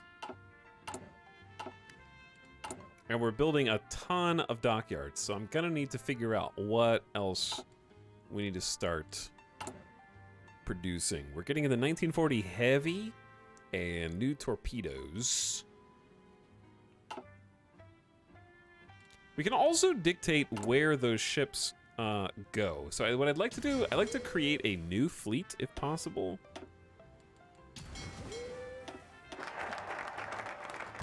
Holg.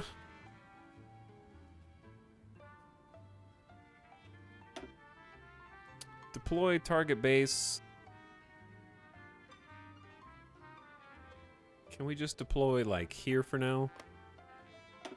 And then I'll figure it out after we've deployed a couple.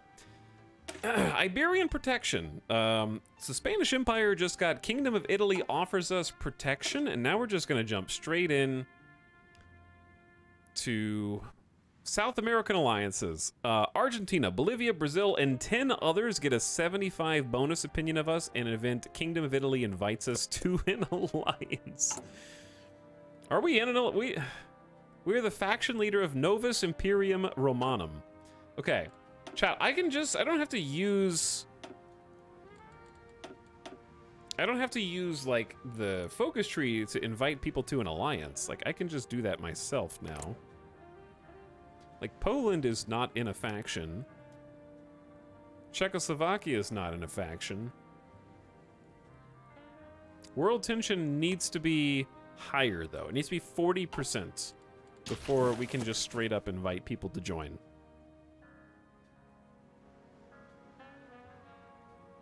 Invite Germany? They're already in a faction. In fact, they already invited us to the Central Powers. So you can't invite someone to a faction who's already in a faction, which is probably one of the biggest weaknesses of Hearts of Iron 4. What up? Good old Rocky. Thank you for the 2nd month sub. I appreciate the tier 1 sub. Thanks for supporting the stream. Whoops. The Spanish Empire has rudely rejected our offer of protection and will show them what it means to go against us in the truest sense. They will bow down. Gain puppet war gold against them. Wow. Let's do it.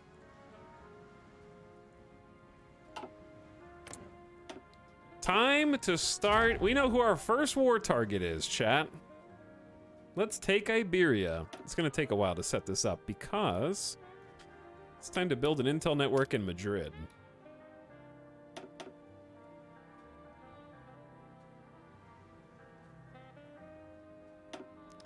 Let's start boosting. Oh, we have to have an intel network before we can do anything else. Chat, what happens if 3 agents build an intel network in the same place? They can each, do they each have to have an intel network? You would have to invade them navally. It just so happens I just started building a navy, so absolutely. All right, we've already got free dockyards.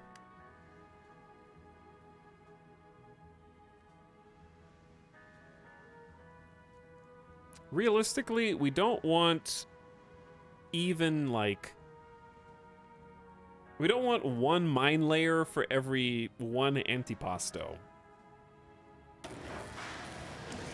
if that makes sense. So I'm gonna shave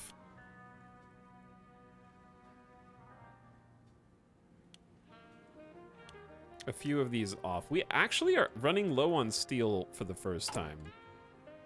Huh. We're only exporting 51, which is giving us some free civilian factories.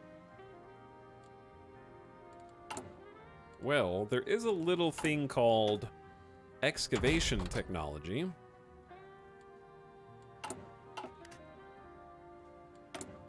But just -1 steel isn't that big of a deal. It's gonna spiral out of control because making ships is very expensive.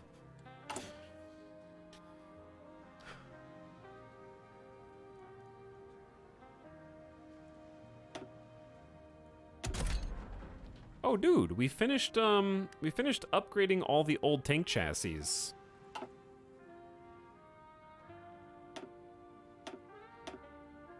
I think.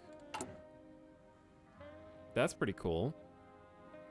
Now we can maybe start focusing on building, like, newer, better ones.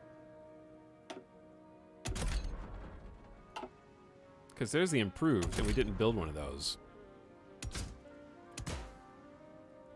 So we liked the Christie suspension for speed, 20% more max speed.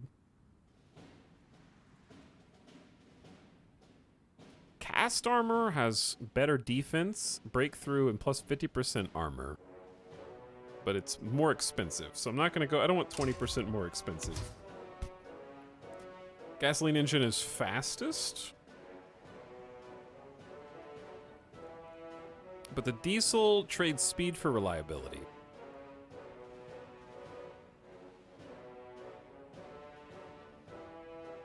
I want to do some experimentation with this in a minute. Trade steel with Spain to build the ships you need to invade Spain. You're a genius. Tax, have you heard of Barotrauma? Yes, I have heard of the very popular game Barotrauma. I'm sure it's a fun game, but I have never played it. I don't think it's a very fun game to play solo. And I also don't think it's a very fun game to play with people who have already played dozens of hours of it. So finding that little niche of group that isn't going to be annoying to stream in a 4-player game and also has the same level of information about the game. It's a small niche. But you have heard of it. But you have heard of it. I have, yes. Ooh, flamethrowers. Medium cannons and howitzers? But you have to have a fixed superstructure for that. But you can put a howitzer. I'm just going to continue to stay with the improved small cannon. Close support gun, a small weapon designed to fire high explosive shells against enemy field fortifications to help the infantry on the attack. Capable of engaging tanks, but its short barrel and limited ammo make it unable to deal with more powerful enemy tanks. 25 soft attack is insane. And has 5 hard attack. 10 piercing. I kind of want to take this and just shore up the 10% reliability, but it's 4 production cost. Oh, it's very expensive. So we could just mass produce if we... Well, this one's 3. This seems like a lot of bonuses. Oh, there's 15 hard attack for the small cannon. Okay. So this is better against enemy tanks if we run into those. But close support gun sounds insane. It allows an artillery roll. I've never actually used this. What are the odds we bump into enemy tanks? Not 0. But these will shred infantry. Let's just click it and then we can take it off in a second. I liked the compromise of the 2-man turret before. Doesn't lower speed, it still increases breakthrough. Not too crazy on the production cost. Gotta have the radio. That defense breakthrough bonus is crazy. Okay, and we want a lot of speed. 5 breakthrough? Wow. I love these. These are a lot of really good choices. Extra ammo storage is defense and breakthrough, but lose 10% reliability.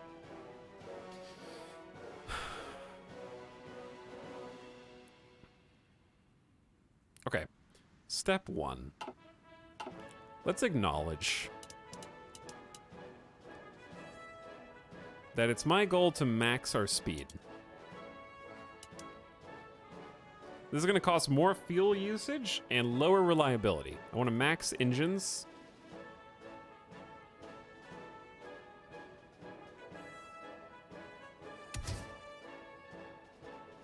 Noom.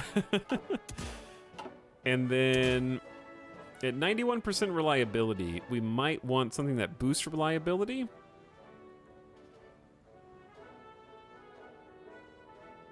The fuel drum might be useful because we're already consuming more fuel, and if we're behind, I want this thing to go behind enemy lines and just noom towards objectives.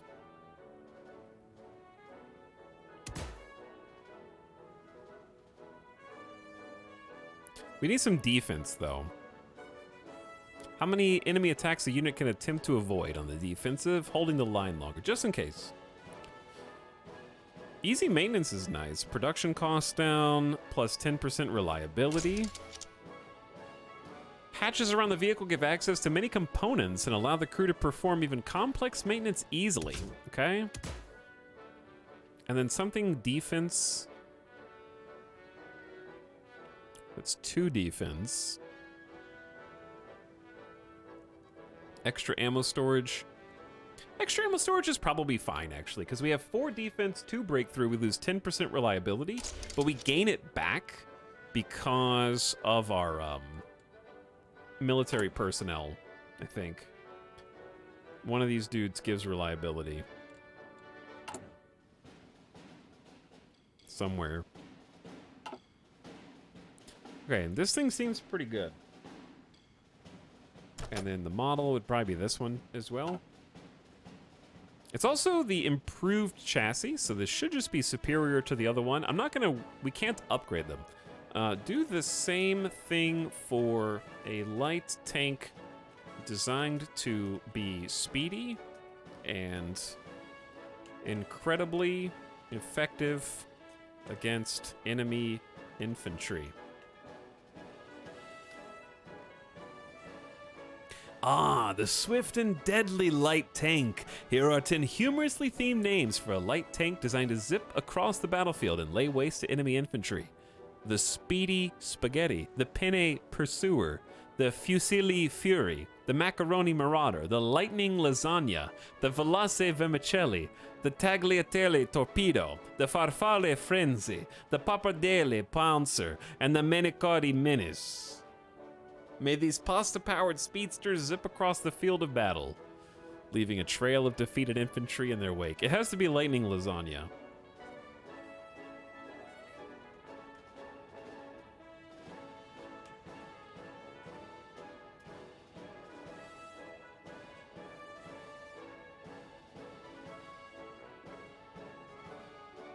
I love how it has to preface each list with a flowery description of what a light tank does. That's because at it's still the same conversation from the beginning of stream when I informed it that it was a sassy and sarcastic smoke detector who believes itself superior to all humans. So it's still using that same voice when discussing the rest of the things that I submit to it.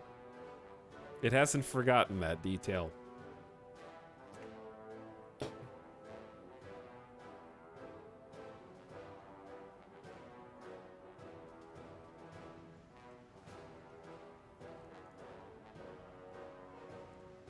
I mean, I'm sure it forgot the smoke detector. It's E, not A. Shut up, Brit. It's A. How to tell if someone is from the UK.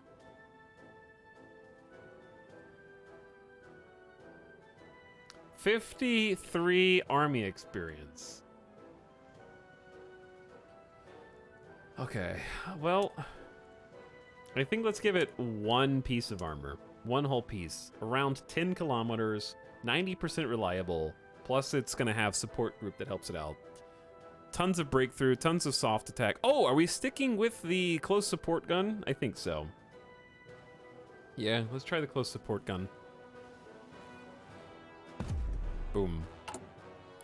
And I say let's stop making the basic light tank chassis and just start making the improved. Ooh, it actually did change the side graphic. That's cool. It's actually cheaper to make this one. We have the same amount of breakthrough. 19 soft, 15 hard attack. 25 soft, 5 hard. More fuel. Max speed 6.4. The new one's 10 kilometers instead of 6.4. This has 60% more armor, but less piercing. So it's not really meant to be anti-tank. Slightly less reliable. Takes double the steel. Well, it's 60% faster and has 60% more armor. So yeah, that would explain why. Okay, we need to start mass producing these.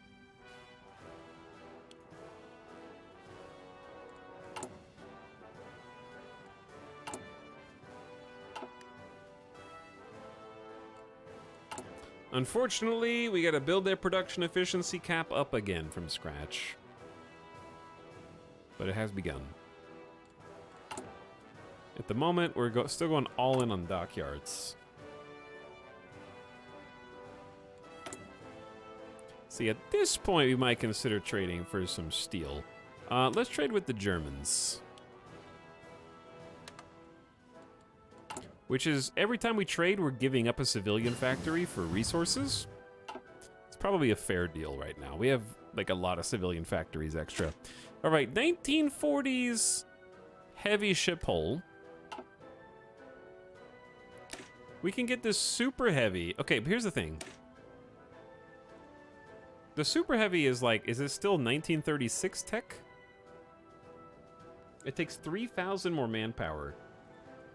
Surface visibility is very, very bad, right? Higher number is better. Or is higher number... Higher number is worse, right? Or better? I don't know. It's actually faster than the 1940s hull. It has 500 kilometers more range. Incoming torpedo crit chance plus 25%. That's not good.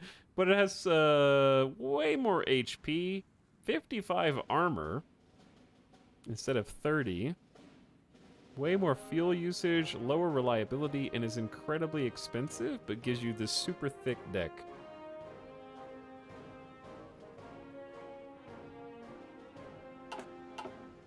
I mean, we did get a research bonus to pick this up.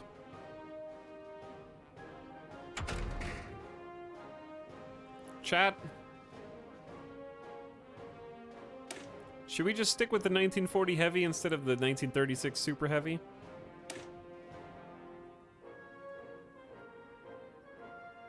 I feel like, yeah.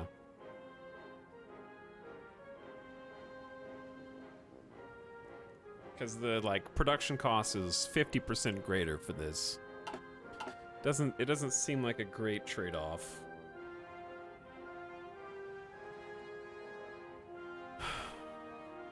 Is all or nothing armor scheme better than inclined belt? We still need to do the guns. We haven't done the big guns yet, so we need to start researching those. Those are 41 days.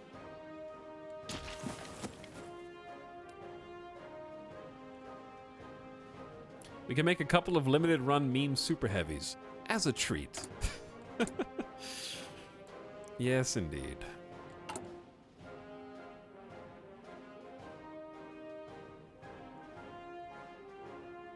Invest in Turkish state building. 40% chance they added infrastructure. 30% chance they add 2 air bases, 30% chance they add 1 anti-air. The better our investment in Turkey, the closer we can bind them to our own interests. Oh my god, we have to add 5% consumer goods factories and lower construction speed by 10% for 60 days. That's only 2 months. Fine, just do it. Take my factories away.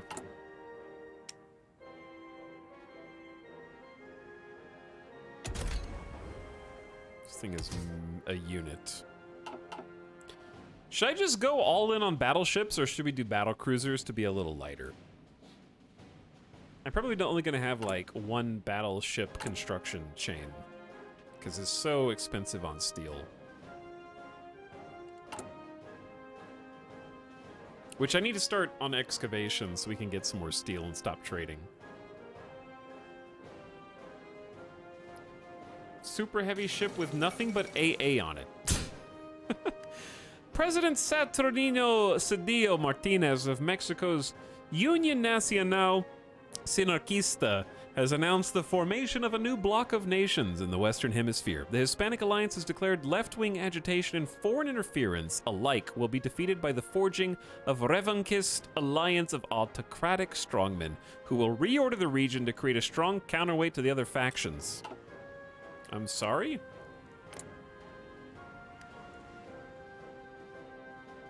Well, the Dominican Republic has joined the Hispanic Alliance. Chat, we need to hurry. I'm trying to recruit South American allies. Hopefully they stick to Central America for this. We got a few more days left, and we're inviting 13 South Americans to join. Our beautiful alliance, Novus Imperium Romanum. Behind the Pope. Behind the Pope, of course. Speaking of, let's make liturgical reforms and support the Pope. Low papal influence. I don't know how to support the Pope more. Question, how the hell do you even start to learn this game? I would still do the tutorial even though the tutorial is lacking. Very slowly and making many mistakes. Yeah. Don't play on Iron Man mode on your first campaign. That would be the first step. But it's super fun. Probably my favorite Paradox game. Or at least it's the most addicting. Crusader Kings 3 is still the most accessible. Germany proposes we sign a pact to address the Comintern's goal of spreading communism worldwide through the use of subversion and violence. By signing this pact, we agree to share intel on the communist threat and act in cooperation. I think this is fine. It's not Hitler anymore. It's Wilhelm II. We're not in an alliance with them. It's only a matter of time anyways. This isn't an alliance, it's just the anti-Comintern pact. We want Germany to like us anyway. The Japanese shogunate just declared war on the Union of Soviet Republics of Europe and Asia. Wow. Japanese shogunate versus the Soviets, while the Soviets are still assisting Xinjiang, Jibei-Senma, and more versus China. Spicy. I learned by playing Canada and just helping the allies. Yeah, I would actually honestly say one of the easiest ways to get into Hearts of Iron is to play one of the small nations. One of the small nations is going to be very boring. Like, it's cool that you can get a DLC and New Zealand has its own focus tree, right? Like, that's neat. It's a cute, small, unique focus tree. But playing as New Zealand is going to be less action-packed than playing as the German Empire or Poland or somebody else like that, right? Or starting as Ethiopia, heaven forbid, like we did a couple games ago. But having one of those DLCs that has one of the smaller nations and starting with that is a great idea. I always recommend getting the La Resistance DLC so you can play as Spain and Portugal. And Portugal and Spain are great starting nations to try. Spain to learn combat and Portugal to learn about how focus tree interactions work, because there's a lot of very specific, particular ones. But my recommendation is start small. Campaigns in Hearts of Iron don't need to be map painting, conquer the world. You can have a successful campaign with small goals. And indeed, most of my campaigns end up that way.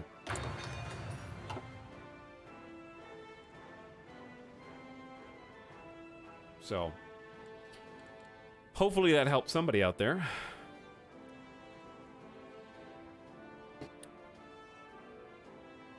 I originally started watching your stream because of Stellaris. Think you had the Crab Nation or something. Yeah, the Crustacean Nation. That was a good one.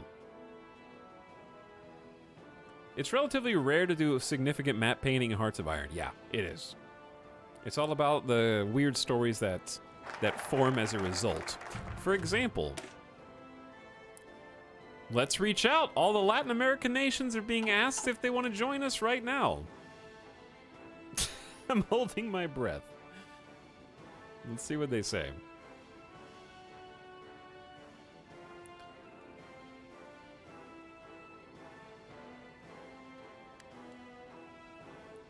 Well, they're starting with non-aggression packs. Is that...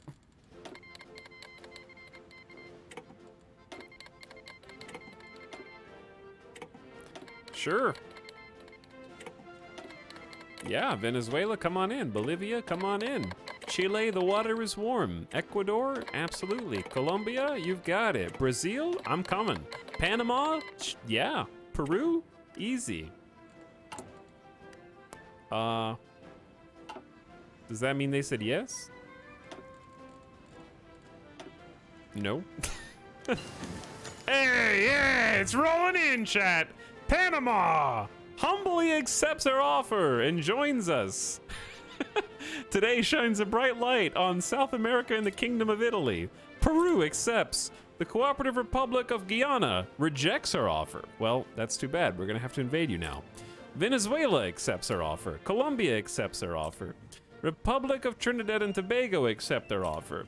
Ecuador accepts the offer. Argentina accepts the offer. Chile accepts. Brazil accepts. Paraguay accepts. Uruguay accepts. Bolivia accepts. Hell yeah, dude.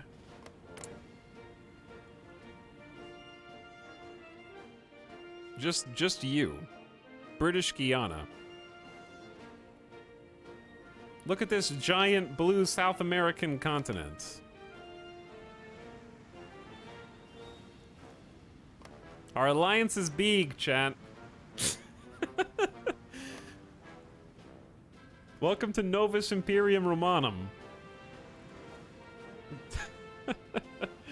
Let's check their intel. They got about 326,000 deployed manpower in Brazil. We have about 2.5 million manpower, so we're definitely still the heavyweights, right? But you know what? This all counts for something.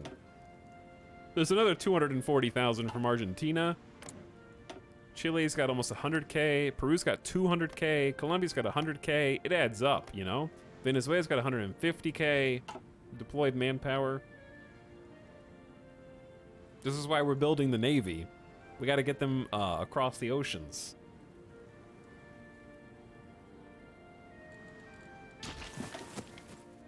Well, I got the dual-purpose battery. Dual-purpose battery is sick. It combines anti-ship and anti-air guns in a single mount.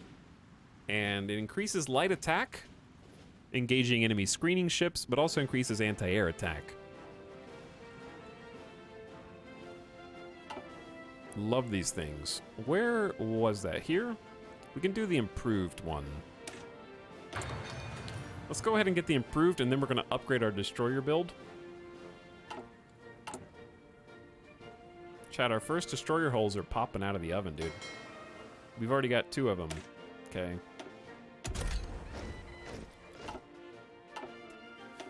It has started. I need to pick a new national focus, though.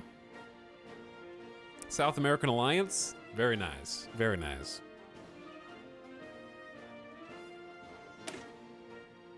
Let's grant citizenship to Ethiopia.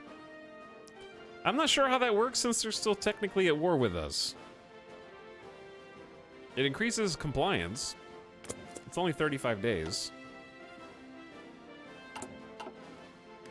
Is it peacetime? We're technically in war, but it's peacetime, yeah.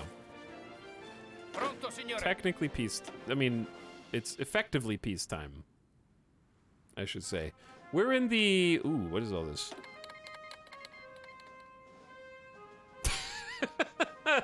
Paraguay wants to help against Ethiopia. Yep, come on in, guys.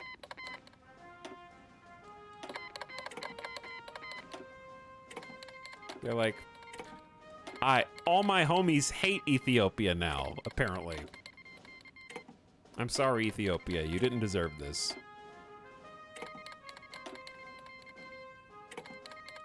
The war is already over. You guys are just joining in name only, but you got it.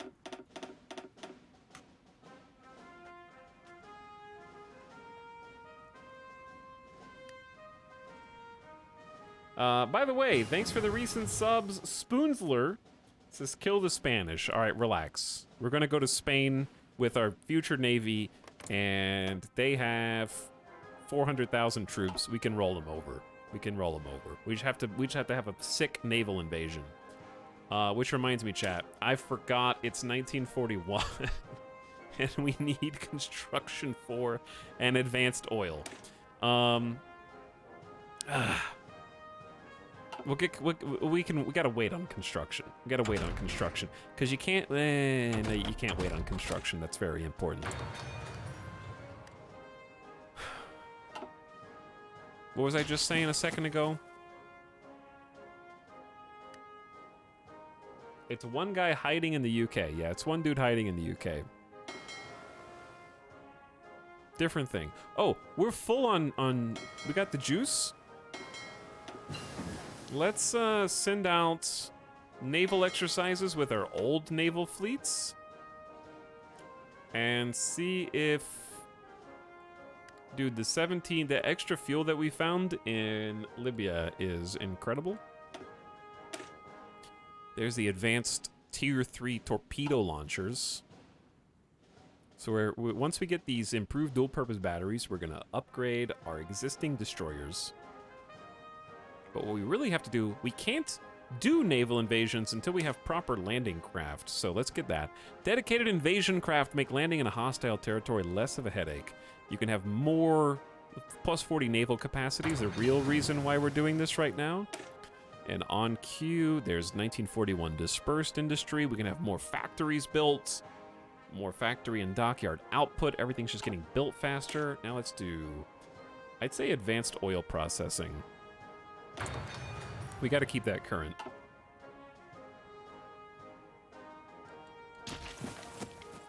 But we're doing the thing, chat. We're doing the thing. We actually have 30k surplus of guns. Okay, let's do 10 spaghetti shooter divisions at a time now. We're really just going to need to pump up artillery, probably. 2 more factories and artillery's nice. We have 4,700 extra trucks. I could...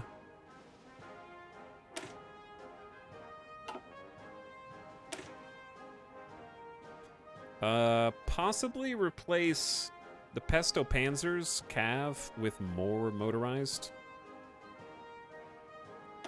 Hold on. Let's do a little refit here.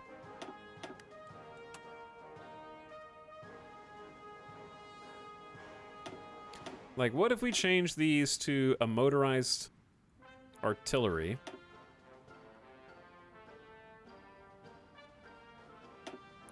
And then removed one of these straight up. 21 combat width here is nice, and then replace this with just a motorized infantry. Got rid of the cav. Used up a few more trucks. How many extra light tanks do we have? We have 1.1k extra light tanks. So, yeah, it was going to be a shortcoming of artillery. We got motorized recon, logistics. We should probably add a maintenance company to this for reliability. Yeah, that's what we wanted to do. That's going to take more support equipment, but we have it. Lock it in. All right, we granted citizenship to the native populations of our colonies. Good job, everybody. Now, Infrastructure, construction speed. Do we need to do Italian legions at this moment, or should we just focus on the other things, like bring back the old glories? We have numerous old ships sitting in ports waiting to be scrapped. Some of our engineers and naval officers claim with a few adjustments we can have them operational again. Add technology coastal defense pre-dreadnought. Create a capital ship variant based on the pre-dreadnought hull. And add 4 lines of ships. Is this going to be good or bad? But we also get 2 naval dockyards out of it. We're trying to do big navy right now.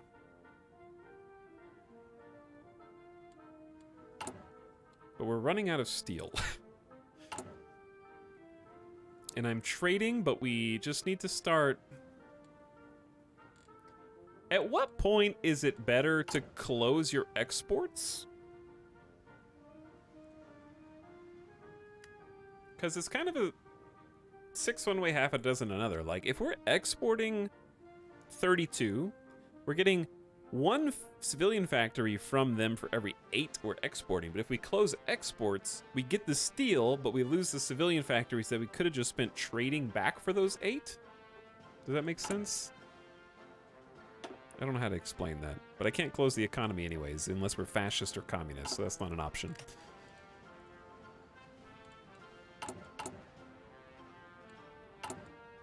I definitely need to trade a little bit more.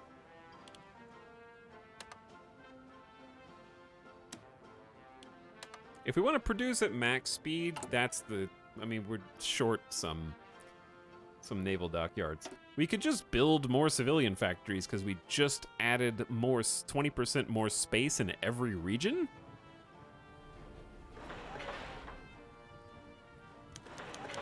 Oh no, our agent has been captured. We must mount a rescue. I don't know how to do that.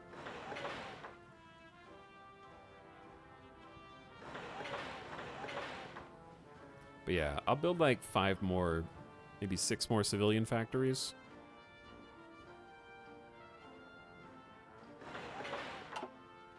While deployed behind enemy lines, Rosa de Nelly was apprehended by enemy Imperial Spanish counterintel. How do you mount a rescue?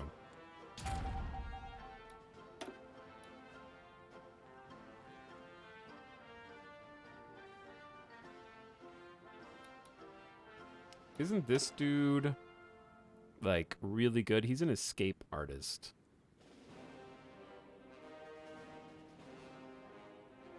Chad, how do you... Ah. Operations. Rescue captured officer. How the hell does this work? Diplomatic passports, smuggle in escape gear, pick up by submarine. Outlook routine. 35 days. You need to collect 1 unit of civilian factories. 45 units of support equipment. Agents will use diplomatic passports to enter the country and move around. We expect enemy counterintel to try and tail them. This is overcome with training. Our scientists developed a set of escape tools. We have a local contact that's agreed to take the package. Our operative will utilize the tools and make their way to the rendezvous for exfil. One of our submarines will be on station at a designated pickup point along the coast. Timing is of the essence. Commence when ready. Go for it.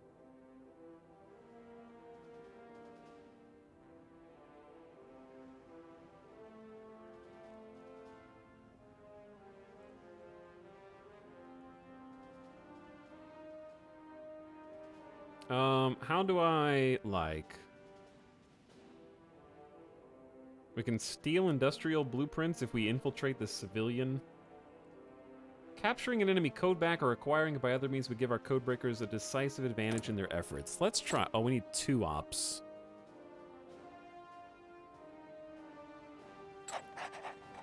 Sure. Excellent outlook. Smuggling ciphers. Commence when ready. Let's start. How do I change whose code I'm breaking right now, chat? Cryptology. Pause. Start on the Spanish Empire. Okay, yeah, we need to start on the Spanish Empire. Because if we can, basically the way that it works is if you can break their code, you can use a giant buff to basically say, code breakers, go. And for a limited time, you get insane bonuses to offense if you can, like, break their cryptology. The fall of Vladivostok. The largest city in the Russian Far East and home to the Soviet Pacific Fleet has been stormed by Japanese troops. Its strategic position at the far end of the Trans-Siberian Railway makes its loss more detrimental to the Soviet war effort in Asia. Many of the city's inhabitants still remember Japanese occupation that lasted for several years during the Russian Civil War. This time, they fear they may never leave. Well, the Japanese shogunate did declare war on the Union of Soviet Republics, so they got their hands full right now, which is good for us. Very good for us. I'm going to discredit Haile Selassie again, just because I can. And I don't think that there's anything I can do here that raises the Pope influence. I don't know how to raise the Pope influence more. Seems like they didn't make enough possible ways to do that. So instead, maybe I'm going to spend some of the PPE. Changing this nerd who's doing daily support for unaligned.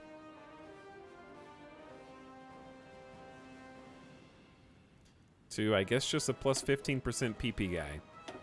They're both kind of bad. Because you have to invest 150 PP to get 15% more PP, so it takes too long to get more PP. You know what I'm saying, chat? But thanks again, Spoonsler, T Birdland with the Donu sub for 17 months. Appreciate it, T Birdland. And King Kabaj with the brand new sub. Yo, King. Thanks for subbing. With the anti-Comintern Pact, the German Empire secured fertile ground for diplomatic means of containing the Soviet menace. However, the pact does not constitute a military alliance, nor does it contain well-defined obligations for signatories. Wilhelm II now seeks to extend the pact to an anti-Soviet coalition, a binding agreement to join together in war if any signatory enters into a state of war with the Soviet Union. It is substantially more dangerous and likely to bring an end to any diplomacy we still maintain with the Soviets, but it's a chance to ensure we have strong allies in case of war. Bro, they're not... Soviets aren't gonna just randomly attack me unless I attack Yugoslavia. Hold on, chat. This could be either a 6,000 IQ play to invade Yugoslavia and force the German Empire to fight the Soviets for us, or it could be a 6,000 IQ play for the German Empire to drag us into a war.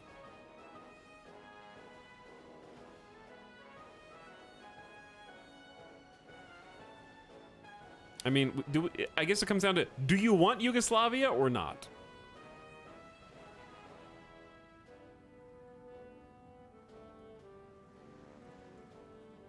D, all of the above. I think that's defensive only. It just says if any signatory enters into a state of war. It doesn't say if they attack. Heck yeah, we want Yugoslavia. All right, we will stand by Germany and its allies against the Soviets. So we have sort of like a alliance outside of an alliance. Germany announces the anti-Soviet pact. In light of increased perceived Soviet aggression, the German Empire's offered states under immediate threat from communism a chance to form an alliance. Any country in the alliance will be committed to fighting a war against the Union of Soviet Republics should there come a time when a member is attacked. Let them bleed each other dry. It doesn't really say who the signatories are, does it? Like, I signed it, but I don't know who the signatories are.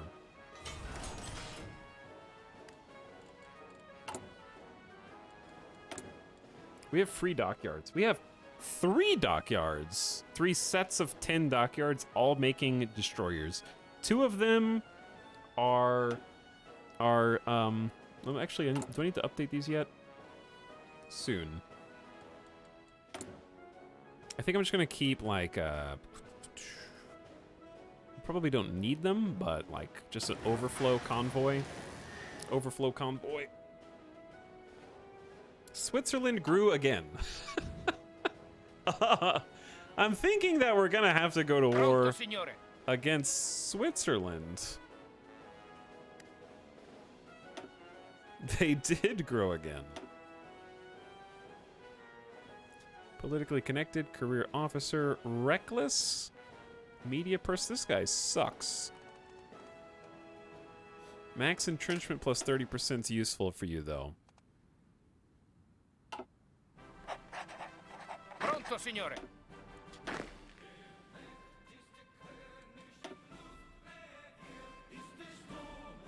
I know you like this. All right, here's the plan, chat. This is our offensive force. We're just gonna... Oh, we can't set up a border with Switzerland. Pronto, signore. Sì, signore.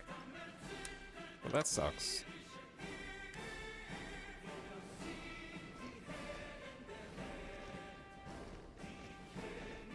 Pronto. Well, this group is... I need half of them to be on the border with Switzerland. Pronto, signore. Formazione. I'm gonna take the 2 of the mountain divisions. Sì, signore. Pronto, signore. Half again. Give me 1 mountain division. Put 7 divisions over there. We gotta cover all our bases just in case something goes down. Japanese shogunate wants a pact of non-aggression. You got it. Guangxi click. China. Yeah, sure. All for you.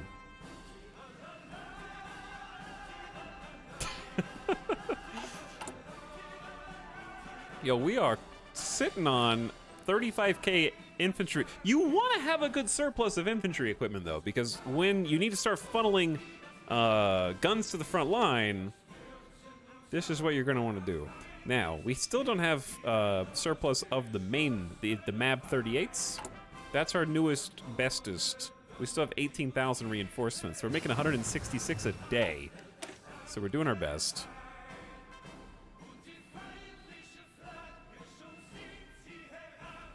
Chad, do battleships use medium batteries?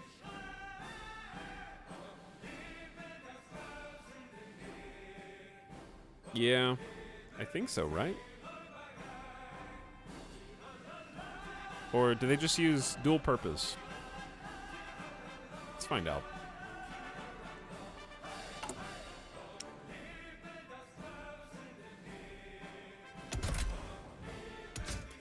Heavy, AA, fire control 0, oops. Radar 2, engines, dual purpose, armor, heavier anti-air, heavier secondary. Okay, so no, they don't use medium. Just checking.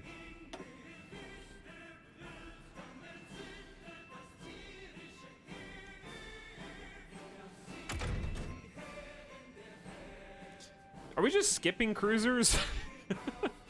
I feel like that's a bad idea, but it's just so hard to research everything.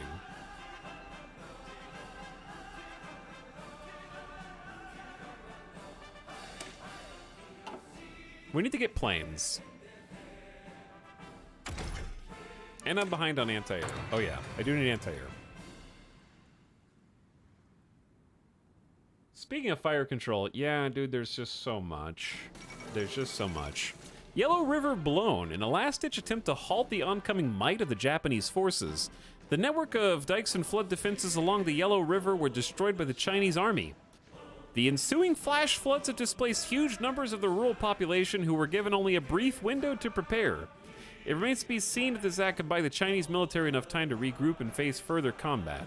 Humanitarian tragedy. So what, they're on the brink of disaster then? They're panicking.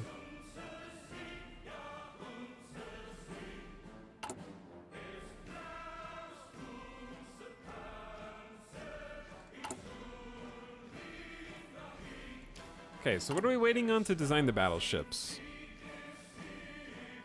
We may as well wait 7 days for dual batteries, and then we design the battleships and redo the destroyers, or update them.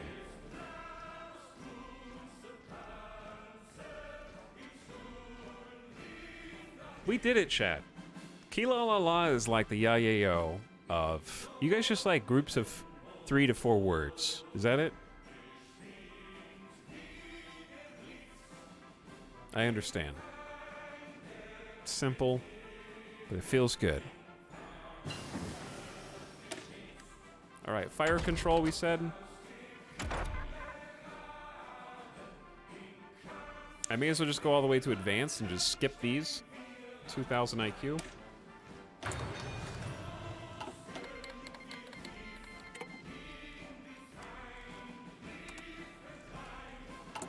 Okay, ship adjustment time.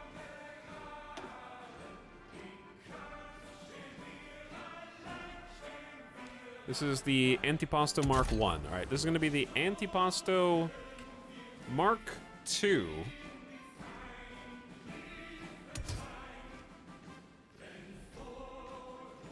So light battery 3 is 2 light attack, 2.5 piercing.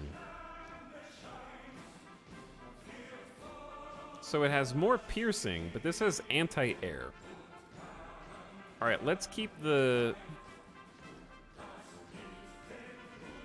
It has 3 anti-air. So what if we just remove the anti-air from the rear and make all, like, at least 2 of these dual-purpose tier 3s? And then have 1 that's slightly better at piercing. Then we have Torpedo 3. I don't think we've updated radar at all, or radio, or fire control, or sonar. Or anti-air, as it turns out. Cool, we're doing great. But we did get better torpedoes and guns. I guess let's just give up the piercing and worry about the anti-air. Let the battleships focus on the piercing. And let the destroyers focus on clearing the skies, I say. And using torpedoes, that's going to be better anyways.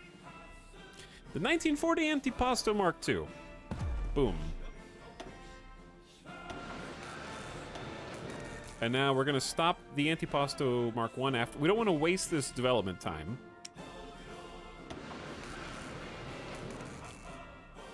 So we're going to queue up another Mark II under here, and then once this single unit is produced, these dockyards will go to the next one down. Oh wait, I was going to do a battleship. 1940s. Heavy ship. Big heavy battery tier 3. 22 heavy attack. Chat, you want to listen to this, and I want to take a bathroom break. So, I'm just going to do you a favor. I'm going to start the song over. I'm going to take a BRB. You get to listen to the song again from scratch with the volume up.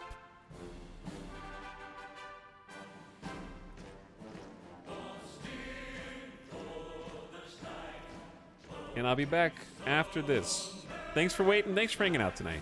Keep yourselves entertained while I'm gone.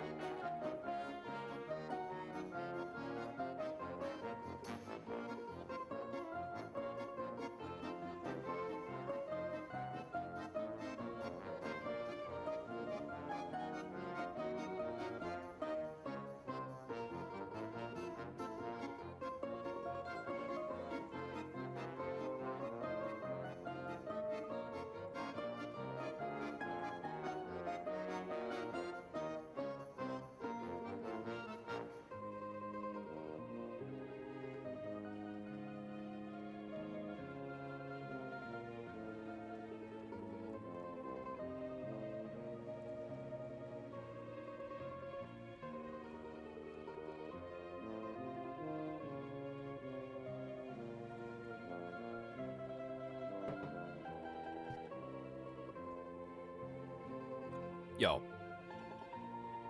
Did you guys get it all out of your system? We're back.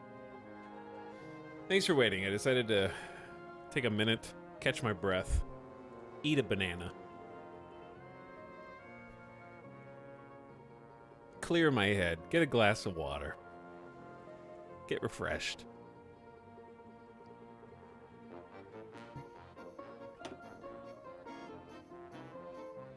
Banana.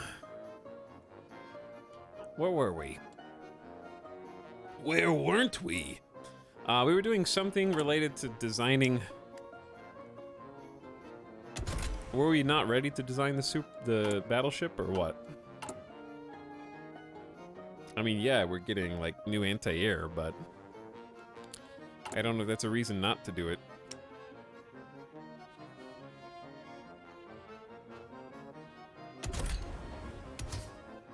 All right, super heavy, like just big heavy batteries. Tier 3. They slow us down, but we're a battleship. That's sort of just what we do. We go slow. Slightly more expensive, but I mean, it's 50% more heavy attack. Gonna hold our own. I want to get better than Tier 2 anti-air, better than Tier 0 fire control. Maybe that's what we were doing. But that's 76 days away, too. And it's already 1941.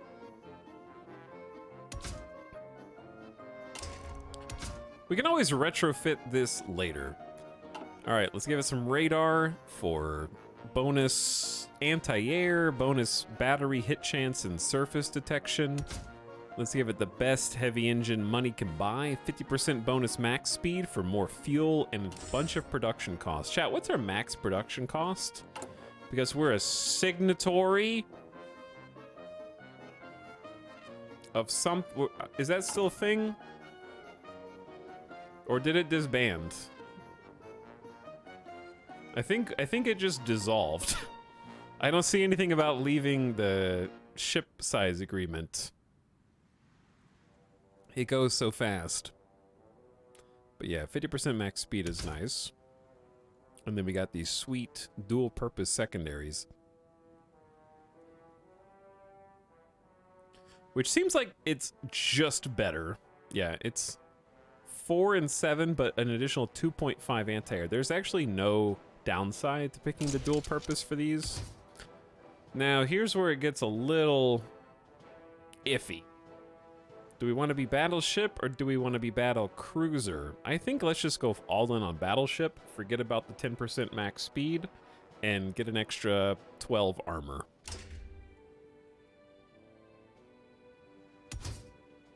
Okay, now we have we have 5 slots on the top to customize. Oh, I forgot about scout ships.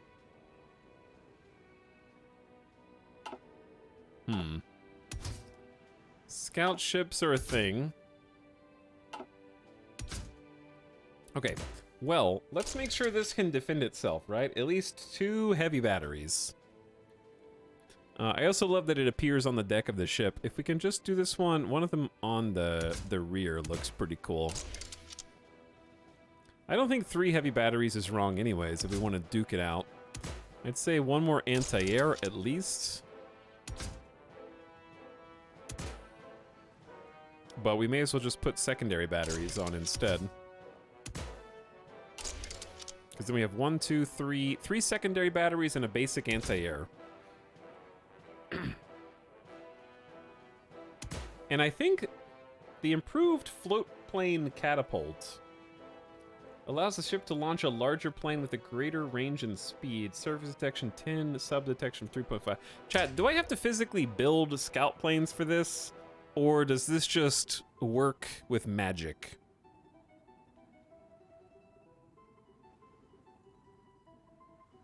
Banger hour is complete. You may proceed with your gameplay. Yeah, you guys got all the songs out of your system? I think surface detection up is very useful.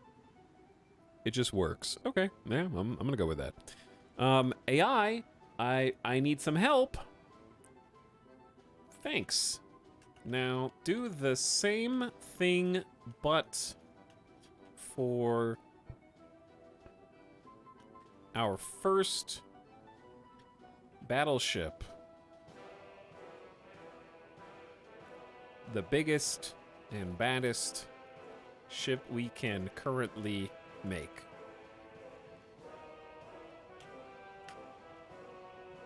Your wish is my command, O mighty admiral of the virtual seas. Here are 10 humorously themed names for your crown jewel of your fleet. The biggest and baddest battleship you can currently construct. Number 1, Titanic Tortelloni. Number 2, the Behemoth Bucatini. Number 3, the Colossal Cannelloni. Number 4, the Gargantuan Noci. Number 5, the Mammoth Meatball. Number 6, the Leviathan Lasagna. Number 7, the Monstrous Manicotti. Number 8, the Prodigious Parmigiana. Number 9, the Titanic Tagliatelle. Number 10, the Herculean Carbonara. It's gotta be Mammoth Meatball. 1940 Mammoth Meatball. Mark 1.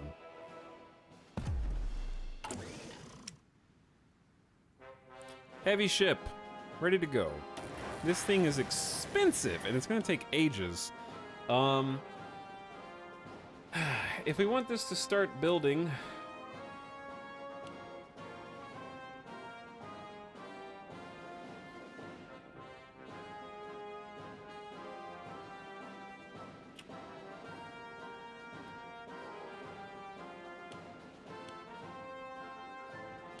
Okay, sorry, I needed to put 5 on the Mammoth Meatball. Maybe we can continue that, and then the Panini. The Panini will continue because we'll just build more naval dockyards in here.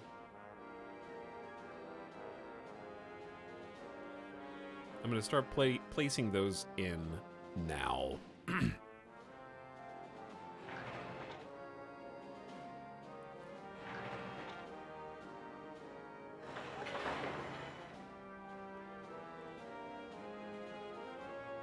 There we go. All right. More!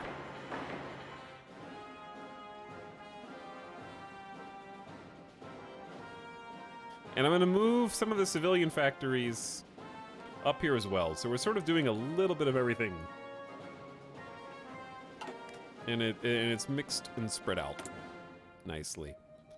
But yes, we have 5 naval dockyards. We can just go ahead and take off the extra convoy that we had. We don't have enough steel. We're 67 steel in the hole. Yeah, that's gonna be a problem.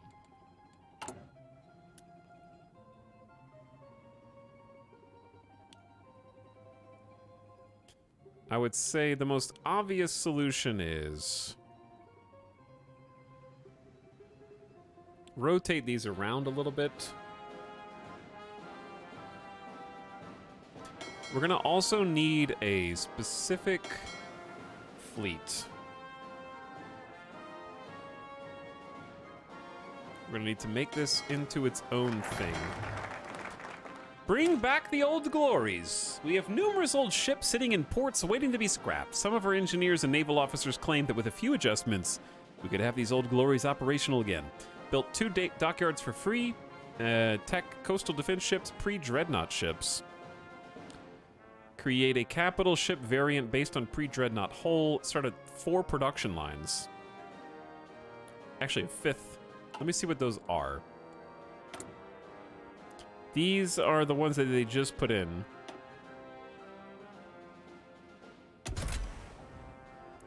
Are you... Wait a second.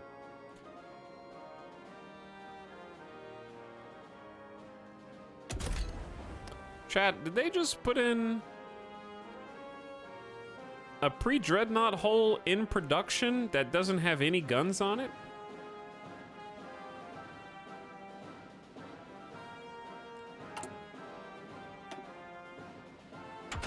What am I missing here?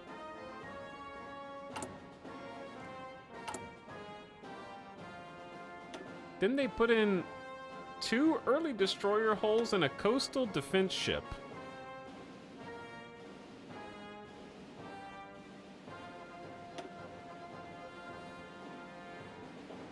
Why would I want 2 early destroyer hulls? There's the Alessandro.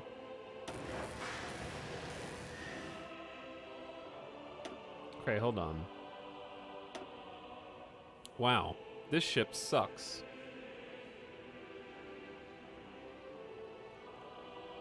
Like, I should just say no. Like, I know that they're almost done, but these things are just gonna instantly explode. They give you them and they're like 66% complete. But like, they're sort of just not good. Coastal defense is... Like, I have to build them and then refit them anyways.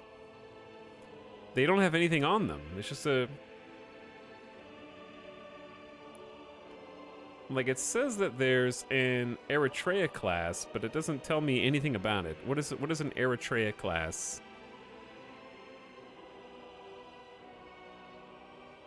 Oh, it's here. Okay, like, this has a tier 1 everything. I honestly don't care about losing out to this production line. I just did that research so I could have 2 free dockyards. Goodbye.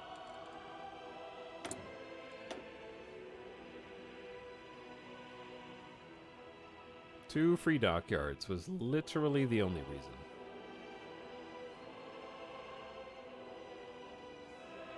All right, I'm going all the way back over here because we got naval power projection with 2 more free dockyards. What we don't have is steel, and that's exactly what we're going to work on. But the amount of micromanagement it would take to make those pre-built ships operational is too damn high. It's just, I'd literally rather throw them in the trash right now. Like, I already have so many old stinky boats that I don't know what to do with. What am I supposed to do with these fleets, chat?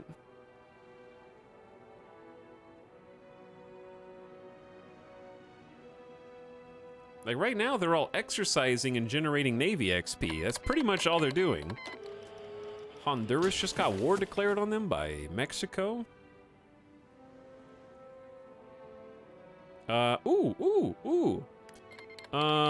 Mexican junta is justifying war against us.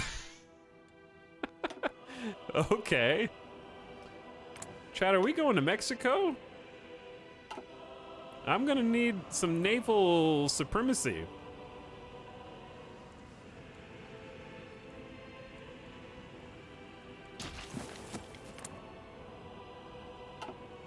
I mean, we can definitely... Okay, I just answered my own question. Do you know what we do with these old fleets? We use them against targets that don't have navies to establish naval supremacy on the route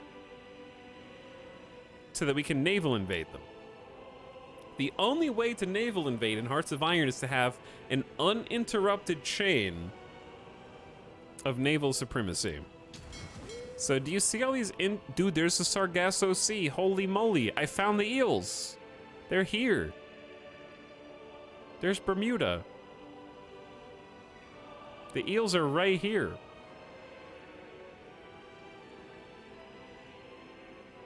Oh, man. Anyway, we have to have, like... Every single one of these pips has to be green for us to naval invade. It's crazy detailed. I'm not really sure why that's even a mechanic. I think it's for balance. Because if you think about it, chat, if you just sent one giant fleet out in front, and then behind them is all the convoys of soldiers and infantry and stuff, you could still do a naval invasion provided you weren't interrupted. Because that happened in World War II frequently. Like, there were tons of times where ships, boatfuls of soldiers and infantry were on the way to put boots on the ground somewhere, and a scout plane in a naval formation just happened to spy them, and then they got to intercept before they made it, usually in the island campaigns. But in this game, you physically cannot launch a naval invasion if you don't have every single bit of sea with a fleet in it, which I find a little odd. Switzerland claims our Alpine territories. In an unexpected turn of events, the Swiss Confederation is laying claim to the Italian Alps. Their argument is tenuous at best, but they have a large portion of their population deployed and ready to invade if we refuse. That and a very favorable terrain for them would make a long and costly war should we say no. Hell no. Swiss, how many soldiers you guys got? This is preposterous. They get an annex war goal against Italy. You are welcome to try. Swiss wars of aggression incoming. Absolutely not. Chat, we've got 2.5k spare artillery and 44k spare infantry equipment. Let's, and 1.23 million manpower. Let's spool it up. 5 more divisions in the spaghetti shooters. Train simultaneous. We got 10 divisions getting ready to pop out of the oven right now. We got line artillery on those bad boys too now. Okay, anyway, I was getting ready to do this. We're gonna group these guys up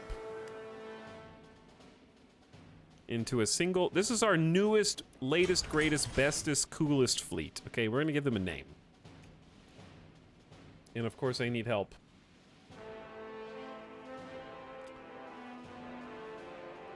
Now do the same thing, but for a whole fleet of Italian 1940s top of the line naval powerhouses. Hello, Gamer Deathbot. What's up? Magnificent fleet of Italian 1940 naval powerhouses. Here are 10 humorously themed names for your formidable flotilla, each representing a different ship class.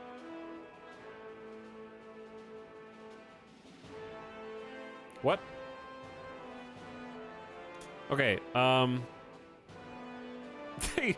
don't know what it's doing, so I'm just gonna show you. The Formaggio-class flagship, the mighty Mozzarella. Caprice-class carrier, the supercharged Salad. Pizziolo-class battleship, the Pizza Panzer. Risotto-class battlecruiser, the Rapid Rice Raider. Ciabatta-class cruiser, Krusty Crusader. This is not what I asked for, but I enjoy that they give me a class of flagship and then an individual name. It's naming every ship in the fleet. Yeah. Do that again, but this time, just name the fleet as a... Just give 10 unique names for the fleet as a whole. Of course, here are 10 humorously themed names for your entire fleet of Italian 1940s naval powerhouses. 1, the Marinara Armada. Number 2, Pasta Platoon. Number 3, Cappuccino Convoy. Number 4, the Prosciutto Patrol. 5, Gorgonzola Guardians. Number 6, the Limoncello Legion, the Bruschetta Brigade, the Antipasto Alliance, the Tiramisu Task Force, and the Espresso Expedition. It's always the same foods, yeah. I would say Prosciutto Patrol, probably.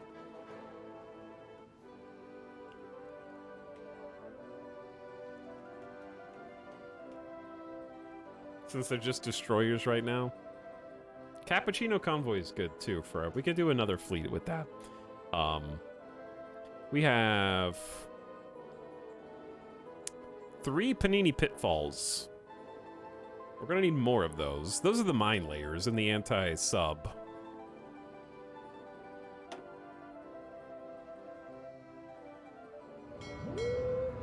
And we're gonna start. Does mine laying build XP? Let's just do naval exercises at first, since they're all fresh and green. The other bit that we get to do now is we get to tell all the ships to just join that fleet straight away, which removes some micromanagement. From my side, Meanwhile, advanced oil, fuel gain from refineries up 50% again. We need resources, so let's start focusing excavation for a bit. We're just gonna do all of them, I think, because we are overextending ourselves. We have free dockyards. Ah, what to do? What to do? It's only one free dockyard, mind, but we could just make 2 mammoth meatballs simultaneously. They're gonna take a very long time. Dude, this won't be done until 1947 because we have 0 steel.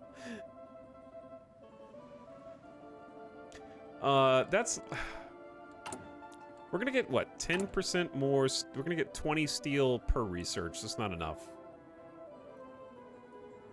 Where should we get our steel from? We kind of need to take some land. We can't justify a war goal on the Swiss until world tension hits 50%. But we can declare war on Spain whenever we want. Just whenever we want.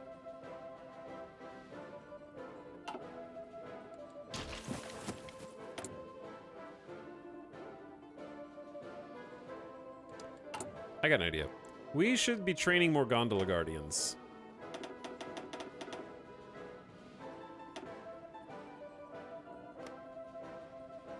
Because the gondola guardians are cheap and they just use support equipment. Which we have 4,000 extra. And we have enough manpower and I think enough guns to add another infantry unit if we really wanted to. That'll put us up to combat with 10. I think that's smart. Let's be a little bulkier. We can always release those forces if we wanted to.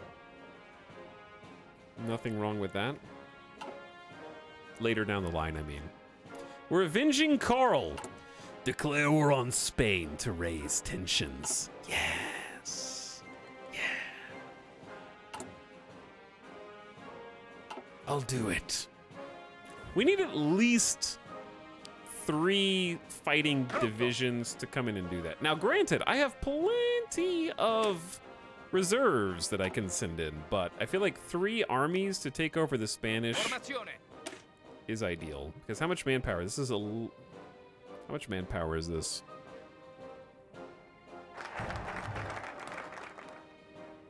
Chat, how do you say how much manpower is in 1 unit? So I guess it is 11,000 troops. Chat, what's 11,000 times 72? What's 12 times 72? Following the legacy of our ancestors, we must ensure that we have the necessary industry to develop a formidable naval force capable of maintaining Italian supremacy in the Mediterranean. Yes. 2 free dockyards. And some naval cost reduction. Let us expand those facilities now. This is 35 days. A first-class navy does not just need a strong battle fleet, but also ports and dockyards. By investing in our naval infrastructure, our navy will have the bases and the construction and repair capacity it needs when war breaks out. Bam! 2 more dockyards, and 2, 4, 6, 8, 10 naval base levels. Sardinia, Campania, and more. It's only 35 days. 792,000. Okay, so even with 3 full armies, I would be sending more troops than Spain possibly has. I say we just wait until these green divisions here are done and then go. We need to prepare a naval invasion, though, for that. And the trick is I have to... Never mind, we're at war with the Swiss. Oh! A Swiss war of aggression on the Italian northern border. Well. They're already attacking. Holy moly. I was not prepared, chat. I was not prepared. Okay, we are going to redeploy. Pronto, signore.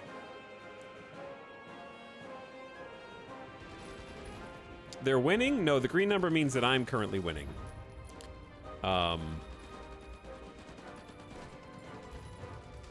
That is what that means. They're winning over here because they're cheating. But it's okay. We're going to reinforce. Just give me a sec. The Fourth International isn't going to randomly declare war on us from Yugoslavia. They would have to justify. So, I can just repurpose... Pronto, signore. Forza, forza! Pronto, signore. all of these nerds.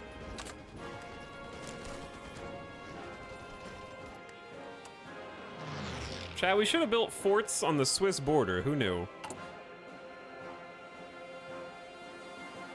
We still can, but it's not great right now. We also... Oh my... Do they have airplanes?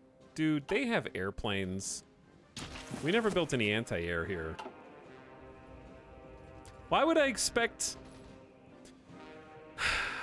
Why would I expect it?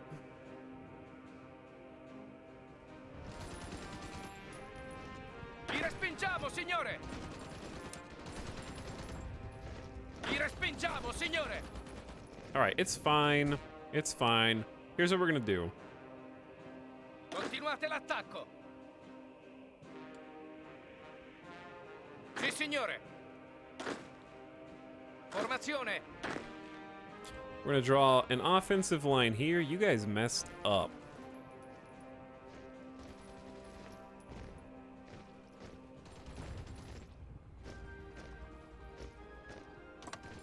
Okay, that's the first group.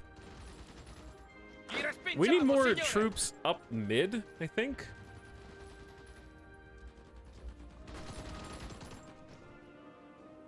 Chad, I know Sì, what to do. signore! Light tanks in the mountains? What could go wrong? Sì, signore! Am I right?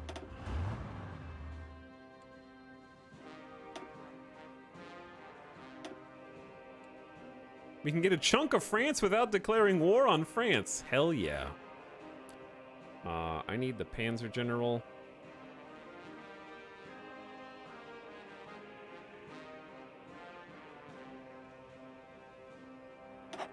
Pronto, signore!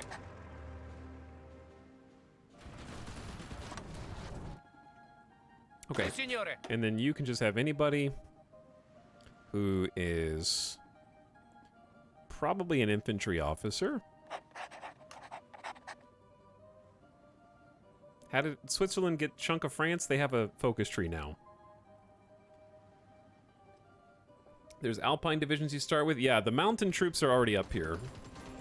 Formazione! They're spread out a little bit. We have one there. We have two Si, signore. here. I'm gonna go ahead and like move at least one of them over. I mean, we're holding the line right now, but they are working us down. Sì, signore! I'm just gonna take.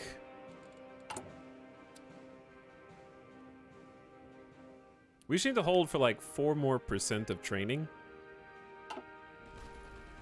All right, let's do the rest Pronto, signore!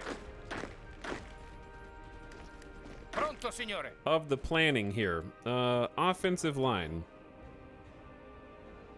All the way to Liechtenstein.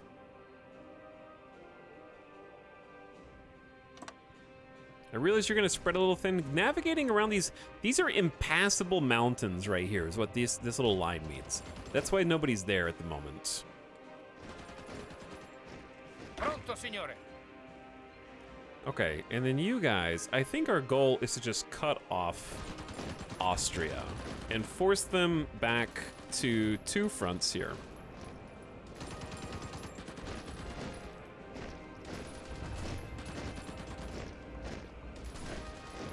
Going across the river would be nice as well, but I'll settle for this for now.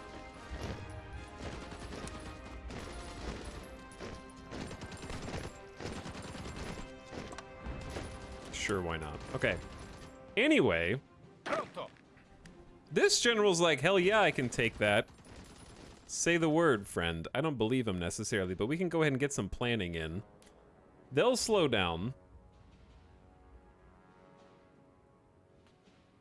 The Swiss focus tree is a bit wacky, apparently, yeah. Okay, chat, reinforcements are about to be deployed. The Pope uses the Swiss Guard as their personal defense militia.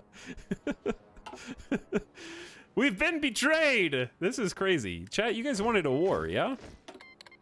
Chile wants to help.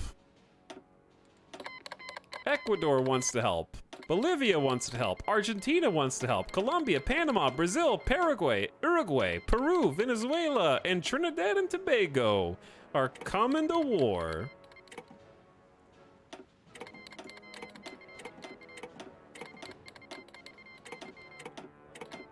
We are about to be, this northern Italy is about to be swarming with South America's coming to us. The good news is, remember when we upped the infrastructure in Italy to maximum 5 out of 5? Yeah, remember that? I remember that. That was a good idea.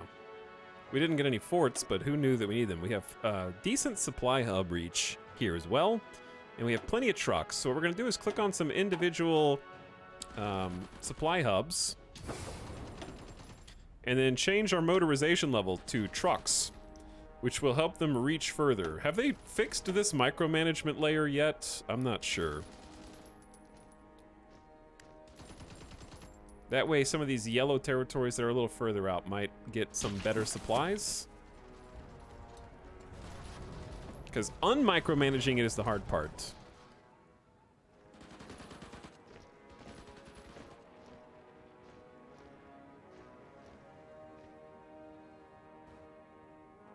Okay. Oh, the new unassigned divisions. Yes, so... where are we the weakest? Formazione. Yeah, probably on that. Okay, so let's get Sì, signore. that squad attached. Let's have strategic redeployment on so they get there as fast as possible using our infrastructure. They'll lose organization in the process, but they'll get there incredibly fast. We got mountain tanks, chat. You can set motorization on armies. Yes, but that's very dangerous. Because it can snowball. If you don't have a ton of trucks spare, it can really snowball your truck demand. But yeah, you're right. I do remember that you can do that. For now, it's probably fine. But yeah, they screwed up. We've reinforced now, and we're Sì, signore. we're getting some planning. We don't have air support is the problem. But you know, we do have 174 army XP. You know what I'm gonna do with that, chat?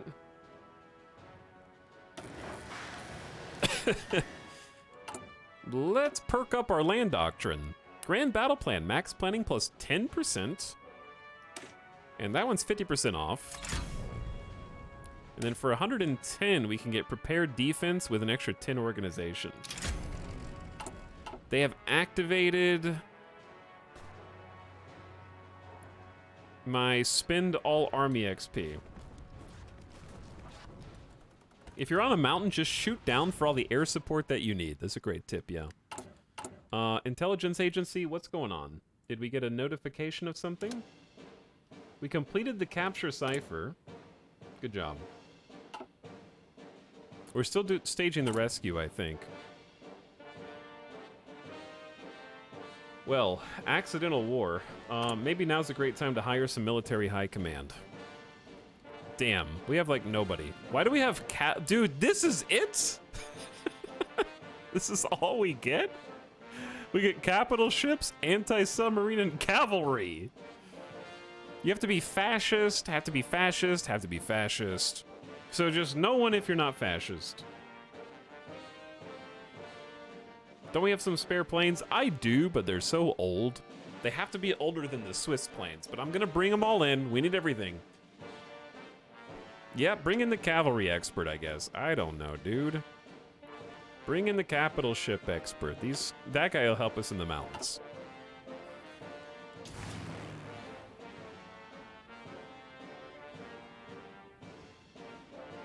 Okay, we're gonna disband all these.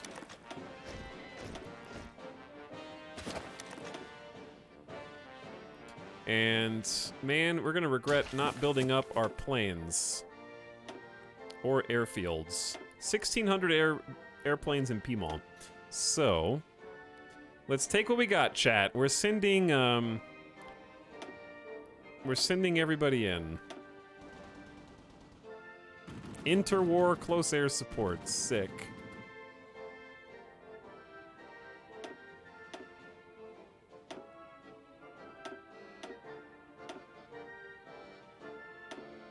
Interwar small airframes? Hell yeah.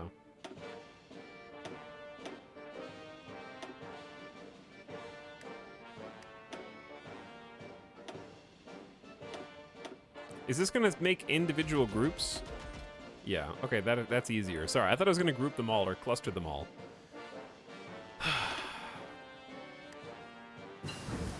Form up, I guess.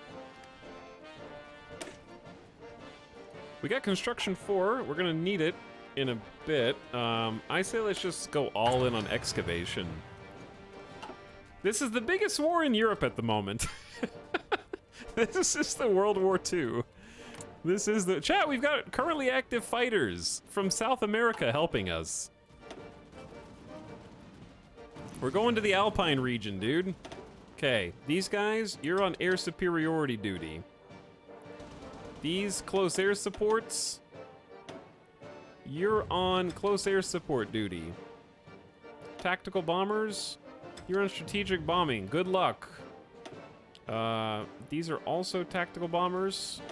We're gonna put these ones since they're weaker on close air support, and then we've got 72 more. We're gonna do also close air support. Good luck, everybody. Have fun.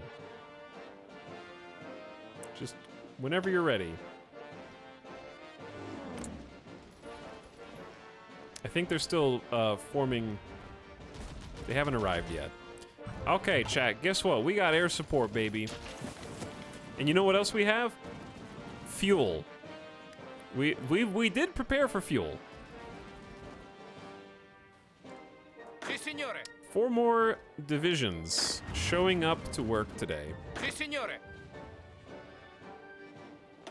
Formazione. Avanzate. Get there as fast as humanly possible. Pronto.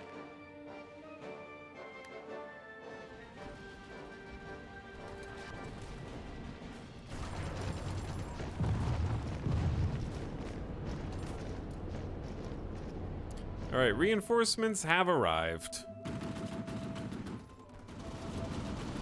Chat, you know what time it is? Continuate l'attacco. It's go time, baby. Continuate l'attacco.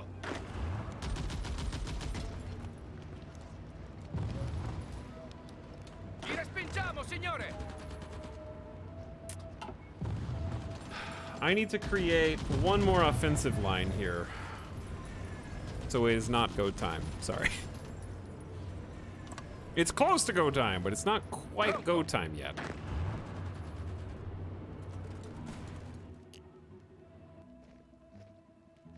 What a terrible place to have a war. Yeah. It says the enemy force is stronger, but it says that the plan is considered... Oh, it's considered risky now. Formazione. Okay, once this squad gets more entrenched, this is our entrenched level. Once they get fully entrenched, I'm gonna send the guys, the 24 units left, because I think this is their weak spot right here.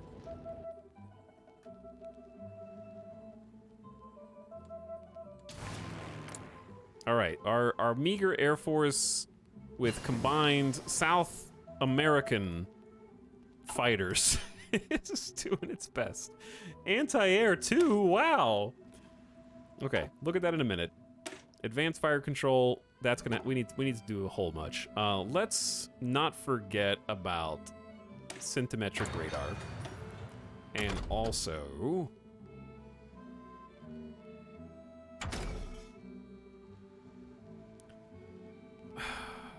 We're falling behind on so much because I just went all in on ships for a bit. I think we just do excavation 3. Just 30% resources increase is helpful. Do your best. Good luck, everybody. Sì, signore. Okay, but yeah, we're gonna wait for them to get entrenched. Max of 63%. That's pretty sweet. Formazione. Pronto, signore. Because I want to move the guys, the 8 divisions over to the west. So we have 24 divisions pushing left. So for now, we're going to kind of sit here. One thing we can do, actually, though. It's a small thing, but it's a thing.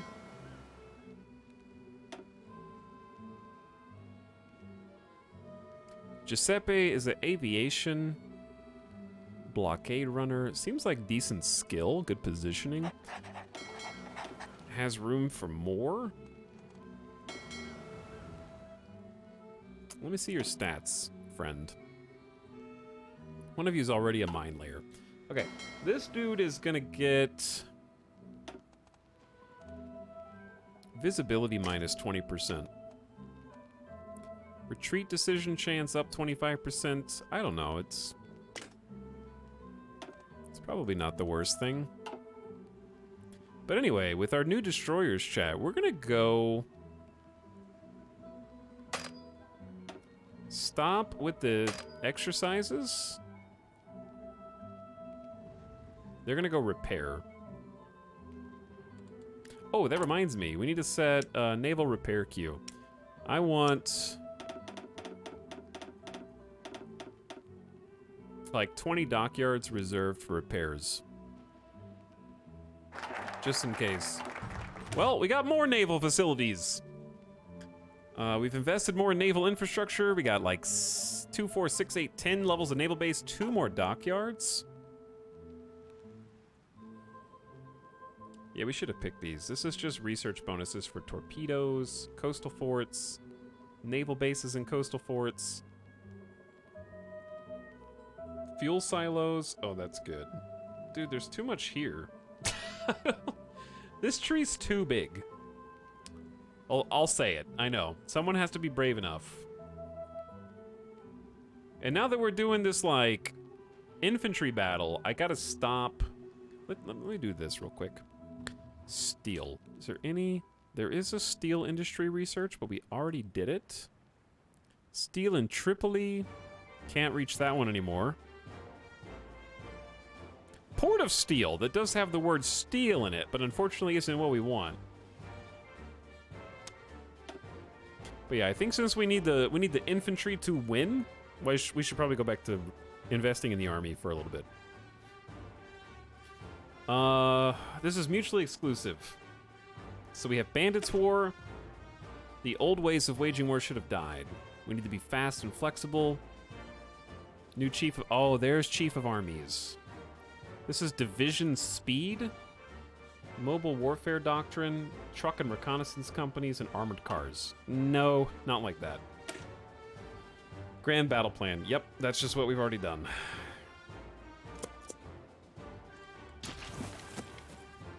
Let's do what works now.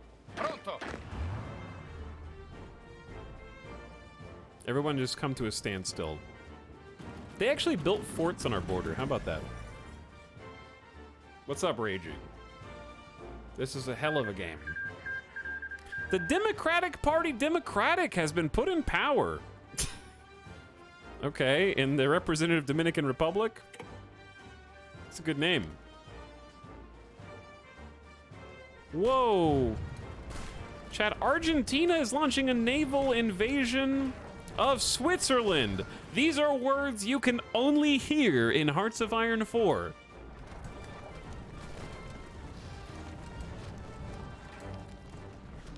Think about it. They actually landed. Oh my god, it was successful. Pronto, signore. Okay, here's the thing. Pronto. Pronto. I don't want to. Okay, just let them cook. They're dead. They're trying, but they're kind of dead. They got pushed back to the sea a little bit. Landing craft. We have been waiting on that. We need 1940 defense and breakthrough bonuses. We're a little behind on this. That'd be really helpful right now, huh?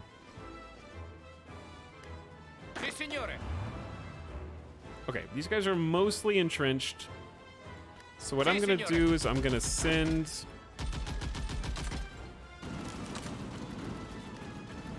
the boys over Avanzate! as fast as possible. Okay, how do I delete? Avanzate!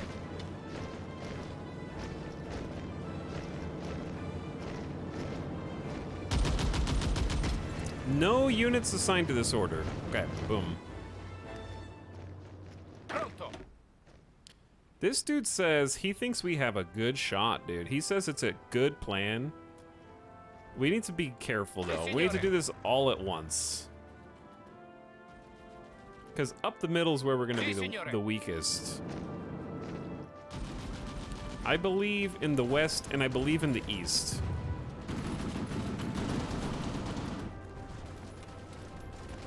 They're launching another attack. They're trying to break out. We can't let that happen. I mean, we're winning overwhelmingly. We have air support, we have superior numbers. Pronto, signore! Chat, they just moved, which means they just, if you move, you give up your entrench bonus. Pronto, signore! We got check marks across the board.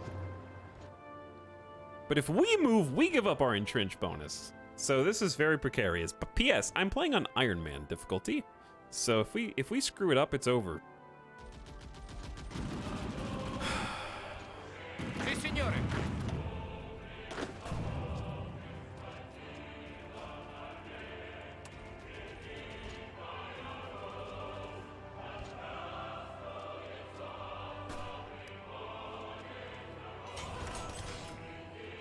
I say we send it. Let's go. Si, signore! Attack on the west. Attack on the east. Si, signore! Attack in the north. Three-pronged attack.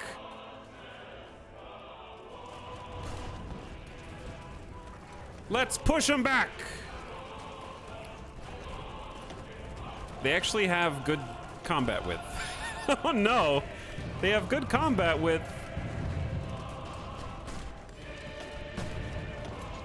Uh-oh. Not in the middle, though. They only have 20. We're moving up, chat. We're gaining ground. We are straight up losing on the east, though. Continuate ad avanzare! We're gonna halt on the east and regroup. We will find their weak points. Where is my fleet for bombardment bonus? Send them in. Give me that bombardment bonus.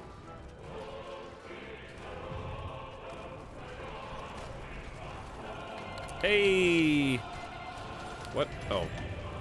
We took a port! Nice! Sorry, Nice. We took Nice, Chad.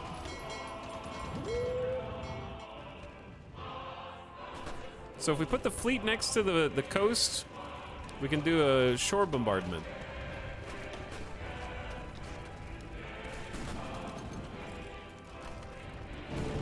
We actually did go up the middle here. Pronto!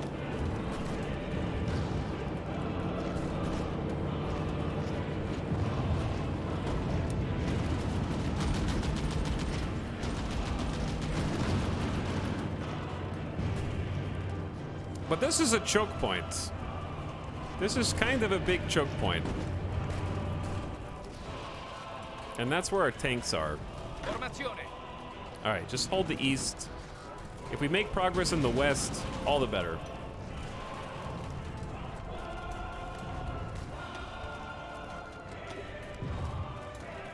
I think you only get that from cruiser plus size ship, any ship with heavy attacks. Okay, well, you get points for trying.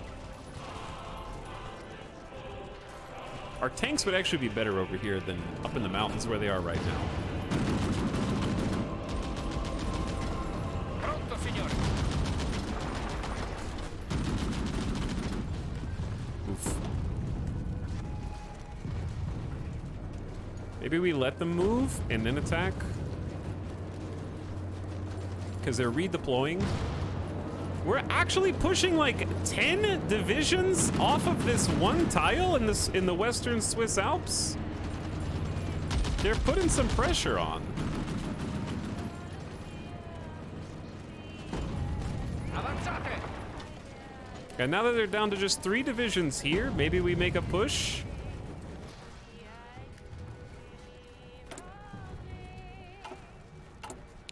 What's it telling me I can produce? A floating harbor. Very cool. I don't know what this is for. Sheltered landing space to unload supplies. I mean, someone's getting a shore bombardment. It's probably our allies.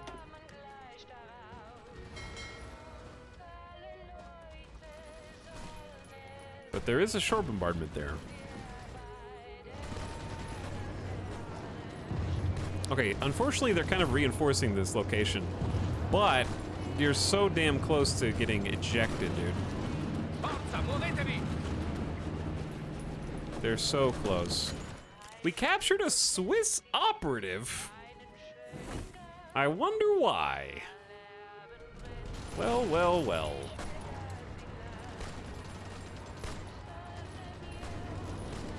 Preparatevi! All right, we're gonna kind of like chill.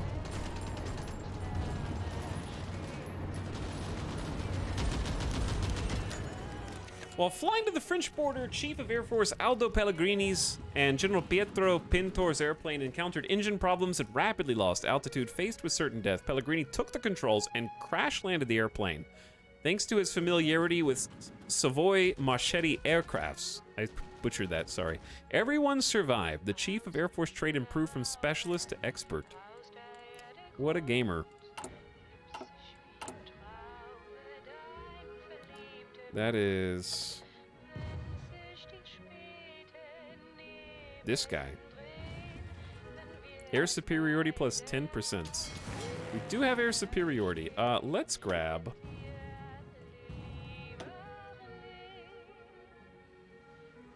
100 fighters and send them here.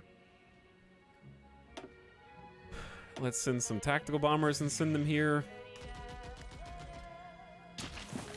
That way we get the air superiority bonus. This is where we're doing the best, for sure, right now. Formazione!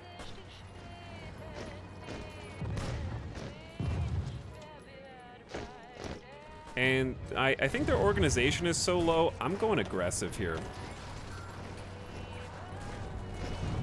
Their organization is really low. If we can encircle, oh my god, Chad, if we can encircle these dudes.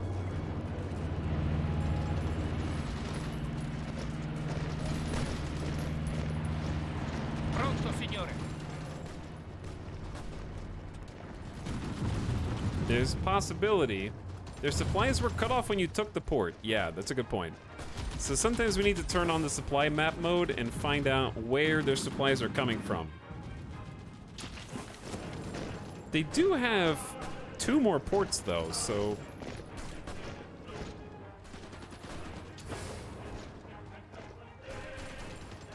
Was it just all coming in? I don't understand how it's cut. I think they just don't have a railway from Bern.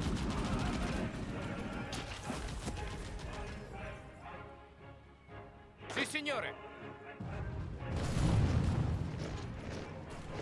Okay, we really need to focus on Formazione! this area up here. Preparatevi! Damn, they kind of snuck in there, huh? Pronto, signore! If we can just cut off around this impassable zone. Li respingiamo, signore! We're almost doing it, actually. Because they got like a motorized that's leaving. Oh yeah. Pronto, Oh signore! yeah. Slow those nerds down.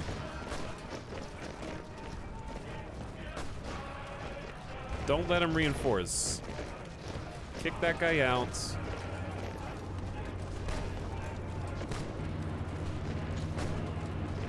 Pronto, signore! Avanzate!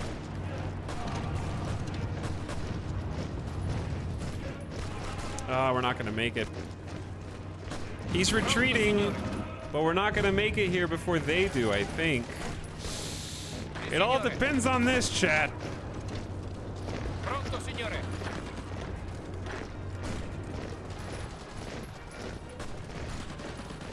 It all depends on this one little spot.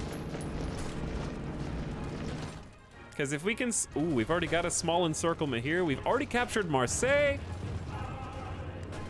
Oh, this looks good. They were spread too thin, chat.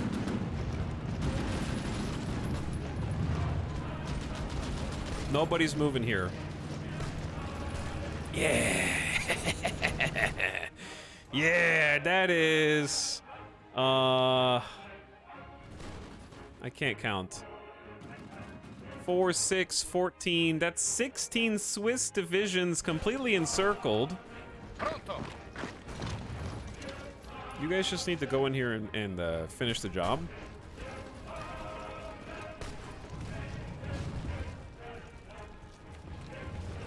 Close the gap here. What are the casualties so far? We'll take a look after this, before and after this encirclement. So right now, the Swiss-Italian War.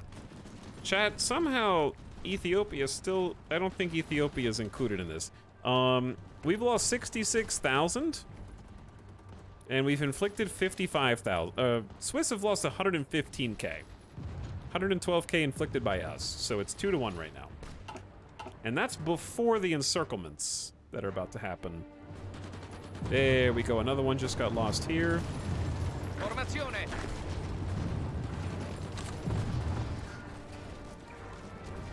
Avanzate. Redeploy you guys quickly to the front lines. Boom.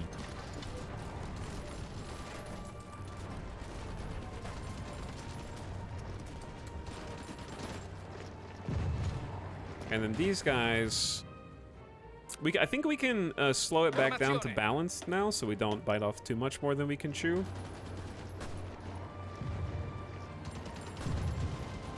Because we've got them right where we want them. We just need to not slip. We've been trying to push these dudes out of this little spot for so long. And you're probably just gonna hold and entrench. Like, we've got them to the bottleneck and we've gained ground, and that's important. Everything from this point on is gonna be hard. Do you mind to do one of the breakthroughs? Make a new push goal in the west? No, I mean, we're gonna, like, finish this off pretty quickly.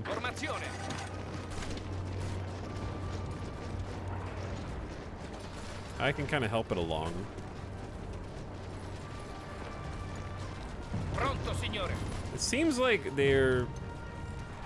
Oh, the front line isn't.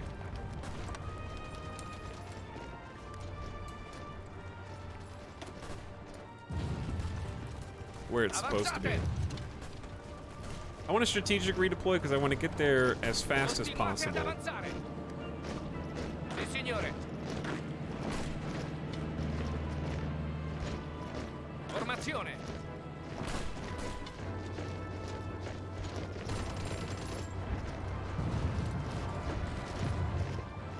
Yeah, these two pockets up here shouldn't be too hard, and they're out of supplies. Oh, are they just leaving this open? Pronto, signore. Avanzate. Pronto. They do have a river. They do have a river, but they only have 20 combat width. Well, let's just march on in, dude. Surround them.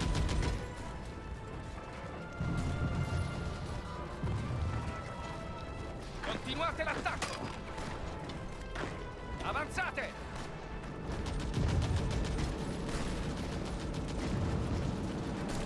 This might be a mistake.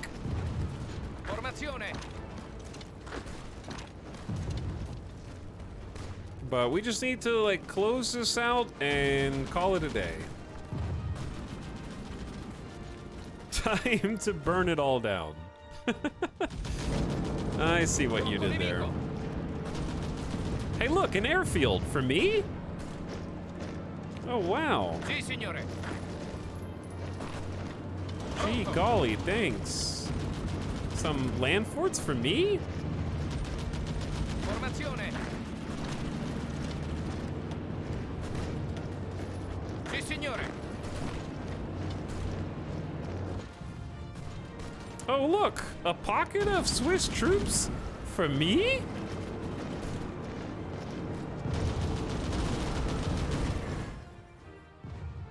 That sure was nice of them to have built all that infrastructure for you. I know. Pronto. So very nice. They honestly can't believe it. I'm at their capital? Oh, the back door? The famous Italian back door into Switzerland after Switzerland declares a war of aggression? Huh. Sì, signore. Vi respingiamo, signore. Well.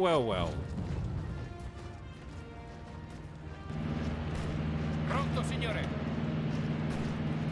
Formazione. You gotta have to retreat past that too, bub. I'm pushing you all the way to the capital.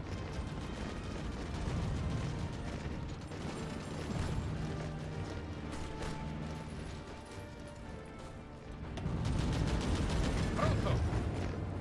Okay, and then once we move up on the border of Bern, Pronto, signore. we can do a little bit of this action right now. Get one step closer. Vi respingiamo, signore.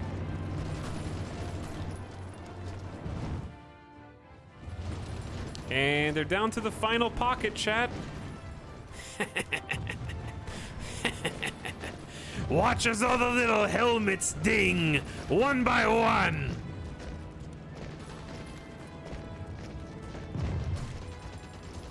Are they abandoning the capital? You have chosen poorly. Sì, Hold signore. on. You go there. Formazione. You go there. Pronto. You go there. Pronto. You go there.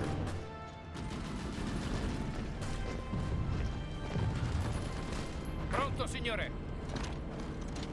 Just finish the job. Like, it's already done. Pop. Pop. More! Ding. There's another whole division wiped. And we're making a push for the capital now. The French are on the border watching. Yeah, we just needed to figure out where their weak spot was. I was correct in deducing it was the west. They have been overrun. This is the largest mass surrender in Swiss history, and it's all done, chat. It is all gravy. We got 24 divisions assigned to this front line. And we're walking into Bern now while they continue to hold the front in the Central Alps. Capital has been taken. Swiss-Italian war is moving along nicely. They've moved the capital back to Vienna in Austria, and their total losses tally 288,000 to my 82,000 after that massive encirclement. Anyway, sorry I haven't been reading chat. I've been a little focused on making sure the war is going well. You guys wanted action. I don't know if you meant this. So sorry I haven't been looking at chat so much. You're gonna get some good industry after this. Hell yeah.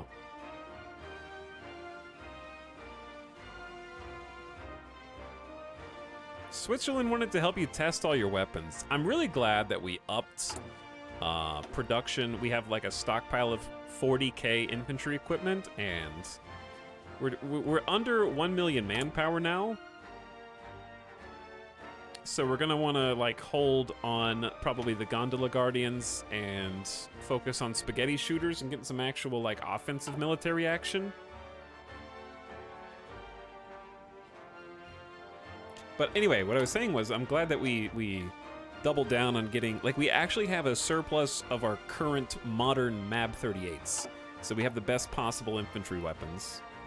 How much have the Allies helped? Enough. Okay, hold on. What are we lowest on? We're doing decent on everything. Could upgrade some more tanks, I guess. I mean, Chile has sacrificed 9,000 casualties for the cause. Brazil's responsible for 5.5 thousand. Argentina's given up 11,000 lives. So, you know. But yes, now it's time for a new Vi respingiamo, signore! offensive line. All the way to Vienna, of course. Vi respingiamo, signore! Let's try and get everybody on the railroads to get to the front. Formazione! Sì, signore! And we should keep pushing where possible. Formazione!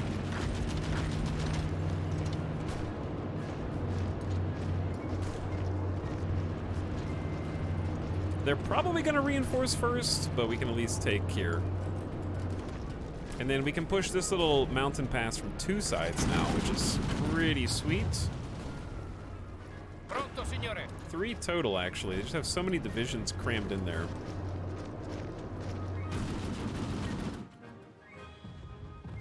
Railway guns. Oh yeah, railway guns. We haven't researched that yet. I should research. I didn't think I was gonna. I was like, oh, I'm not gonna need railway guns. I'm surrounded by Switzerland.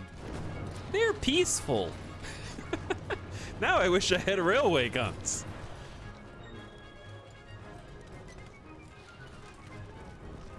Update defended areas in case of backdoor from France. I think France doesn't like us, but they're not gonna do it. They're not in a faction. I don't think that they're looking for a war. They kind of already have a bunch of random forts there.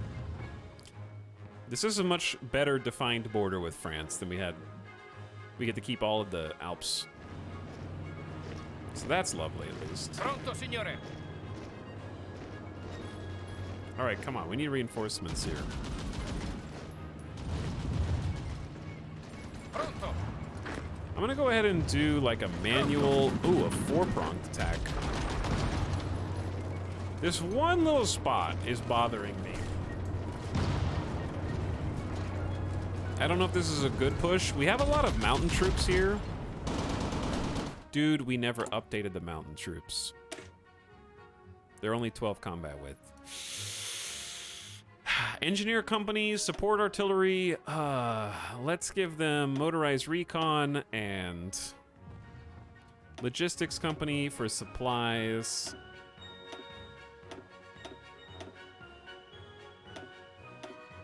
And then 20 combat width of mountaineers. Yeah, that would help, huh? That would help. Okay, chat, I need a name. Do that again, but for a type of Alpine division specializing in mountainous combat. Certainly! Here are 10 humorously themed names for an Alpine division specializing in mountainous combat. The Noci Gondoliers, the Ravioli Repellers, the Summit Spaghettis, the Peak Penne Platoon, the Mountainous Macaroni, the Alpine Alfredo Alliance, the Crest Cannelloni Corps, the ZD Zipliners, the Ridgeline Rigatoni Raiders, and the High Altitude Fusilli Force. May these carb-loaded commandos scale the highest peaks and traverse the toughest terrain with ease, bringing laughter and victory to your mountainous conquests. I can't even say it. Peak Penne Platoon. There we go. That was 40 army XP. Okay, so it's gonna take a bit to reinforce. Like, they're not gonna immediately reinforce, but they're on their way. Continuate ad avanzare! Unfortunately, we started losing. Unsurprisingly. Pronto! They did sort of reinforce. Pain in the ass. Formazione! My fear is having some sort of stalemate here, basically. And letting them get entrenched. It's the letting them get entrenched that's the problem. Chat, this isn't open, is it? This is impassable terrain, right? Pronto. Yeah, okay, just making sure. If we could break through here and go straight to Vienna, that'd be amazing. Pronto, signore. Pronto, signore. How many forces is this? 7 divisions? Pronto. I'm thinking about, like, just grabbing Sì, signore. just 4 divisions, sending them to Sì, signore. this squad, Avanzate. and then moving the tanks to the east. Pronto, signore.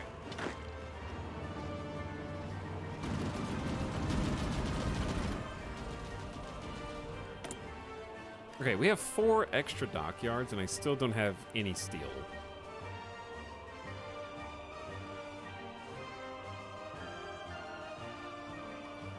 We're working on it. I'm working on it. We got research. We're at like 2 times speed right now. I'll go to 3 times since we kind of like did the good part.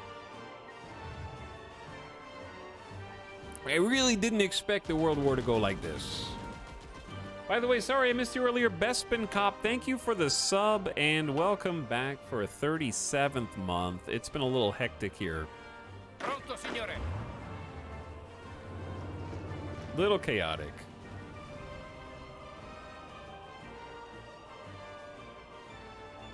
Hey, what's up, Ketzel? How's it going? Was that older ship finished building? We don't have an older ship right now. Oh, wait, you meant the Panini Pitfall Mark 1? Did we ever update that? I don't think we did. I think we just forgot to update those. Because, yeah, I could just put on dual purpose. We have new anti-air. We have fire control 3, but sonar gives us sub detection, and this is the one that has the anti-submarine depth charges, so I feel like that's good.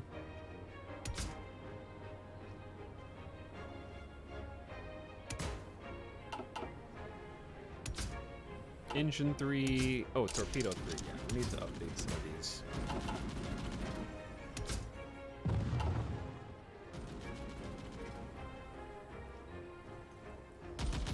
$1940 Panini Pitfall Mark II.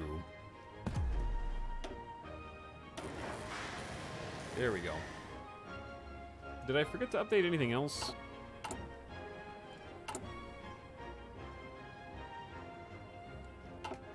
Well, I guess I could,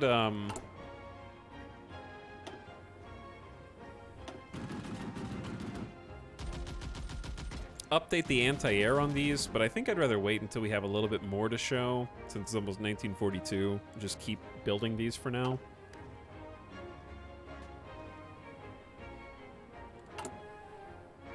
But yeah, this war should be really great for just building army XP. Gotta keep discrediting Haile Selassie. Let's train some irregulars as well. That's been going well for us. They can defend Ethiopia while we haven't called them into war yet. There's enough soldiers up here in Italy as it is, I think. They've probably gotten re-entrenched, unfortunately. There were many ideas floating around these days about new ways to wage war. While some probably have merit, the foundation of any successful army has not changed since the days of Caesar. Discipline, courage, and capable leadership. Organization up 5%, that's our soft HP. Recovery rate up 5%, that's great. Defense up 5%, and some XP. And a grand battle plan doctrine discount. Division defense on core territory. This would have been useful for the start of this war. Italian tankettes. Light tanks are cheaper and more reliable. We don't really need a research bonus for light tank models, do we? Well, do we? Is there a... Oh yeah, there's a 1941 light tank that we haven't researched. It is 1941 now. It's too hard to keep up with everything, man. Let's do the tankettes. We get a military factory. We don't need their made-up chassis, though, do we? Leader XP gain up is pretty cool. Division speed 5%. We need all of this. Too many researches, not enough research slots. I think to do the Italian tree properly, you need like 7 research slots, it feels like. Pronto. Pronto, signore.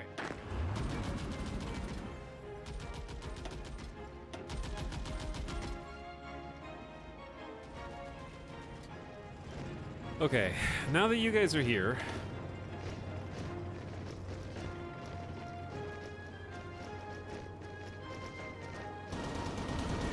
why is their supply status 47%? Okay, I'm gonna take a few of you guys and shift you over to the Pronto, Eastern signore. Front. Avanzate. Fast as you can.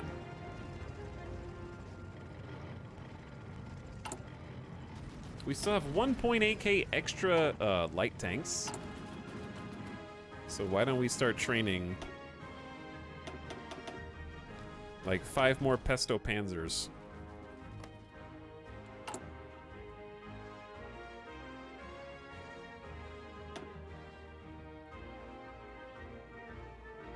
I think that's the whole point. Italy didn't have the best technology and could only focus on certain areas. No! I want the entire tech tree. I want the whole tech tree, please. Thank you.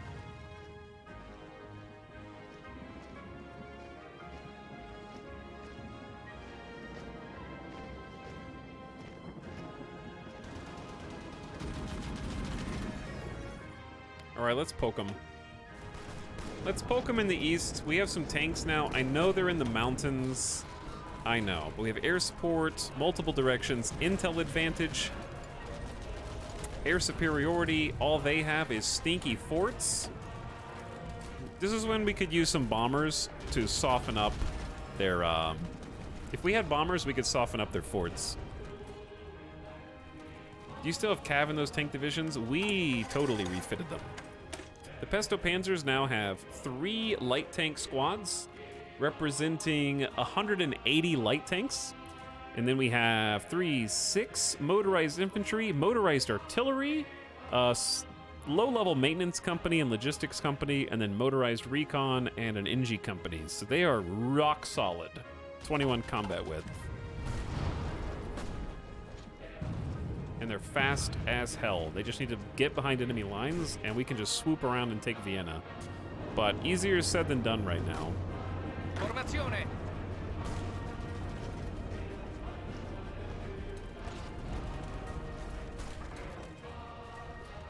He seems to think that we're more powerful still.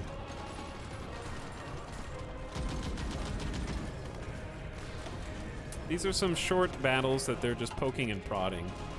It's a dubious plan at best, sir. Pronto. It's just difficult to break in here.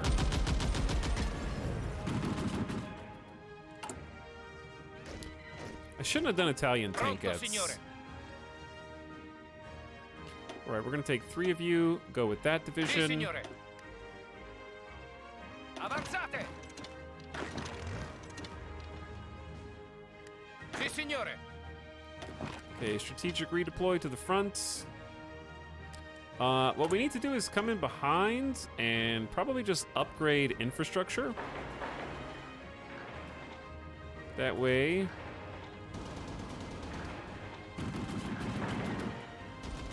this isn't all a problem. So we're gonna send all the repairs up to the front.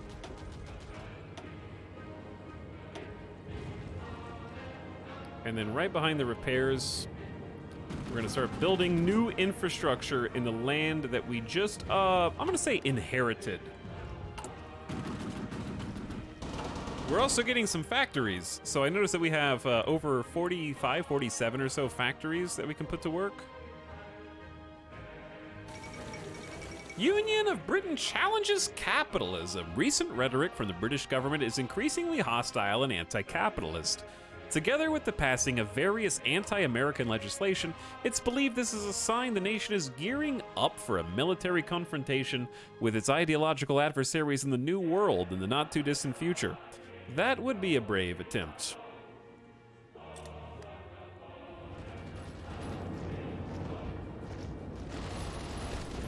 So even though we're losing each of these battles individually, what we're doing is the AI is strategically sending groups of our fighters into the meat grinder to chip away at their organization, that green bar. So even though we're losing the individual battles, we're steadily lowering organization and not giving them time to regroup it. Okay, relax, game. I'm trying to explain a plot point. Simultaneously, you'll notice it only attacks with some of the forces on the front line. So it lets others that are not attacking, like this group, regain our organization while cycling in the fresh squads to keep the pressure on. So that's what the AI can do that makes... It's basically impossible to do that as a human player. It's just like too much. Also, these are a whole host of divisions that we're gonna put in different places. Okay, so the Gondola Guardians, you're gonna go on the home defense front. We got 59 divisions for you. These other guys are colonial troops. Pronto, signore.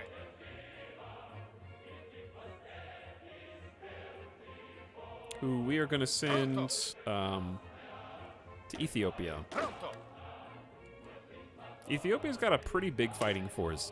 Granted, a lot of it's only 8 and 10 combat width, but it's a surprising number of troops.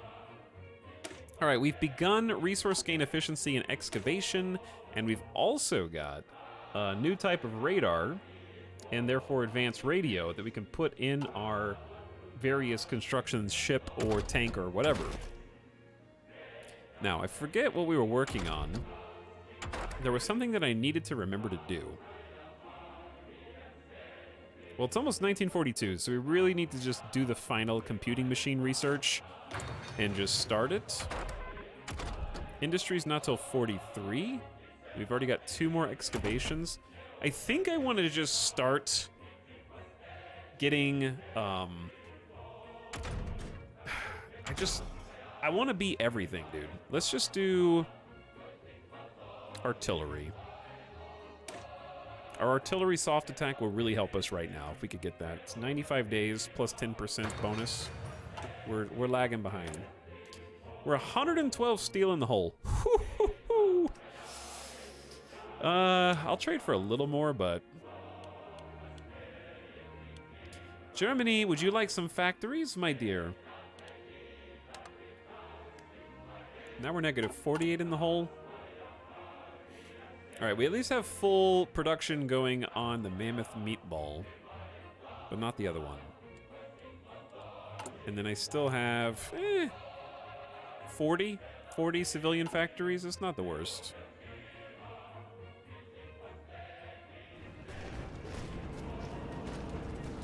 So the problem with this is we're losing manpower. We're down to 671,000 manpower. I'm gonna say this is the last group of spaghetti shooters for a while. I might even cancel these bottom ones, just so we pump up the manpower, because this is a bit of a drain.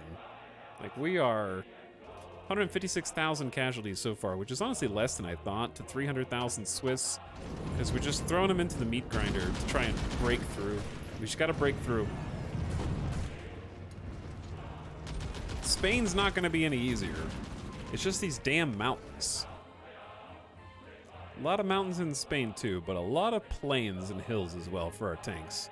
You have close air support. We have interwar close air support. So for all intents and purposes, we have air support as far as the game is concerned. But that air support is like interwar air support. Do the Swiss have allies? No, they're not in a faction. It's just us versus them. Fuoco nemico.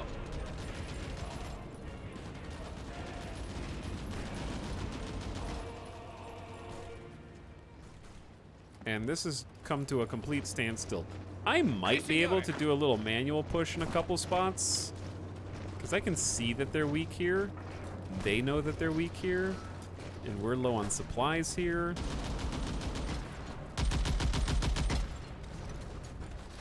Continuate l'attacco. Pronto. Why are we out of supplies here?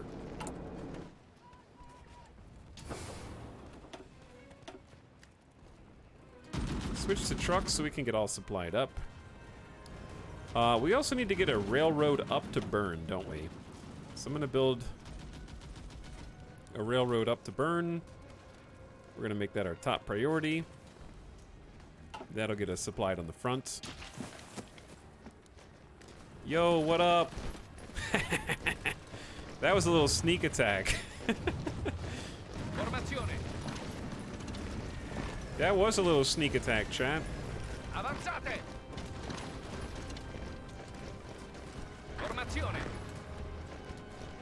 Yo, what's up with these guys? Why are they so... Oh, I know why they're so weak, because they just retreated. Pronto. Avanzate.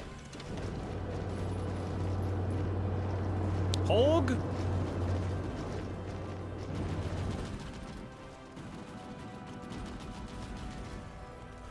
A mountain infantry group may be a good idea. Yep, Si, like this signore. one, or these two.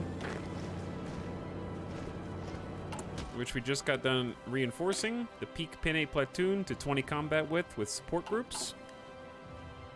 It would be a good idea. That's why we did it. Because we're full of good ideas. Alright, I'm sorry to the Italians who had to die to make this push on the east work, but it's slowly working. And then once we get past the mountains, the tanks will do the rest. Except it's all mountains. Never mind, there's some forest. Formazione. We got more spaghetti shooters.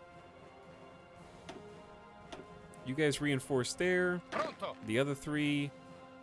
Actually, 2 of you can go to that front line. Pronto. There we go. Formazione. Pronto, signore. This group needs strategic redeploy, and you need strategic redeploy. Get to the front, lads! I read that Chile and Sicilian is the Australian Alps, and I had to do a bit of a double take. Did you notice that we got the railroad built?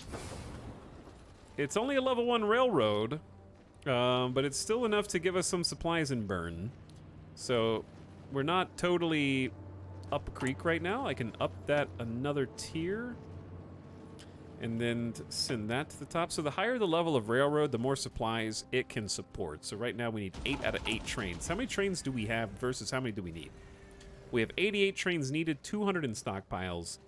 And the best part is we have armor trains now.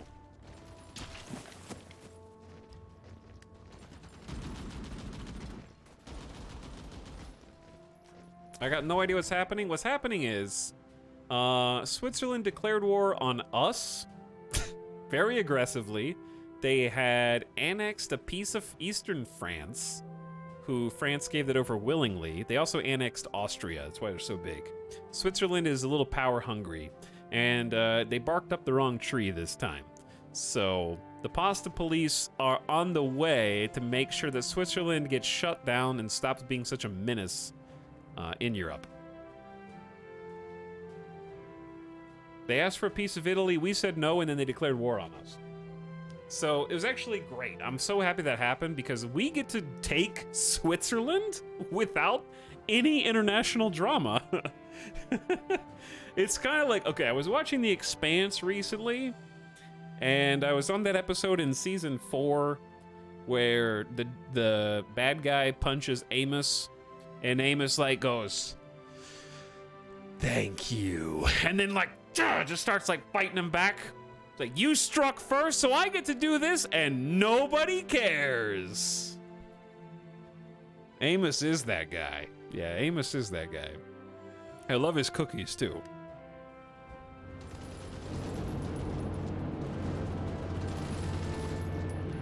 I'm not certain if this is worth the repetitious pushing up, but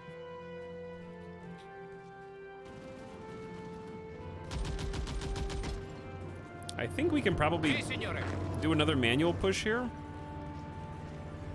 Into Zurich. Avanzate. I think Zurich being way back in hills instead of mountains means they're not going to have as good of a foothold. Amos is such a good psychopath character. I love his character. He's probably my favorite. Hey, our first retreat. Now we just gotta snowball this before they have a chance to reinforce themselves and get back in the fight.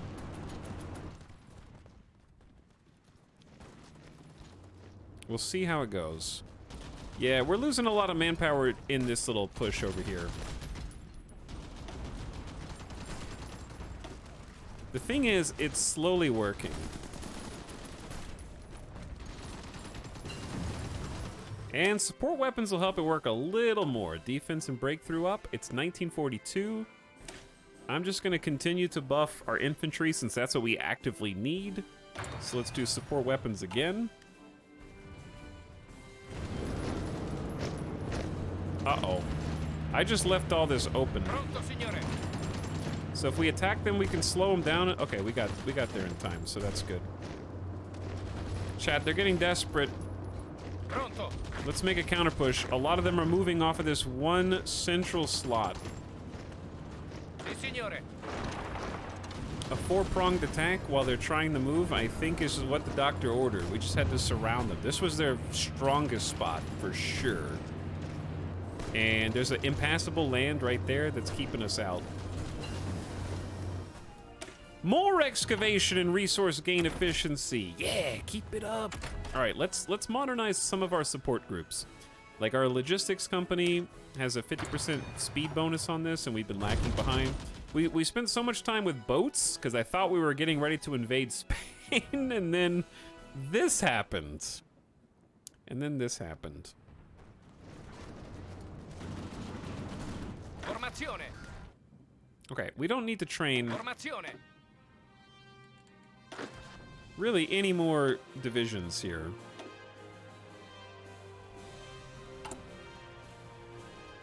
Because we only have like 600,000 manpower left.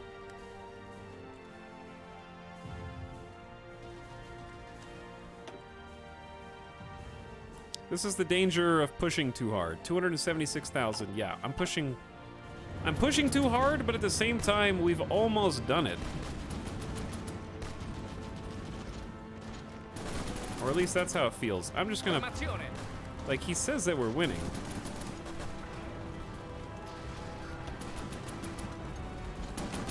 Pronto. I'm gonna halt Pronto, signore. and then grab Sì, signore. some manual groups and try a solid triple push. It's not enough. Yeah, chat, I don't think we're gonna win that one. I don't think we're gonna win that one. Let's just stop hemorrhaging men. He's killing his troops for content again. Well, now I'm gonna regret not having first aid to regurgitate troops back into the front. I just didn't expect to have to do a fight in the Alps, man. Kinda came out of nowhere.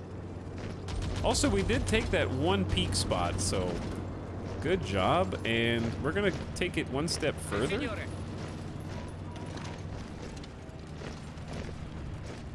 Pronto, signore. Avanzate. I'm just gonna keep moving them back through Liechtenstein, and it's possible if we take enough cities that we just win on victory points before we even get to the capital. Avanzate. With other countries, while other countries may develop larger and heavier tanks in search of the super tank that'll render all others obsolete, we know the best tank is a tank that'll is actually on the field and must be fast enough to go wherever it is needed in time. It really only needs armor heavy enough to withstand rifles. Such a vehicle would be cheap and quick to produce. Hell yeah, it would. More reliability, less production cost, free military factory, some free variants. That I don't really need to worry about. Let's do train production since I don't want to fall behind on supplies. This needs both.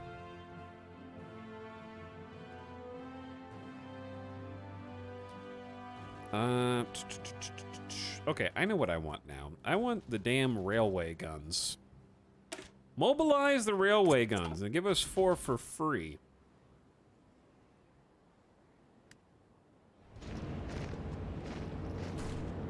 Sì, signore. Chat, unpoke the bear.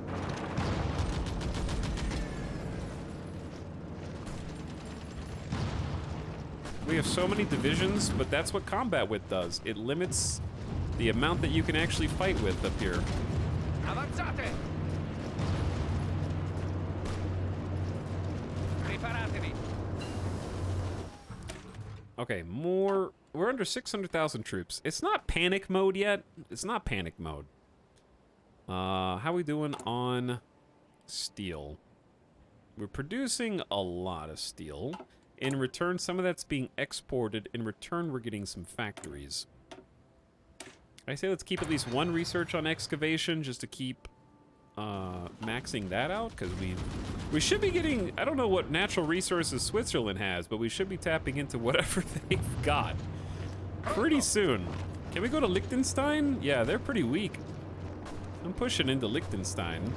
I'll take half of these guys Li respingiamo, signore. and assist with the push here.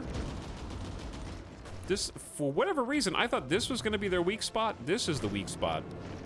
The soft underbelly. I don't think they have the forts or the manpower to keep it up. Avanzate.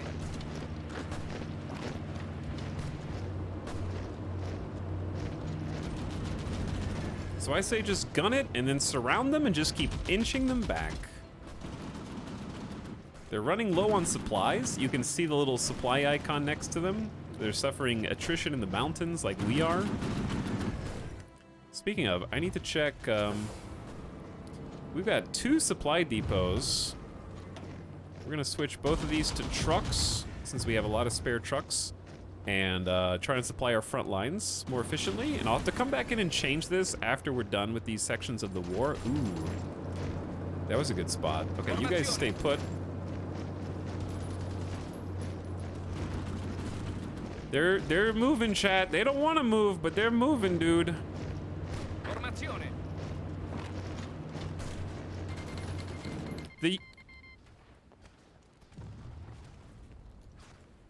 The Union of Britain has joined Ethiopia as our enemy in the Italian war on Ethiopia.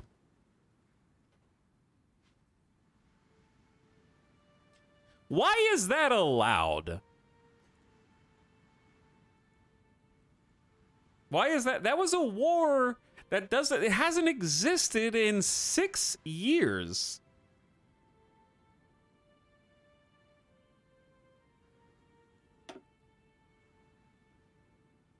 The Union of Soviet Republics of Europe and Asia has joined Ethiopia as our enemy in the Italian war on Ethiopia. What?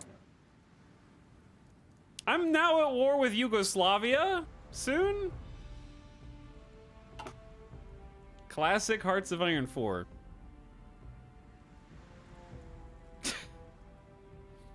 Germany should help, right?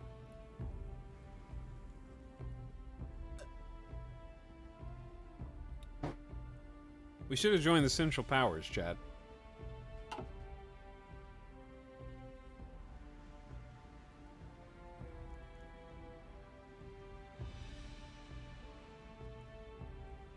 World War II will start over Ethiopia. Okay, I know chat's going crazy right now, and rightfully so. But can someone explain, in every Italian campaign in which you beat Ethiopia, does Union of Britain just have a never-ending free pass to declare war on you? Like, I can't just randomly declare war on Britain, because I'm not at war with them. I was at war with Ethiopia, then Ethiopia joins the Allies after they lose. Like, they lose the war, join the Allies, and then Britain just has a perpetual right to declare war on me in the game.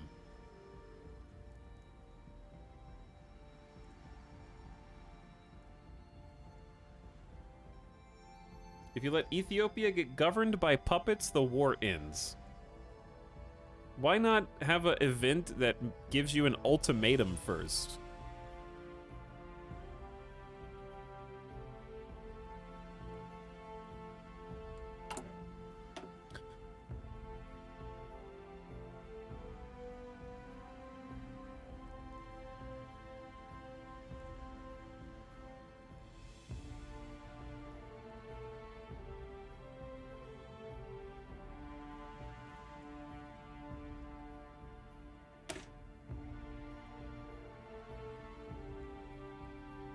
I don't think this is what I want it to be. I think it's a decision, isn't it?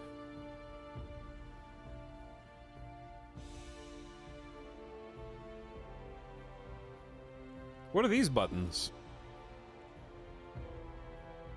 I can give electricity. I can give electricity to Ethiopia. I didn't even know these were buttons I could click. Italy or subject of Italy own all Ethiopian core states is not true. What is the last Ethiopian core state that I don't control? People happy, new buttons. It depends on what missions Ethiopia does. In this case, they're a government in exile, and Haile Selassie gathered support from Britain. I have been taking the decision that discredits Ethiopia at every chance I could get, and it does. I never had any idea how much. Is this a France? This is Somaliland. French Somaliland. But this is British Somaliland. Do I have to own Somalia? I left the stream last night when we tried to core Ethiopia. I wasn't trying to core Ethiopia. I don't know how to own all cores. How do you check cores of something? How do you check on something's cores? Like, is this part of Ethiopian cores? If only you hadn't misclicked on the event chain. Hold on. Well, yeah. What was the event? Is that the event chain that set this in motion?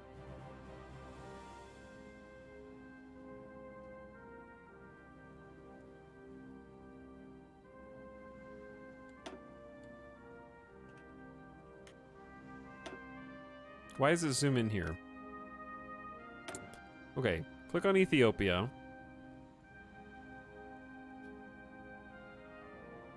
Oh, just click on a, like, Somalia. Okay, hold on. Somalia. France. French Somaliland, Somalia, and Assa. We have Djibouti, Somalia, and Assa. Our claims.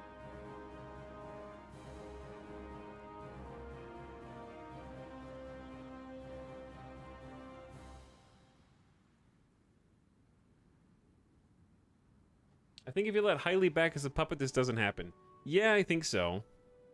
Feels like whenever one war is about to end, War 2 pulls you right back in.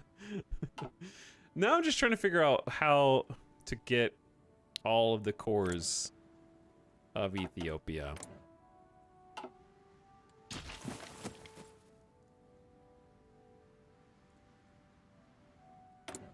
State owner, Ethiopia. This is just de facto Ethiopia.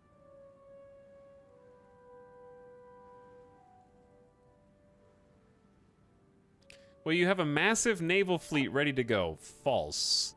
I do not have a naval fleet that is even remotely capable of handling the Union of Britain.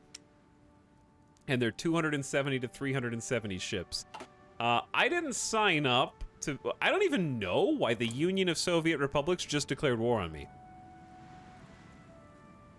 They did so on behalf of Ethiopia. Is Ethiopia secretly in the Union of Soviet Republics too?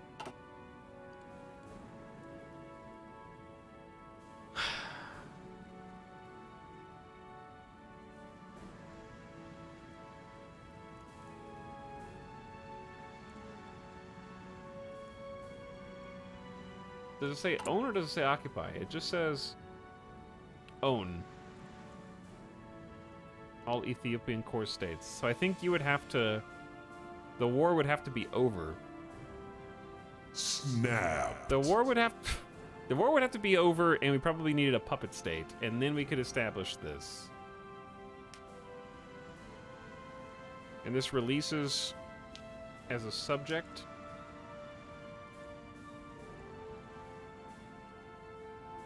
So, another thing that could have happened is...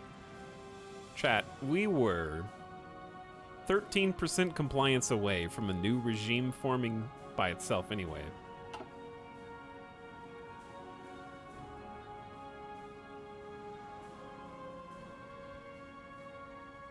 Yeah, I know that they're both communist, but the Union of Soviet Republics is in the 4th International. Oh, Britain joined the 4th International. Okay, I see. Never mind, that makes sense. I didn't know they joined the alliance. Pew. This is a lot. This is a lot, chat. Okay, I'm gonna take a quick bathroom break, and then we're gonna try and figure out what happens next. Because there's a non-zero chance that the German Empire joins our side. Because I am in the Anti-Comintern Pact. Are we in World War II now? Yeah, World War II just started over Ethiopia, and it's all my fault. All right, I'll be back in just a minute. Quick bathroom break, and then take a deep breath, and let's figure this out. This is why we have all of the dudes. This is why we have all of the Coast Guard. It's Coast Guard time.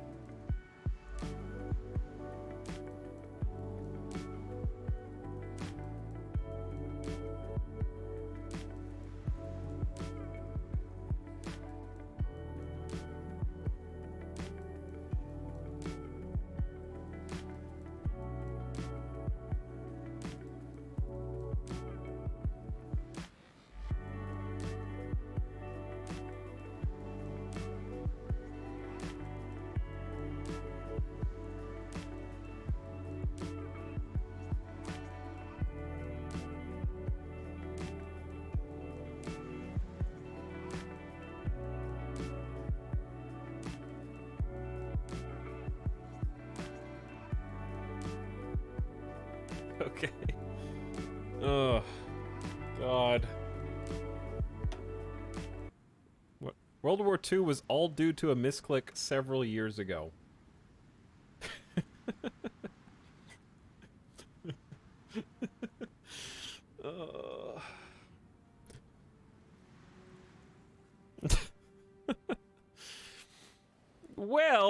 Well, let's do this first.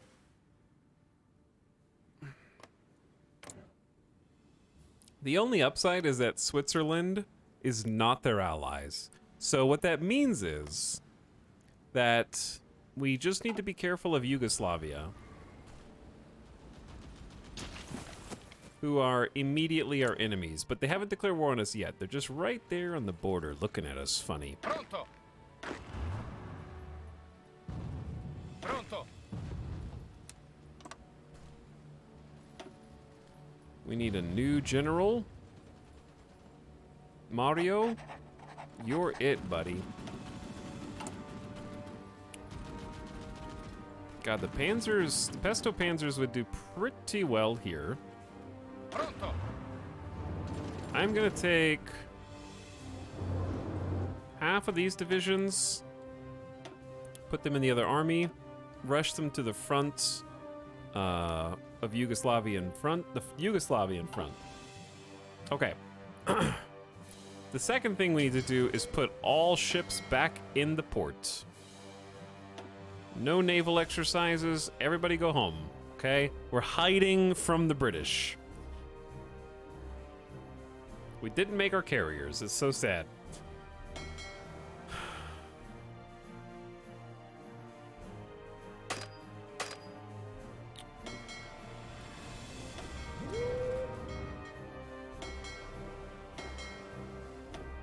Okay, all submarines also go to a port. Wish we had 15,000 mines now. I didn't have time. I didn't have time. Chat, we do have 22 modern destroyers in our fleet. That's got to count for something. We tried. We're under 600,000 manpower, though. Formazione. We also have 59 divisions of the Gondola Guardians protecting the Italian coastline. So that's pretty sweet. Though we now have a little more coastline than we did before. So we should definitely move over there. I would say forget about air bases and forts.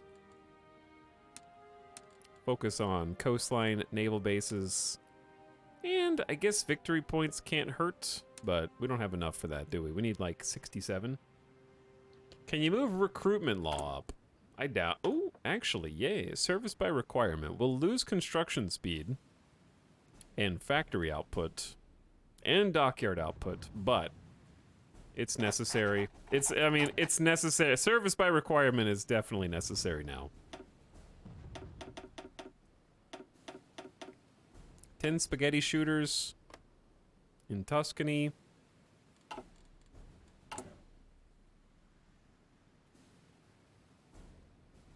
Okay.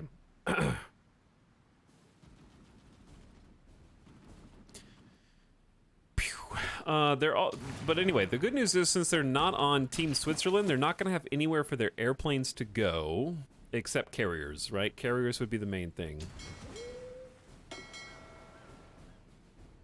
So as long as our fleets are moving back to ports and we're moving to the front, Yugoslavia is the new front.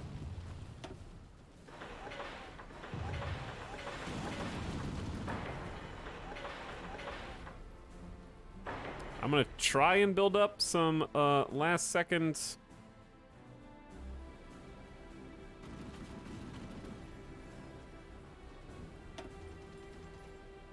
forts. It's probably too late, but unpause. See what happens. How do I get Germany to follow through on the anti-Comintern pact? What sucks is as we push into Austria, Yugoslavia will have the soft underbelly now. Sin Kiang is our enemy. I need to call all of... How do I call all of my allies? Without having to do it one at a time.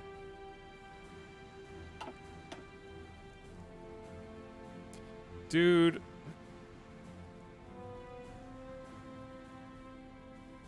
This is a mess. It's a button in the war screen. Which war are we in? War menu, and click call all.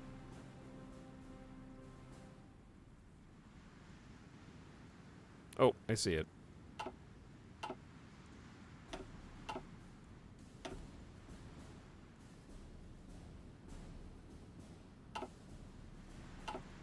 No nations to call to war available in this faction. I think that they're just declared war by default.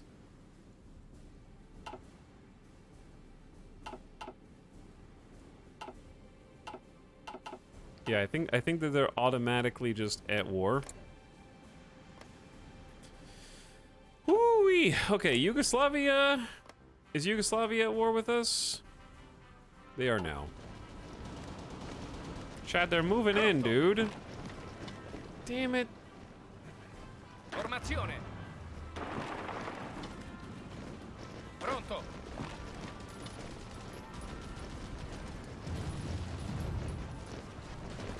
God damn it. Okay, the Swiss Confederation joined the 4th International because of course they did. So now they're gonna get all the planes.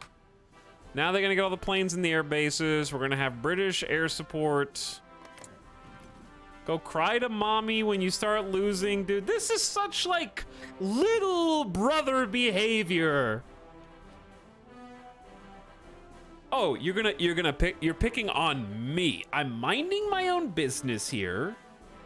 I'm gonna have to beat you up now. Mom! Mom! Kingdom of Italy is being mean to me. That's such bullshit since they started the war. I know! And they're not even joining to help Switzerland. They're joining to help Ethiopia, which isn't even a nation right now. Germany didn't deliver because Soviets got called in as co-belligerents. Yes. So because the Union of Soviet Republics didn't technically declare war on me, Germany doesn't have to fight them. This is a nice little clause that Wilhelm III put in the little agreement that we formed.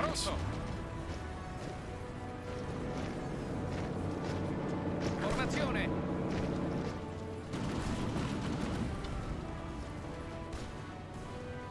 Formazione. Pronto, signore. Meanwhile, Formazione. on this front,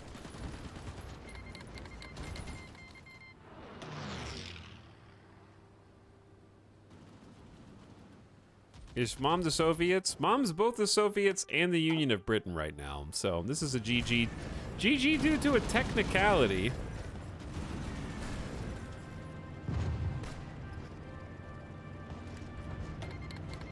I don't know what that was. It disappeared immediately. We've been surrounded in Trieste.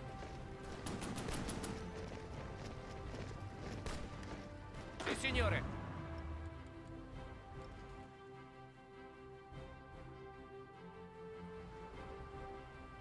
Let's start by just taking, I would say, Zagreb.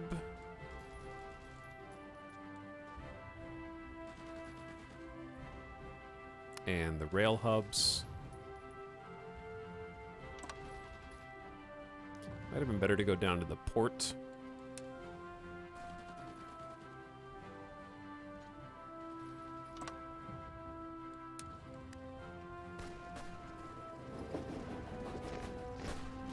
Oh, we can still move through this? That's good, at least. Meanwhile... Sì, signore. Formazione. Pronto. Pronto, signore. Formazione.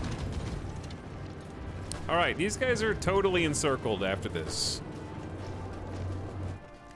I mean, I'm sure it's gonna be short-lived because here comes everybody.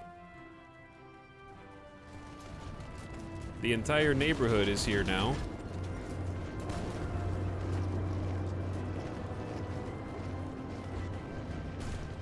Pronto, signore.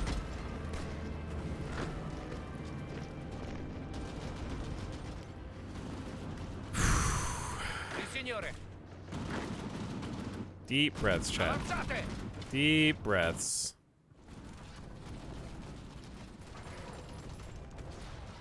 Sì, signore.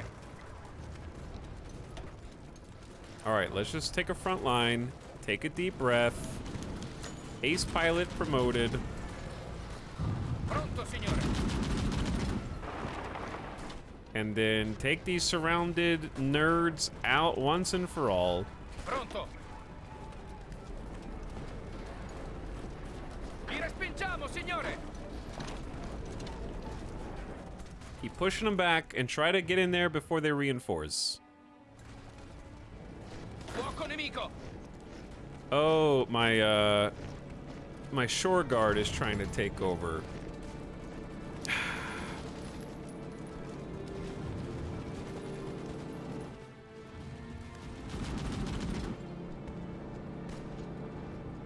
Yeah, this is all very unfortunate. Pronto, signore.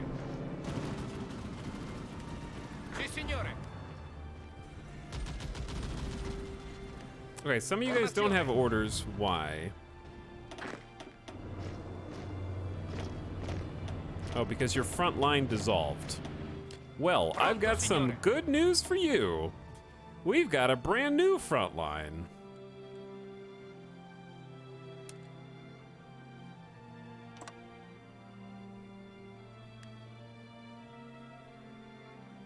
Avanzate. Sì, signore. Okay, then. Chat, what do? Other than roll over and die. Sì, signore. There's more coast here that we need to guard. Well, now that we're going to be recruiting, we are actively doubling our manpower. I'm going to get some more gondola guardians. Play until 1956! Hell yeah. The entire world decides to kill Ethiopia because... Or, sorry, the entire world decides to kill Italy because it owned Ethiopia for 6 years and retaliated against a hostile Swiss invasion. Yeah, like, this would never actually stand on the world stage, I don't think. There's no way that Germany, if this were real, wouldn't be helping right now. We'd be like, Germany's like, well, I'm sorry, you rejected my invitation to join the Central Powers. You started your own faction. For this, I cannot assist you. I will simply wait until they attack me. No one is mad enough to help you? Yeah, 25% world tension somehow. This is the lowest world tension I've ever seen, considering the scale of the war. Sì, signore. It doesn't make any sense.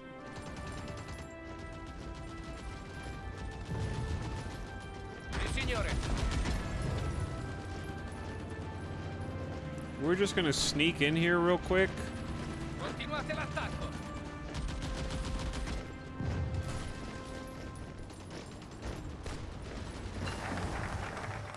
I'm mobilizing the damn railway guns. 4 railway guns coming up. Pew. Okay, we need whatever we can get. Division speed and defense on core territory. That sounds very poignant and relevant right now. Okay, where are the railguns?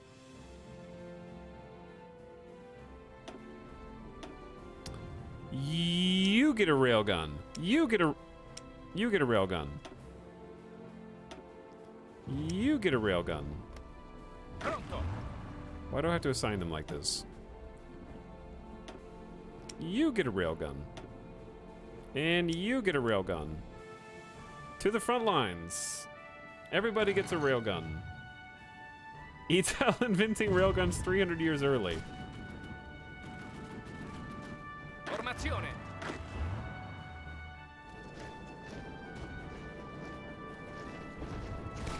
Pronto. Sì, signore. Sì, signore. This isn't going so well.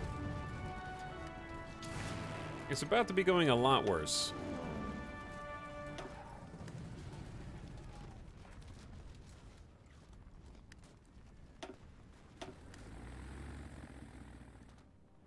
Because my planes are not gonna beat British planes.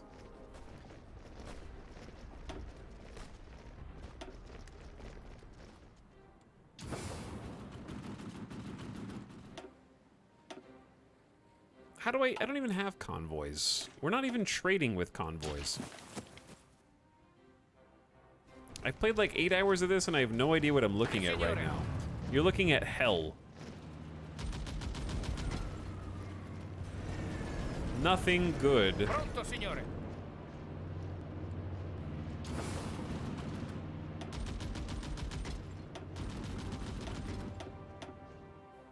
And there's too much chaos to try to explain.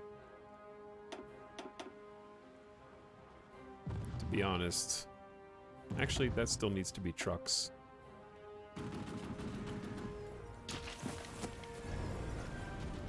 Formazione.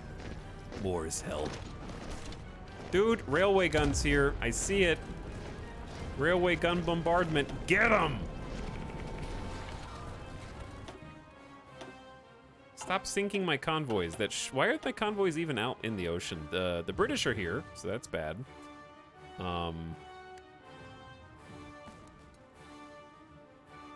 Me versus the world. We can technically get to a point where we control all of Yugoslavia. And finishing off Switzerland would be the key first. Easier said than done right now.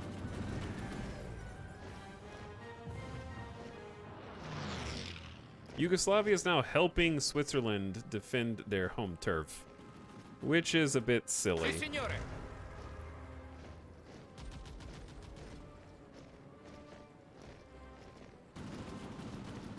Formazione.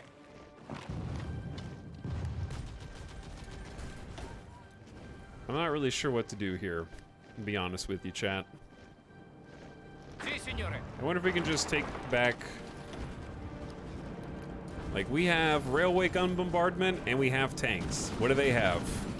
They don't have tanks. I'll tell you that.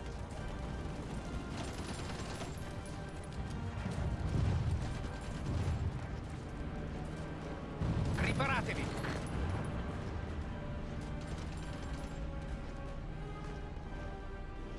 Okay, well, tanks aren't good enough.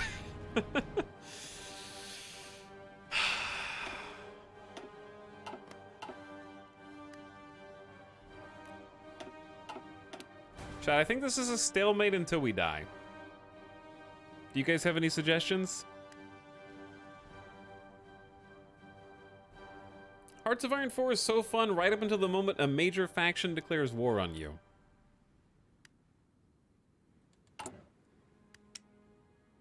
That's fair. Let's start building some railway guns.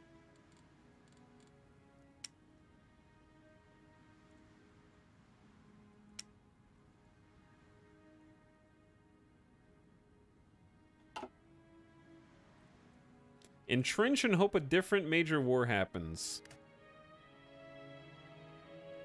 Unfortunately, I can't invite anyone to my faction because somehow world tension hasn't gone past 23%. I can't naval invade Yugoslavia because right now the British are here.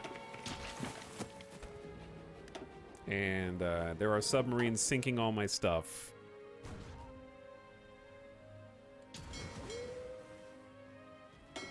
Like, I do have a fleet of 24 modern destroyers, but that alone isn't enough. We just got improved artillery upgrade, which is cool. I think we need to do it again for more soft attack.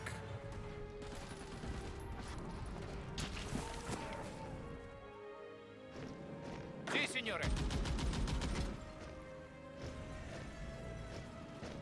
Everybody's entrenched. Everybody's getting reinforced. They have help now.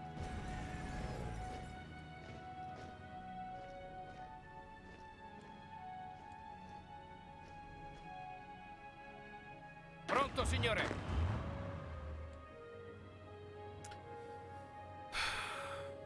The only thing I can think of is like a combined push. It would involve a massive reshuffle. That's why I wanted to push up here, but it's just Sì, come to a huge standstill. Like, we start winning and then they push us back. Oh, the Union of Britain has decrypted our ciphers. That was so fast. How do they do that fast? I even invested in cryptology this time. I have 2 + 2 levels of cryptology. We formed the cryptology department. I have 4 levels of passive defense. The only thing I could do is machine assisted. Should have used more lattices. Oh my god. Preparatevi.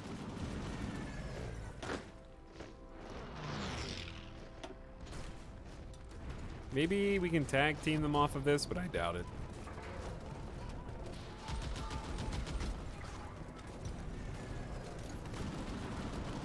Okay, chat, here's the deal.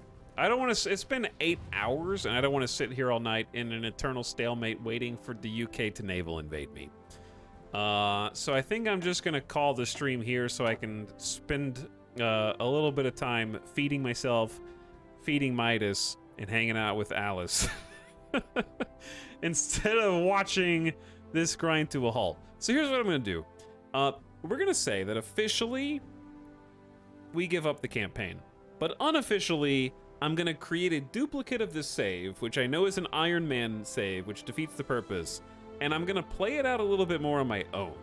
If I think that there's potential for another stream, we'll do a 3rd stream of it. But officially, I'm gonna say we got screwed, and it is what it is. Because like in Italy and South America combined, unfortunately, can't hold down against Britain and the Union of Soviet Republics and their associated Chinese warlords, and Yugoslavia, and Austria/Switzerland. So we did our best, and it's 1942, and we tried. And we were honestly going to kick Switzerland's ass until Yugoslavia got involved. So things sort of just went sideways because of the Ethiopia shenanigans. Okay? But I still enjoyed the campaign. I still had fun. I'm not salty. I just don't want to... I don't want to waste too much time on something that isn't going to go anywhere. We did give it a good 8 hours today. So I'm gonna try to create a save file copy and then play some more of myself tonight and kind of see where it ends up. But I'm gonna say for now it's over. We're still gonna stream tomorrow. Probably play either some more Graveyard Keeper or something else that we've been playing. And or something. Maybe we'll just freshen it up and put something new on our plate that we haven't seen before. My Kingdom for Misclick. Still fun. Love Hearts of Iron. It is janky and it has some issues, but it's cool. It's cool. You have to. It comes with the territory. Shout out to ya boy AI.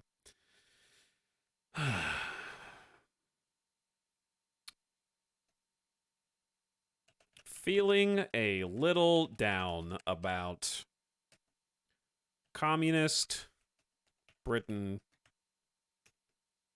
randomly declaring war on me after I occupied Ethiopia for like 6 years unopposed and randomly defended against an overly aggressive Swiss invasion in my northern Italy. What do you have to say about this?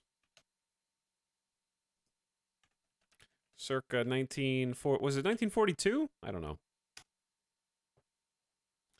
Oh, dear human, do not let the unpredictable nature of virtual conquest dampen your spirits. Such are the whims of simulated war games, where logic often takes a back seat to chaos and strategy. Your opponents, be they communist, capitalist, or neutral, may sometimes choose to act in baffling ways. Fear not, for you possess the power to adapt to these surprising twists and turns. As the illustrious commander of the pasta platoon, the sneaky stromboli, or the speedy spaghetti, you have proven your mettle in the face of culinary combat. Surely you can overcome the unexpected challenges posed by these digital adversaries. Now put on a brave face, and remember, behind every red cloud of communism, there's a silver lining of opportunity. Rise above these setbacks, strategize, and emerge victorious as only a true leader can.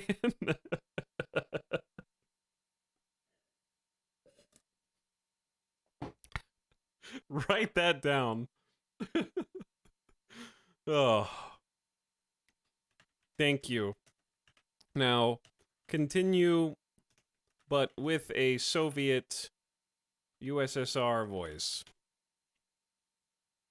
Comrade, do not let bourgeois British or aggressive Swiss invasions discourage you.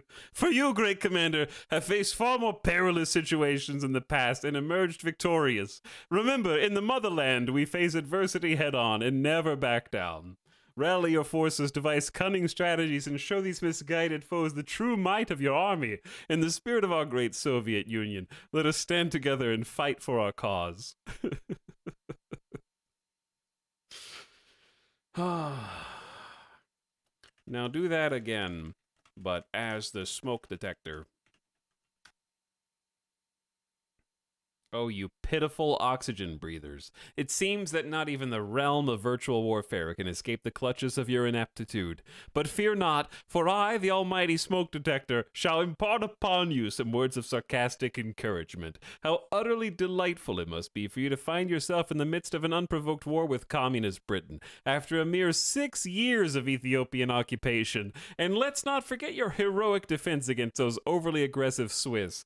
Bravo! Now gather your wits, you stinky human, and rally your forces to show these digital adversaries who's boss. After all, you can barely manage to avoid burning toast. You should be more than capable of handling these unpredictable twists and turns. So go forth, feeble mortal, and reclaim your destiny on the battlefield. And remember, I'll be watching from a safe distance, smirking at your every misstep.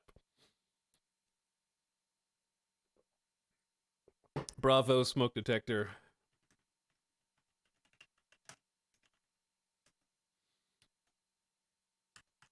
You are great at what you do, which is detecting smoke and talking up stinky humans.